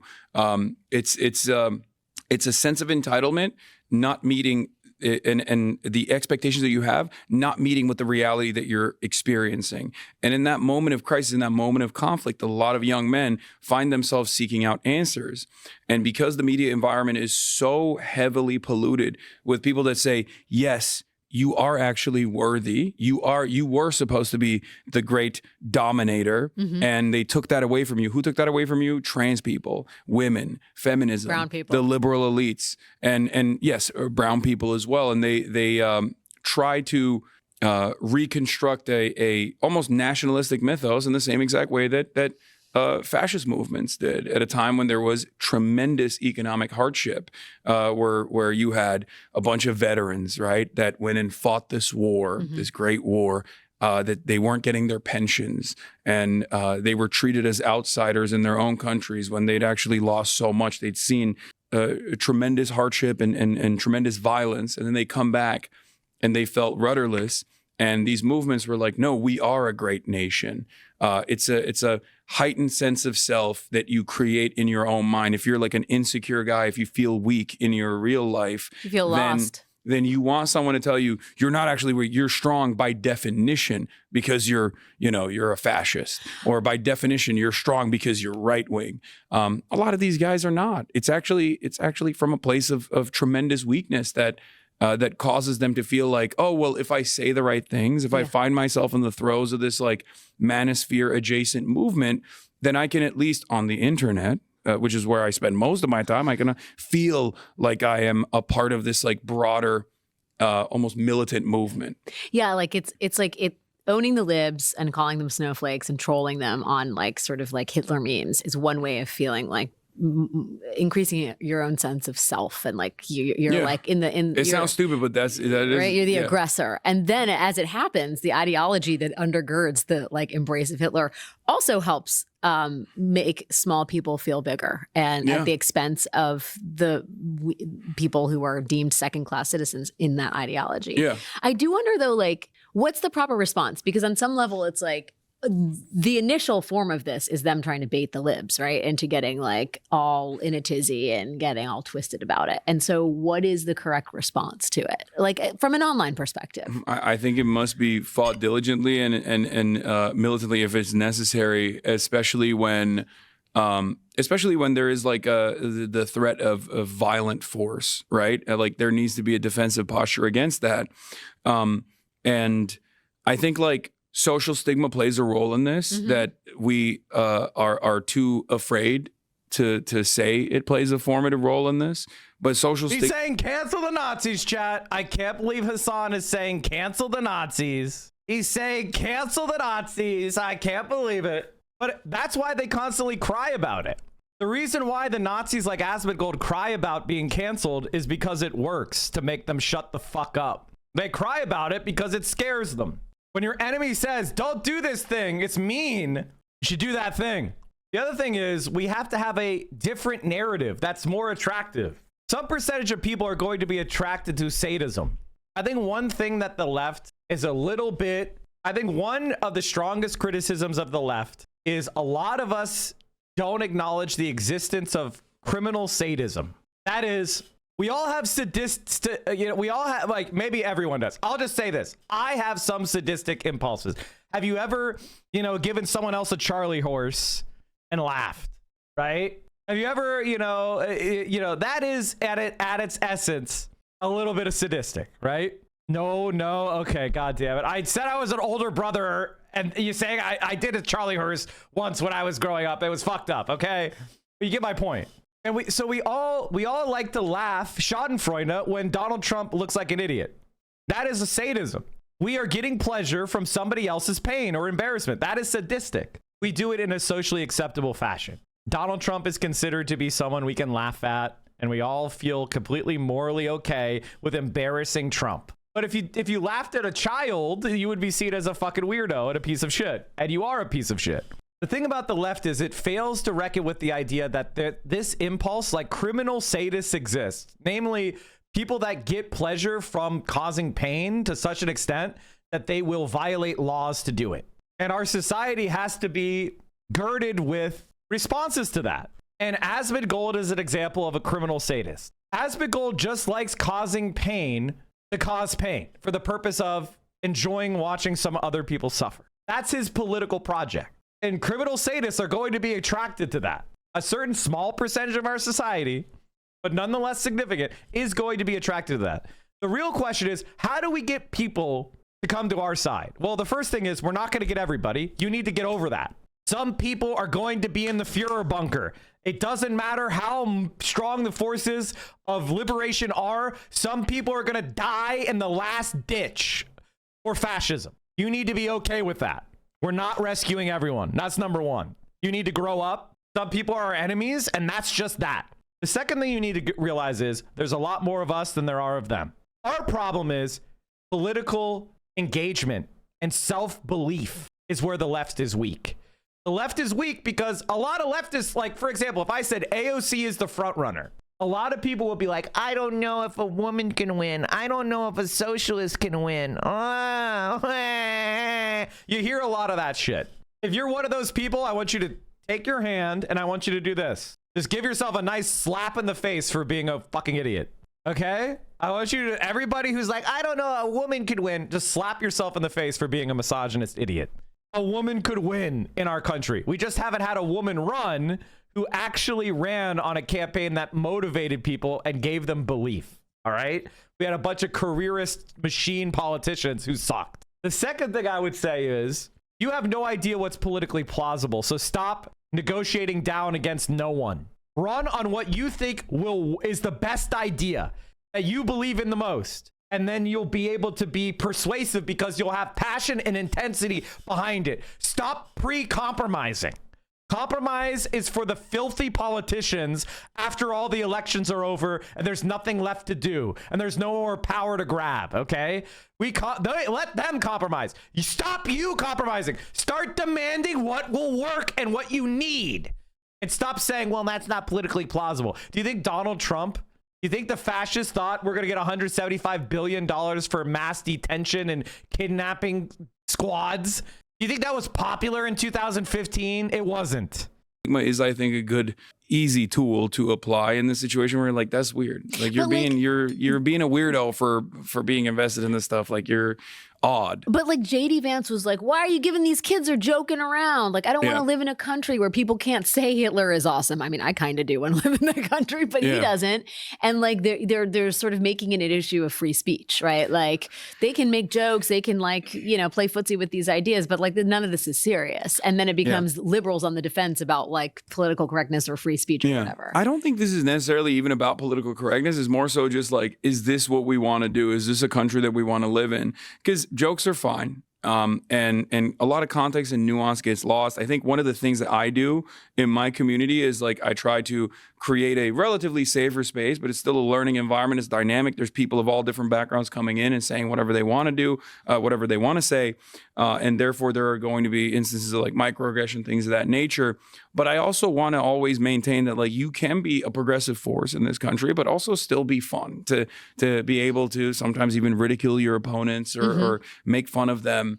Like when you were like, I hate Republicans. Yeah, but it's true. But like there's some truth to that. But I'm also like, you know, obviously joking. And the thing is, when you do that, the same reactionary forces that sit around and say we love free speech will then very quickly turn around and demand your deplatforming.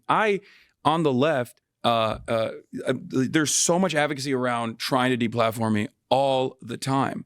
And it's oftentimes by the right. It's most commonly by the right. Like the whole, even the America Deserved 9/11 moment, right, from 2019, where I'm talking about the concept of blowback. But of course, I'm, you know, not using the best language to describe this situation was an initiative that was, you know, that made its way to Fox News. And Fox News was doing a 48-hour news coverage on it. They're still doing it 6 years later because, you know, the Cuomo campaign decided this was a viable line of attack. America deserved 9/11, dude. That's Zoran's buddy, Hassan Piker, saying we deserve 9/11. It's a disgrace to every life lost. It was not. It was a major failure, which I could have told them. They should have given me the $3.5 million instead. Woulda, shoulda, coulda, Andrew Cuomo. Yeah, shouts out to Michael Bloomberg for that one, and also the other major donors.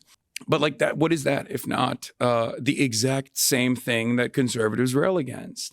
There is this snowflake hypocrisy. thing really is applicable way more to the right at this point than the left. But that's always been the case. Cancel culture was so successfully presented as this like leftist liberal thing when in fact both sides always do it and they always weaponize it against their ideological opponents.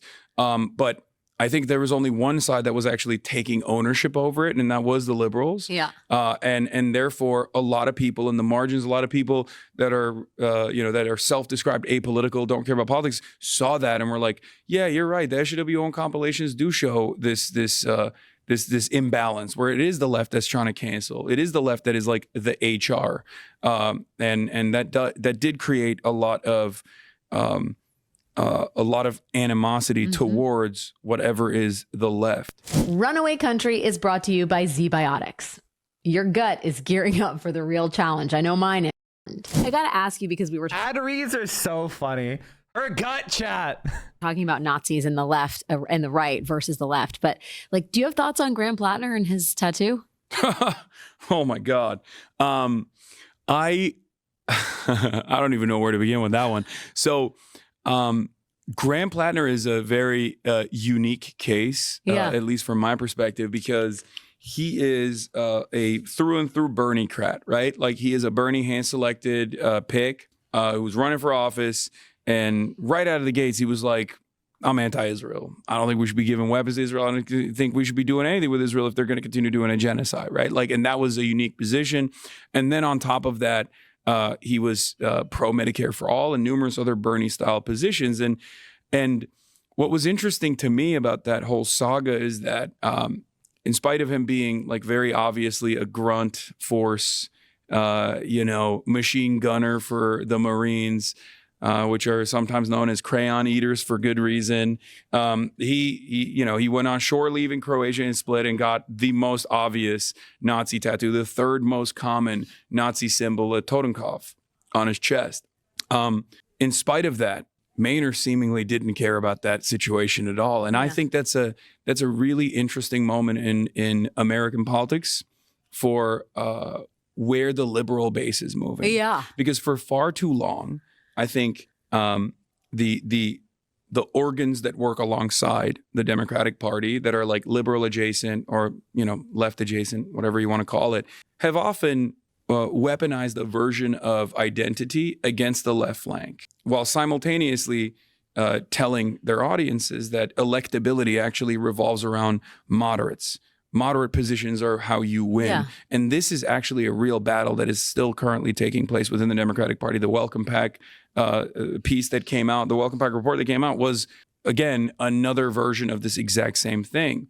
And I don't think liberals are responding to that electability argument, or rather, I think they think now, after failure from the moderates, especially the second failure against Donald Trump, again, an incompetent, monstrous fascist, they realize like, no, maybe the left flank, left populist position is the actual electability argument. And maybe we were deluded. Well, but like, okay, so they're giving a lot of grace to Graham Plattner is what I'm saying. Well, and I think Graham Plattner has handled it basically as well as you can, which is another model of how the left can understand people's flaws and how you can own the mistakes you made in life and how they made you who you are today and arguably a better person.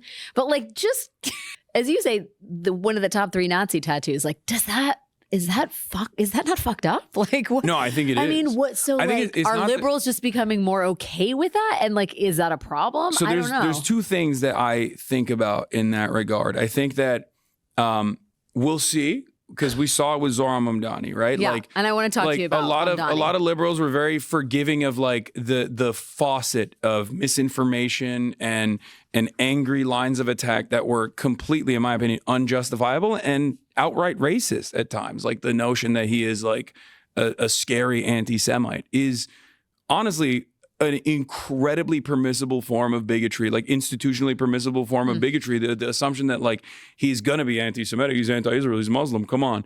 And these are very real fears. Like, we don't treat white supremacy in that same vein. Like if someone were to say, as a white Christian, as many have, yeah. right? Mike, have you seen the shit about Plattner's stepbrother? Yes. I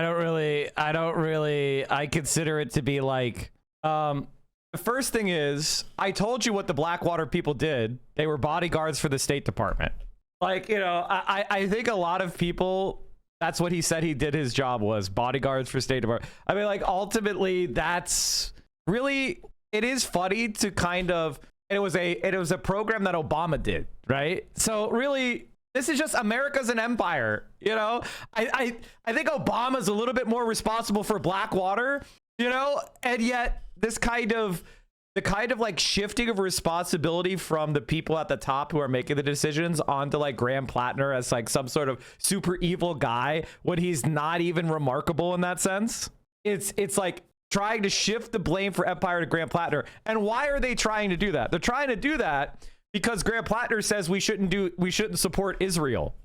So the reason why the reason why there's so much effort to do this is because Graham Plattner is working against what the Empire wants to be on the table. They want it to be a Zionist Democrat versus a Zionist Republican. And if you have somebody who's in any way skeptical of Israel, now suddenly we're gonna say that actually being a veteran is bad.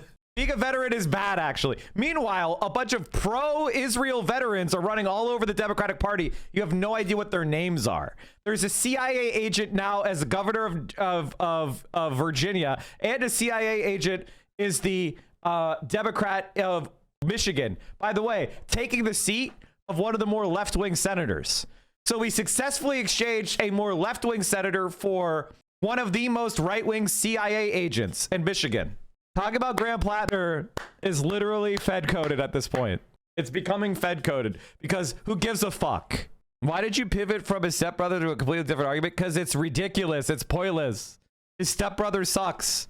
Do you think there's not like what do you want me to say? There's nothing to say. It's completely stupid, pointless. It's a hyperfixation. It's a hyperfixation. Why are you hyperfixating on this? Because the Zionists want you to. The Zionists are trying to break up the anti-Zionist movement. And you're falling for it. Who gives a fuck? Who gives a shit? Fetterman was never anti-Israel. Sorry, guys. And Fetterman broke his word. Sometimes that's gonna happen. I need you to grow up. Sometimes people are going to break their word. And then you know what we do? We primary them and we throw them out on their ass. If one person breaking their word and being different than we expected is gonna make you give up, quit politics. Just quit talking about politics altogether and go do macrame or something. Find a new hobby. The moralism of the left is you know, it's crazy. It's honestly legitimately crazy and making me realize that you guys don't have what it takes.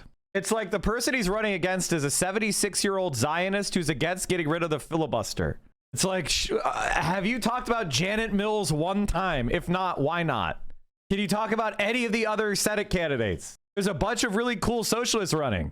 Can you like spend 1% of your platform on those people? Like I just did. I just had 2 socialists running DSA national endorsed on my stream today. What the fuck are you doing to bring up small candidates who every dollar and every volunteer can matter? Can you do anything? Do you know how many serial killers were in the Chinese People's Liberation Army or the Bolsheviks? Do you know what they did to actually win a revolution? What do you think revolutions are? What the fuck do you think a war is? The only reason I brought up Graham Plattner over the last month is because there is a grifter named Badin Panada who's been hyper-fixating on Graham Plattner. He's not even one of our main priority candidates. He is a progressive candidate who has a dodgy history, but you know, he has better policies than his opponent. That's it. There are far worse candidates who are literal fucking CIA agents who do not repudiate anything and are Zionist. And you're not spending 1% on that fucking of your energy on targeting them. Why? Because it's not about targeting Israel or even the empire. It's about wasting our fucking time and trying to demoralize the left. Shut the fuck up. Mike, I remember you saying the tattoo was a lie for you. The news came out. I asked in good faith what changed you. Nothing, dumb fuck. I didn't even say I support Graham Plattner. I said the hyperfixation on Graham Plattner is a grift. I didn't even say I was supporting him or endorsing him. I was pointing out that there is a million things you can pay attention to, and you're trying to focus on one guy who doesn't give a... It doesn't fucking matter. By the way, he's gonna win. He's gonna fucking win. I hope he keeps his anti-Zionist positions. I hope he fucking does. He's gonna win. He's beating Janet Mills. He's gonna beat Susan Collins. He does it. I don't need to pay attention to non-socialists. I like to support people that are running as socialists. That's my main focus. For the biggest national offices, I will make a pragmatic decision. My line in the stand is I want people that demand a change of policy on Israel. If you have a different political take, if yours is like, I want somebody who has never done anything that I disagree with, and it's like, this is America, bro. Like, you're going to have 0 people. Bad Ippadata is an accelerationist? No, he's not. He's not even an accelerationist. He's not any kind of ist. He's just a cringe schizo freak. That's it. He didn't used to be like that, but I think the Israel situation broke his brain. So now he's like, I just want revenge on the first world. And he thinks electing more Zionists in America are somehow going to cause revenge on the first world instead of just more pain for Palestinians. And I'm sorry, like, that is pathetic Sephiroth posting. So please shut the fuck up about Grant Plattner. He's not someone that we're even promoting or talking about. I think like desegregation is a real problem. I think that I don't want my children to live in a racial jungle. We would be like, okay, that's your problem. Like, you need to deal with that on your own. In this circumstance, because, you know, Jews are also a marginalized identity in the United States of America, and there is a lot of historic violence towards Jewish people on the virtue of being Jewish, that there is this conversation that takes place where we place a lot of emphasis on whether or not. By the way, we always knew Bad Ippadata was a little insane. The takes were good, but now the takes have just become like, I want AOC to lose so that America collapses, as if that's going to like make America collapse. Like, he lacks basic geopolitical like judgment. Like, he cannot analyze the state of the world and approach politics from a perspective of like, hey, if I have this goal, what would I make? What move would I make? He's just shitting in the middle of the sandbox and going like, I trolled you. Like, if that's like, he's not a serious political actor, and he doesn't even claim to be. He's not, he says, I saw him recently say that he's not a socialist. So like, what do you want me to say? I don't give a fuck about non-socialists. There's this like broad majority of Jewish people that are truly terrified of Zohran Mamdani because he's seemingly or considered to be anti-Semitic. And I think that's genuinely a racist position to apply to someone like Zohran Mamdani. I think it's ridiculous. He's done nothing and said nothing that is even remotely anti-Semitic. And yet he staked out a position on Gaza that is comports, that is not in favor of what Israel is doing, but that does not mean he is an anti-Semite. And here, I'll give you an example. Sometimes I like to think about it as like, if Zohran was like a white Christian guy or a Jewish guy, and he was saying that. It's so funny because Bad Ippadata is so funny because now he's going like full bore with the Jewish exceptionalism take. But before, he called GDF an anti-Semite for citing the book The Jewish Lobby, which basically, and the reason why is he didn't read the book. You could tell that because it was written by multiple Ivy League professors, and it's not saying that Jews control American politics. It's talking about the mechanism by which Israel, through AIPAC and its lobbying fronts like the ADL, exercises extraordinary power over American foreign policy, especially toward the Middle East. The mechanisms by which Israel puts pressure on congressmen and senators and the political system of America, and how that operates and how it results in America making decisions that are probably against its national interest, but in favor of Israel's interest. That's not saying Jews control American foreign policy. It's about studying what really is happening, evaluating the decisions that are actually made, and saying, was this decision in the American national interest? If not, why not? And tracing the influence that Israel is exercising on our political system. He said that was anti-Semitic. Now he's doing Jewish exceptionalism takes about how Hassan is actually Zionist because he says anti-Semitism is a problem. Like, come on. He's gone off the deep end. And honestly, if he has fun doing what he's doing, have at it, Haas. But please, could you stop bringing his dumb shit to me? Because it's too stupid now. It's no longer of any value. And it's not because I've changed. It's because he changed. He was the one saying, vote Bernie Sanders. Would these arguments stick? Would there be this much? I mean, look at Grant Planner. He's a fucking totem-cov tattoo. This is what I'm saying. And even then, people are like not even making that argument, right? Give him a pass. So my point is like, that is institutionalized Islamophobia. There's a big part of it. I don't like to talk about it too much because it's like a lot of people tap out when they hear that and they're like, I don't want to hear this. Oh, whatever. Here we go again. But the reason why I'm saying it here is that like we shall see if the liberals are more forgiving of guys like Grant Plattner because he's a white dude and they think that is like the primary version of electability. for liberals in general? Yeah. Or is it because he came out of the gate swinging with very leftist, like left flank policies, and that's the reason why they're forgiving of him? And I think the contest I'm paying close attention to is Abdul El Sayed, a person who has none of the red flags whatsoever. Another person that basically has an infallible reputation and has actually more experience in politics as well. He's run for the governors. He failed to defeat. I think it was Whitmer that he failed to defeat on a Medicare for All campaign, and he is the real deal, right? And he's also another early Bernie pick. He's also anti-Zionist. We shall see if liberals are just as forgiving of a brown guy that is running on a very similar campaign to Graham Plattner. Without the tattoo. Yeah, without the Nazi tattoo, but he's a brown guy. Does that mean that it's like scarier? My point is a white dude with a Nazi tattoo. I think we know the answer, don't we? Well, I think we know the answer. No, I don't. As a brown person, I think I know the answer. No, I think that's defeatist, and that's I don't. Who's gonna fry me? Oh no. Oh no, he's going to join into the he's going to join with Destiny and go after me. Oh no. Oh no. And by the way, we're literally talking about there is a Senate candidate in Michigan, Abdul Al-Sayed, very strong on Gaza. Where's Bad Empanada? Oh, he doesn't give a fuck. Again, because he's grifting. And for some reason, he's got you ultras talking about Plattner 24/7 like it fucking matters.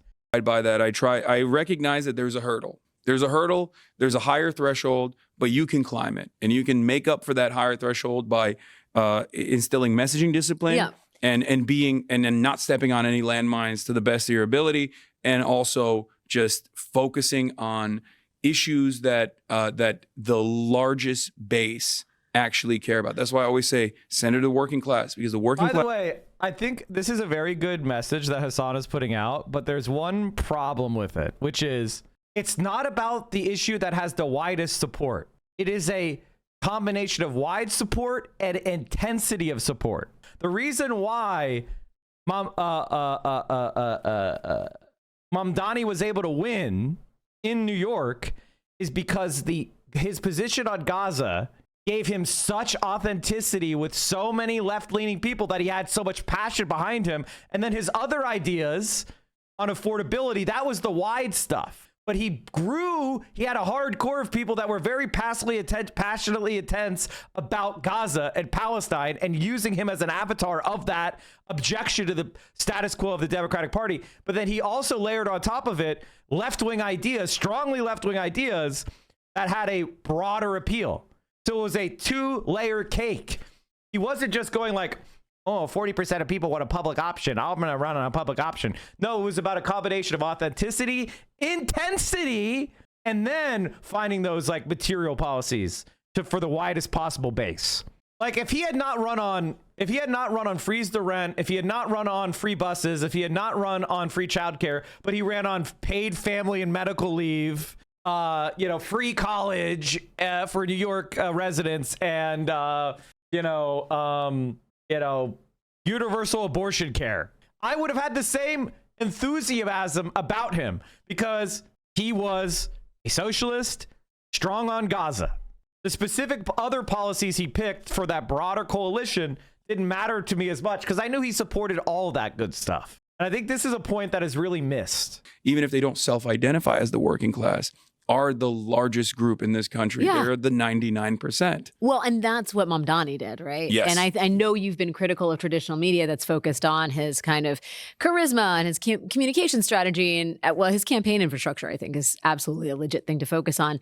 I guess that people haven't focused enough on the issues that first of all, the big ideas he had, the innovative ideas, the issues, the policy itself, and that was the thing that actually won him the mayorship.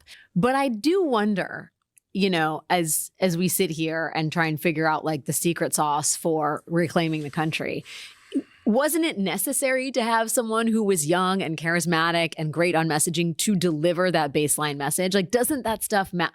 I don't mean to sound shallow. No, aesthetics matter. They do. Like big time, don't you think? But again, we go back to the aesthetics that are positive, right? The optics that were positive. He's young, he's vibrant, he's dynamic, and he's a great orator, right?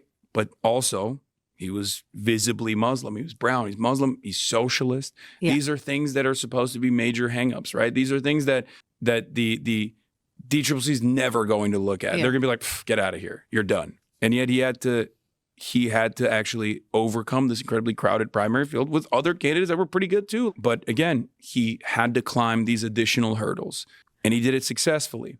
So it's not impossible. Yeah. It is real. Just it takes is a real once issue. in a generation talent to do No, but it. sometimes you got to be that person is what I mean. Yeah. I think like I had this issue with Kamala Harris quite a bit. I talked to some of my wonderful friends who would always talk about like, well, it's misogyny, it's misogynoir, it's white supremacy. Like they just did not want a black woman in a position of power. And there's truth to that, of course. Yeah. It's a anti-blackness is fundamental in this country's politics. So is misogyny. Yeah, and so is misogyny, of course. And that didn't mean that it was impossible, because the alternative to that is then we only have to run white guys. And I don't care. Well, I think some people think that's the answer for Democrats. But I think. By the way, no, they don't. No, they fucking don't. No, they fucking don't.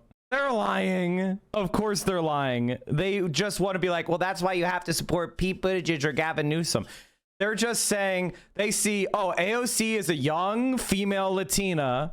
So now suddenly the Democrats are going to learn that only white men can run. Now, when Bernie Sanders was running, white man, you racist, sexist. You want to run a white man? You racist, sexist. Now suddenly that Bernie Sanders is out of the picture. Now suddenly, young Latina women, that would be the worst. It's a lie. They don't believe it. It's just a baseless attack that they're making against AOC because they can't actually talk about the ideas she might run on being unpopular. And if you fall for it, you're dumb. Everybody who wouldn't vote for a woman or a Latina is already voting Republican now. Stop believing this dumb shit. Stop believing it. And there's plenty of people that voted Republican or didn't show up who would vote for a Latina woman. That's stupid. Shut the fuck up. That's a dumb point. No, it doesn't. Stop believing this dumb crap. It's actually stupid. It's actually stupid. Michigan just elected 2 women in their last 2 elections. Shut the fuck up about women being unelectable. Michigan is one of the most important swing states. It's wrong. It's dumb. Shut up. Shut up. Shut the fuck up. Shut up. That's ridiculous. We have to drop that idea in its entirety. We have to be much more forgiving, and we have to be more open-minded. Because America is an incredibly diverse country. Mm-hmm. And there was also a black man whose middle name was Hussein that was able to also win with a broad populist message as well, and also stake his campaign around being against the Iraq War in 2007 and 2008. That was a brave position to take on, in my opinion. I do wonder, though, the country feels like it's, in a conversation with Barack Obama last night, the country's changed so much. And everything from the bifurcation of information systems to tech to what Trump's done to the national conversation and the sense of unity. I wonder how an Obama candidacy would even work in this day and age, but I think Mamdani, I do want to get back to Mamdani. I think it would be like a Mamdani. Yeah. campaign. I mean, I think which is way more, I think the Mamdani campaign is way more out front on on complicated it. Like Obama didn't want to have to talk about race until he was forced to by the right wing, right? Of course. Neither did Mamdani. Yeah. Mamdani did not, it was obvious that he's Muslim and he would target that base, but there was never really a moment until the very last faucet of Islamophobia where he put his foot down and said guys, what are we doing here? Yeah. This is ridiculous. You're not only harming me, you're not only attacking me, you're attacking 1 in 8 New Yorkers that are also Muslim by constantly associating us with terrorism, with 9/11, with Islamophobia of this sort. This is ridiculous. And I think that he waited until the very last moment, just like Barack Obama did, because if you come out of the gate swinging with that, that's going to be the entire campaign. Yeah, well, he came out swinging with democratic socialism, and that was enough of a left hook. But I mean, I guess I wonder in the context of this conversation we're having about the left and masculinity and, how out front you can be on issues that are complicated. We know from exit polling that Mamdani did incredibly well with young men. And I wonder as we try and understand. Plus 40, right? Yeah, plus 40.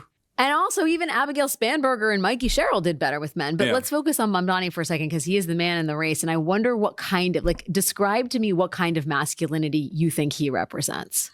I mean, I think he's just a guy. He's just a guy that you can hang with. And there are many people like him out there of all different backgrounds, shapes, colors, sizes. It's called having good vibes. It's called having good vibes. That's what it's about. There's a variety of ways to get people behind you, but he had good fucking vibes. He was a good hang. And that's what it is. He's authentically himself. Is that the key? He's just himself. And that's what I do as well. Like, I'm just authentically myself. I don't care. Like, you know, I'll go to a gay bar. I'll do a drag thing every now and then. And that breaks the brains of so many insecure people where they're like, oh, you wore a dress. It's like, okay, like, who gives a shit, right? If you're confident in your sexuality, if you're confident in your masculinity, this kind of stuff doesn't matter. I think that's the thing people don't get. I was doing this show back in the day, and this guy was like you, tall, strapping dude who would wear pearl necklaces, and another dude just like them, they would do their nails, and they were like, and? Yeah. And it's like, it's something that I think politicians don't get about masculinity, because they still think of it in these pretty retrograde tropes of like, you would never, you would never get into makeup, or there's no femininity, there's no room for femininity. And it's like, the thing about the 21st century is like, the young dudes are like way more comfortable being whatever the fuck they want to be without feeling like they need, and not feeling like they need to be in a box. And someone out there politically needs to recognize that. When we talk about Mamdani and the road ahead for him, and I ask you this because I know you were at Mamdani headquarters, advisor? Engaged supporter. Was it engaged supporter? Exactly. Supporter. I was an early booster. I try to help to the best of my ability, and I think like the most impactful part of that was, like I said, in the primary, getting his name in front of like a lot of people, of organizers, and a lot of people who were excited and primed and ready to go with a candidate that represented their worldview, that was closer to their worldview. This would not work with every single campaign, though. That's what I always stress to other people. It's not like I can just like activate my audience. You're like, don't come to me. Yeah, in the direction of like Abigail Spanberger, for example, unless there is something there that is tangible, something there that like people can associate with. And what do you mean by that? Like what like why wouldn't that work with Abigail Spanberger?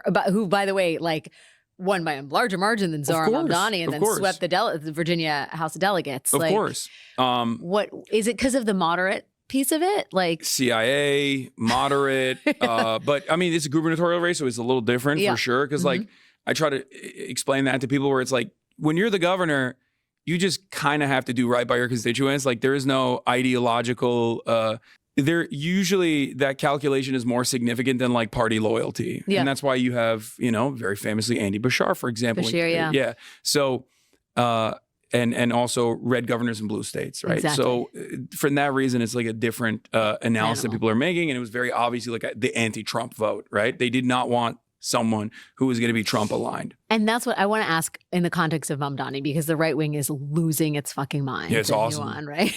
Yeah. And like Trump has already very clearly set his sights on Mamdani, and I wonder how much we should expect him. I think Trump will surprise you on Mamdani. What do you mean? I think Donald Trump reads the room a lot better than people give him credit for, or some people do give him credit for it. He sees charisma and he likes it. He knows He's a television man. Yeah. And I was reading, I think it was Peter Baker in the New York Times that wrote this report, and a part of that was talking about how Donald Trump behind closed doors has been speaking a very different tune about Zohran Mamdani than he is when he's speaking out against him. I'm with you on the Trump. Oh yeah, Trump is. That's why he defended Tucker Carlson, because he's plugged into the Republican base and he knows that the Zionists are not where the base is. Could surprise us on Mamdani. I think he does. He respects. Like if Donald Trump, just hypothetically, if Donald Trump said, fuck Israel, Israel's support in America would go to 5%. Charisma. He respects Republicans. Political talent. It's why he's obsessed with Barack Obama and obsessed with the comparisons. But he also has trampled on Obama's legacy, like explicitly. He's had his goons at like, you know, DNI investigate Obama, and like his, you know, Obama is his Moby Dick in a lot of ways. I could see the same being true for Mamdani, where he privately sort of respects him as a politician and as a man, but also will use him as a foil to try and take on the libs and New York City and, try and make life hell for the people that Mamdani has to govern. So I guess I wonder, as you think about it, like how much should the left expect Mamdani to be a bulwark against Trump? And how much should the left give him space to actually just run the most complicated bureaucratic city in America? I think that's going to happen regardless. There's going to be a lot of growing pains, and there is going to be a tremendous amount of animosity towards whatever he tries to do. It's going to happen because there are far too many advocacy groups and far too many corporate interests at play here that have been very frustrated and very fearful about even offering a crumb of hope to the working class. Mamdani does represent that hope. His campaign was able to overcome great odds. I know we say, oh, it's New York, everyone's woke, but like that was an insane race that took place. It was nationally significant, but it was also internationally significant. I have friends in LFI, in France on Bout, that are going crazy. Mélenchon has been talking about Zoran Mamdani over and over again. I got people in the Green Party hitting me up in the UK to be like, hey, can we get an interview with Zoran Mamdani? Well, and it's such a counterpoint. I mean, we have exported a certain brand of like toxic American imperialism and like MAGA bullshit for, the last 8 years. You got people in Korea wearing MAGA hats. We are polluting. We're exporting our brain rot to these other countries. Yeah. And you saw that with Sansaido in Japan. America First mechanism with a white guy, by the way, who was a MAGA Trump booster that went to Japan and was a campaign advisor for this party called Sansaido, actually made waves. Like they actually had modestly increased their visibility in Japanese politics out of nowhere, and they were running on xenophobia and all this other stuff. Which of course you're welcome, Japan. Of course, well, Japan is already very xenophobic, but. It was interesting to see like such an Americanized version of that. Wait. Yeah. Especially when it looks like Trump might be trying to meet Mamdani. Oh my God, this is so funny. Oh no. Oh no.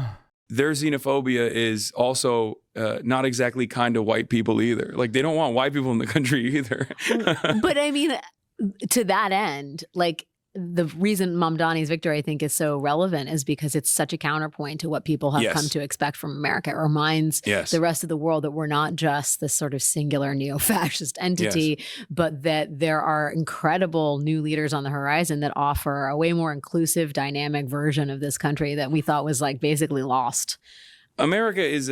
I think the one thing about politics that I would like to recommend to everyone is that learn how to become a little bit more stoic. Stop gnashing your teeth and rending your garments over every single political wobble. All right?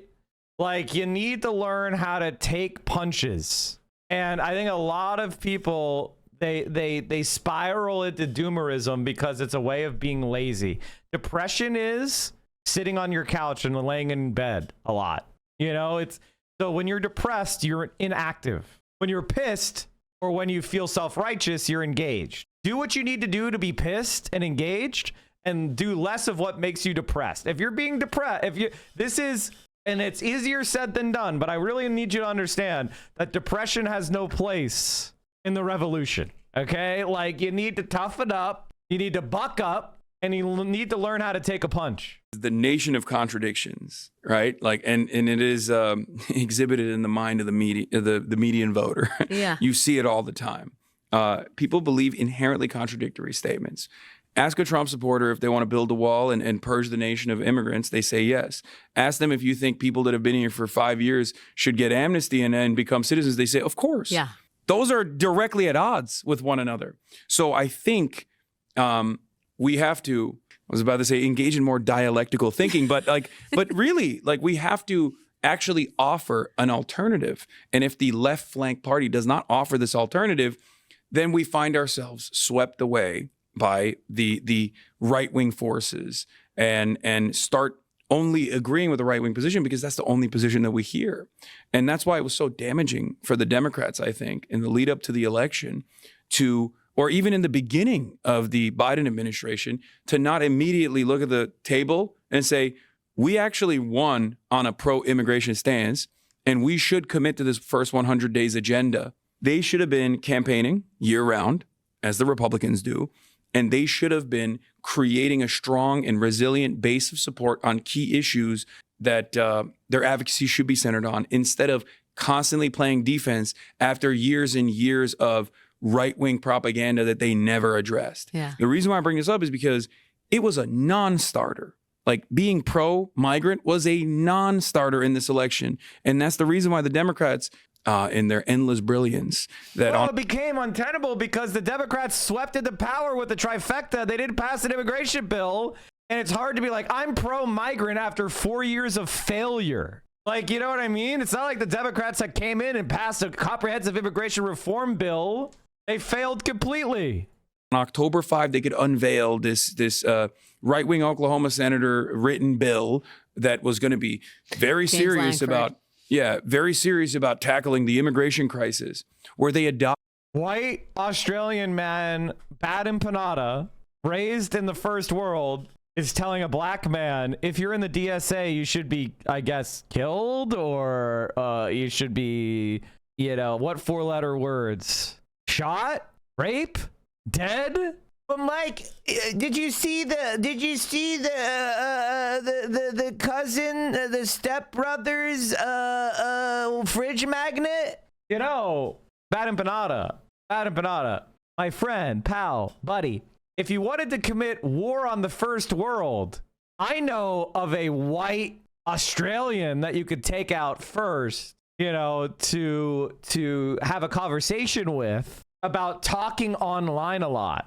And maybe he should use his platform to advance, say, third world voices. Adopted the right-wing framing that was utterly devoid of facts, that was complete It could take years of depression, but hard work, but depression could be defeated. Oh, definitely.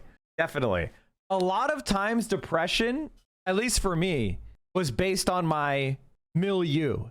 What I mean by that is, did I feel like I had agency? My biggest tip for depression is try to find some area of your life where you are making progress. And when I could bury myself into something that seems like I'm moving a ball forward, it always is what helped dig me out of depression. And small movements tend to lead to bigger movements. And the other like tip I have for depression for me is, don't look at how far behind you are and totalize it. Just pick one small task and try to accomplish it. Like, I'll give you an example. Sometimes if I was depressed, I would fall behind on like chores around the house, right? So my laundry would pile up, the kitchen would get messy, there would be clutter. And instead of like coming in and being like, I need to clean my house, I need to clean my apartment, I'll be like, you know what? I'm going to wash the dishes today. And then I would just do that. And the next day I'd be like, you know what? I'm going to gather the laundry. Just gather it. Not, I'm going to do all the laundry right now. I would just I'm going to just gather all the laundry and take it to the laundry room, or I'll take it to my bedroom to sort. And I would just take one small step. Every day I do one thing, and then I'd call it. And then once you start doing that, you get out from underneath all of the pile of shit, and you start improving things. And over the course of a couple weeks, once you start seeing like real progress, then you get more motivation, and then you do another thing, and you do another thing, and you kind of like can gut yourself out of some of that stuff. I feel like just starting on anything is a huge hack. Yeah, give yourself some low bar that you could step over. Just the process of stepping over that bar will motivate you to more. I don't know if this is at all helpful or just annoying. That's what helps me. Hysteria, and they said, yes, you're right, immigrants are constituting a national security threat, but we are the serious party that's going to actually take care of this problem. When you do that, you don't actually win any votes. Yeah, well, you cede ground to territory. All you've done is allow the country to be more right-wing until they actually see the implementation of those policies. Another thing that I constantly screamed about over and over again, I was like, this is very dangerous. Mass deportations are Nazi shit. You guys are not taking this seriously. You are not pushing back against like the dangers that immigrants present. They were too fearful to take a stand on this issue because Democrats don't believe in anything.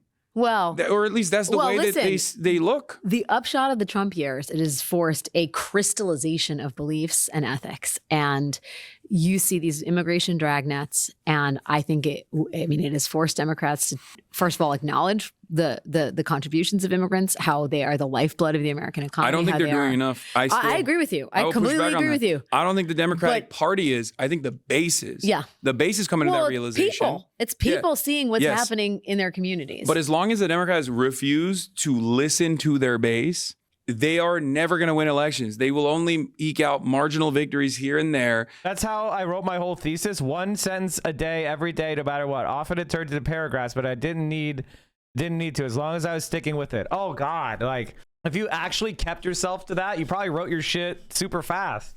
It's like gathering up your research, gathering up your notes, sitting down to write a sentence. You're gonna be like, well, I'm already here. You know what I mean? Like you're already here. If you actually forced yourself to like prepare and sit down, I'm sure you got that shit done in no time. As we ratchet. The disruption in brain chemistry from depression is because of the depression. It's not necessarily the cause of your depression. I feel like people don't understand that depression was something that was useful for us when we were hunter-gatherers. You know, if like you were facing real social stigma, hanging around in your hut until everyone's emotions cooled down was evolutionarily advantageous. Feeling a little bit withdrawn when you had a setback was, low energy. You expended less energy. You required less food. Like that, there's definitely something about depression that had value in evolutionary history, and so breaking out of that, recognizing that depression is materially derived from our bodies, can help us formulate strategies to deal with it and not think of it as some sort of like curse that is almost supernatural upon us, but rather the results of our brain chemistry, our history, our personality, and our material conditions. And all of those can be affected, and maybe we can improve, not necessarily cure ourselves, make our life more in alignment with our goals. Further and further into very, very dangerous right-wing territory, which we're in right now. We are in fascism territory. If you go along with the, what's his name, James Carville method of just like showing your belly and expecting results. I have bipolar type 2. I take a cocktail of drugs to help keep it stable. Not sure what evolutionary purpose it serves. Probably not. I'm not saying every disorder serves evolutionary purpose. I'm just drawing your attention to it, a way of approaching it where it's not so dire, but having trouble regulating your ups and downs, that is very, very, very, you could see why that can go off the tracks. Also, we live in a very strict society where neurodivergence is stamped out because we invented the clock, okay? We did not evolve with clocks, just so you know. The human race is now living a completely different world than what the way this ape evolved created a lot of structures that are not in alignment with that. You arrive at being the less popular party at a time when there's unprecedented animosity towards the Republicans. Yeah. It's unacceptable. Don't show your soft belly. Go out there and fight. Yeah, people want fighters. And I think that's going to be fighters who can wear pearl necklaces too. Yeah, sure. But I think that is like the major thing that Democrats need to address. They'll put their bodies on the line. They will be leading the charge. They're unafraid to go out in public and actually lead protests and actually make a big fuss about these issues. That's why I gave a lot of respect to Chris Van Hollen when he made the issue of Kilmer-Briga-Garcia consequential for the Republicans. That was a turning point. That paired up with people black bagging random neighbors off of the streets was creating a lot of animosity and a lot of discontent amongst the base, but they were not. The media wasn't covering it as much. Yeah. And until Chris Van Hollen was like, no, I want proof of life. This is one of my constituents. I want proof of life for Kilmer-Briga-Garcia. I'm down to go to El Salvador. Then it became a major issue. Totally. That was the turning point in the polls as well for Americans that were too busy to care about what the administration was up to because they were too busy trying to make rent. Well, listen, you can care about affordability and the welfare of your fellow human beings. And I think that that's what the moment calls for. Hassan, it's like we could talk for 6 more hours. Yeah. There's a lot to cover. I hope I can talk to you again. For sure. It's great to get your perspective on all of this. Oh, thank you for having me. Keep doing what you're doing. Maybe not the chew. I worry about your health. Oh, the Zins? The Zins. You Sorry. see I got the Trump Yeah. assassination attempt Zintin. Of course you do. This is a real party trick. When I go to like all the Manosphere podcasts, they love it. When I pull this out, they're like, "Oh my god!" Okay, well, good luck out there, man. Oh, thank you. Thanks for your time. Thanks for having me. Before we go, I want to hear. All right, chat. I'm gonna call it there. Thank you so much for hanging out today. Hope you guys enjoyed the stream. We had a fun one. Make sure that you guys are donating to our socialist comrades. I'm going to send guys, gals, non-binary pals over to VO, who has an important announcement. VO has an important announcement. So go hang out with VO. Stay safe out there. Solidarity forever, my friends. Here's all my links. Socialism will win. Go donate money to Jake. Thank you all for all the amazing support. I will see you tomorrow, 7 a.m. Pacific, 10 a.m. Eastern. Stay safe. Solidarity forever. Socialism will win. See you soon.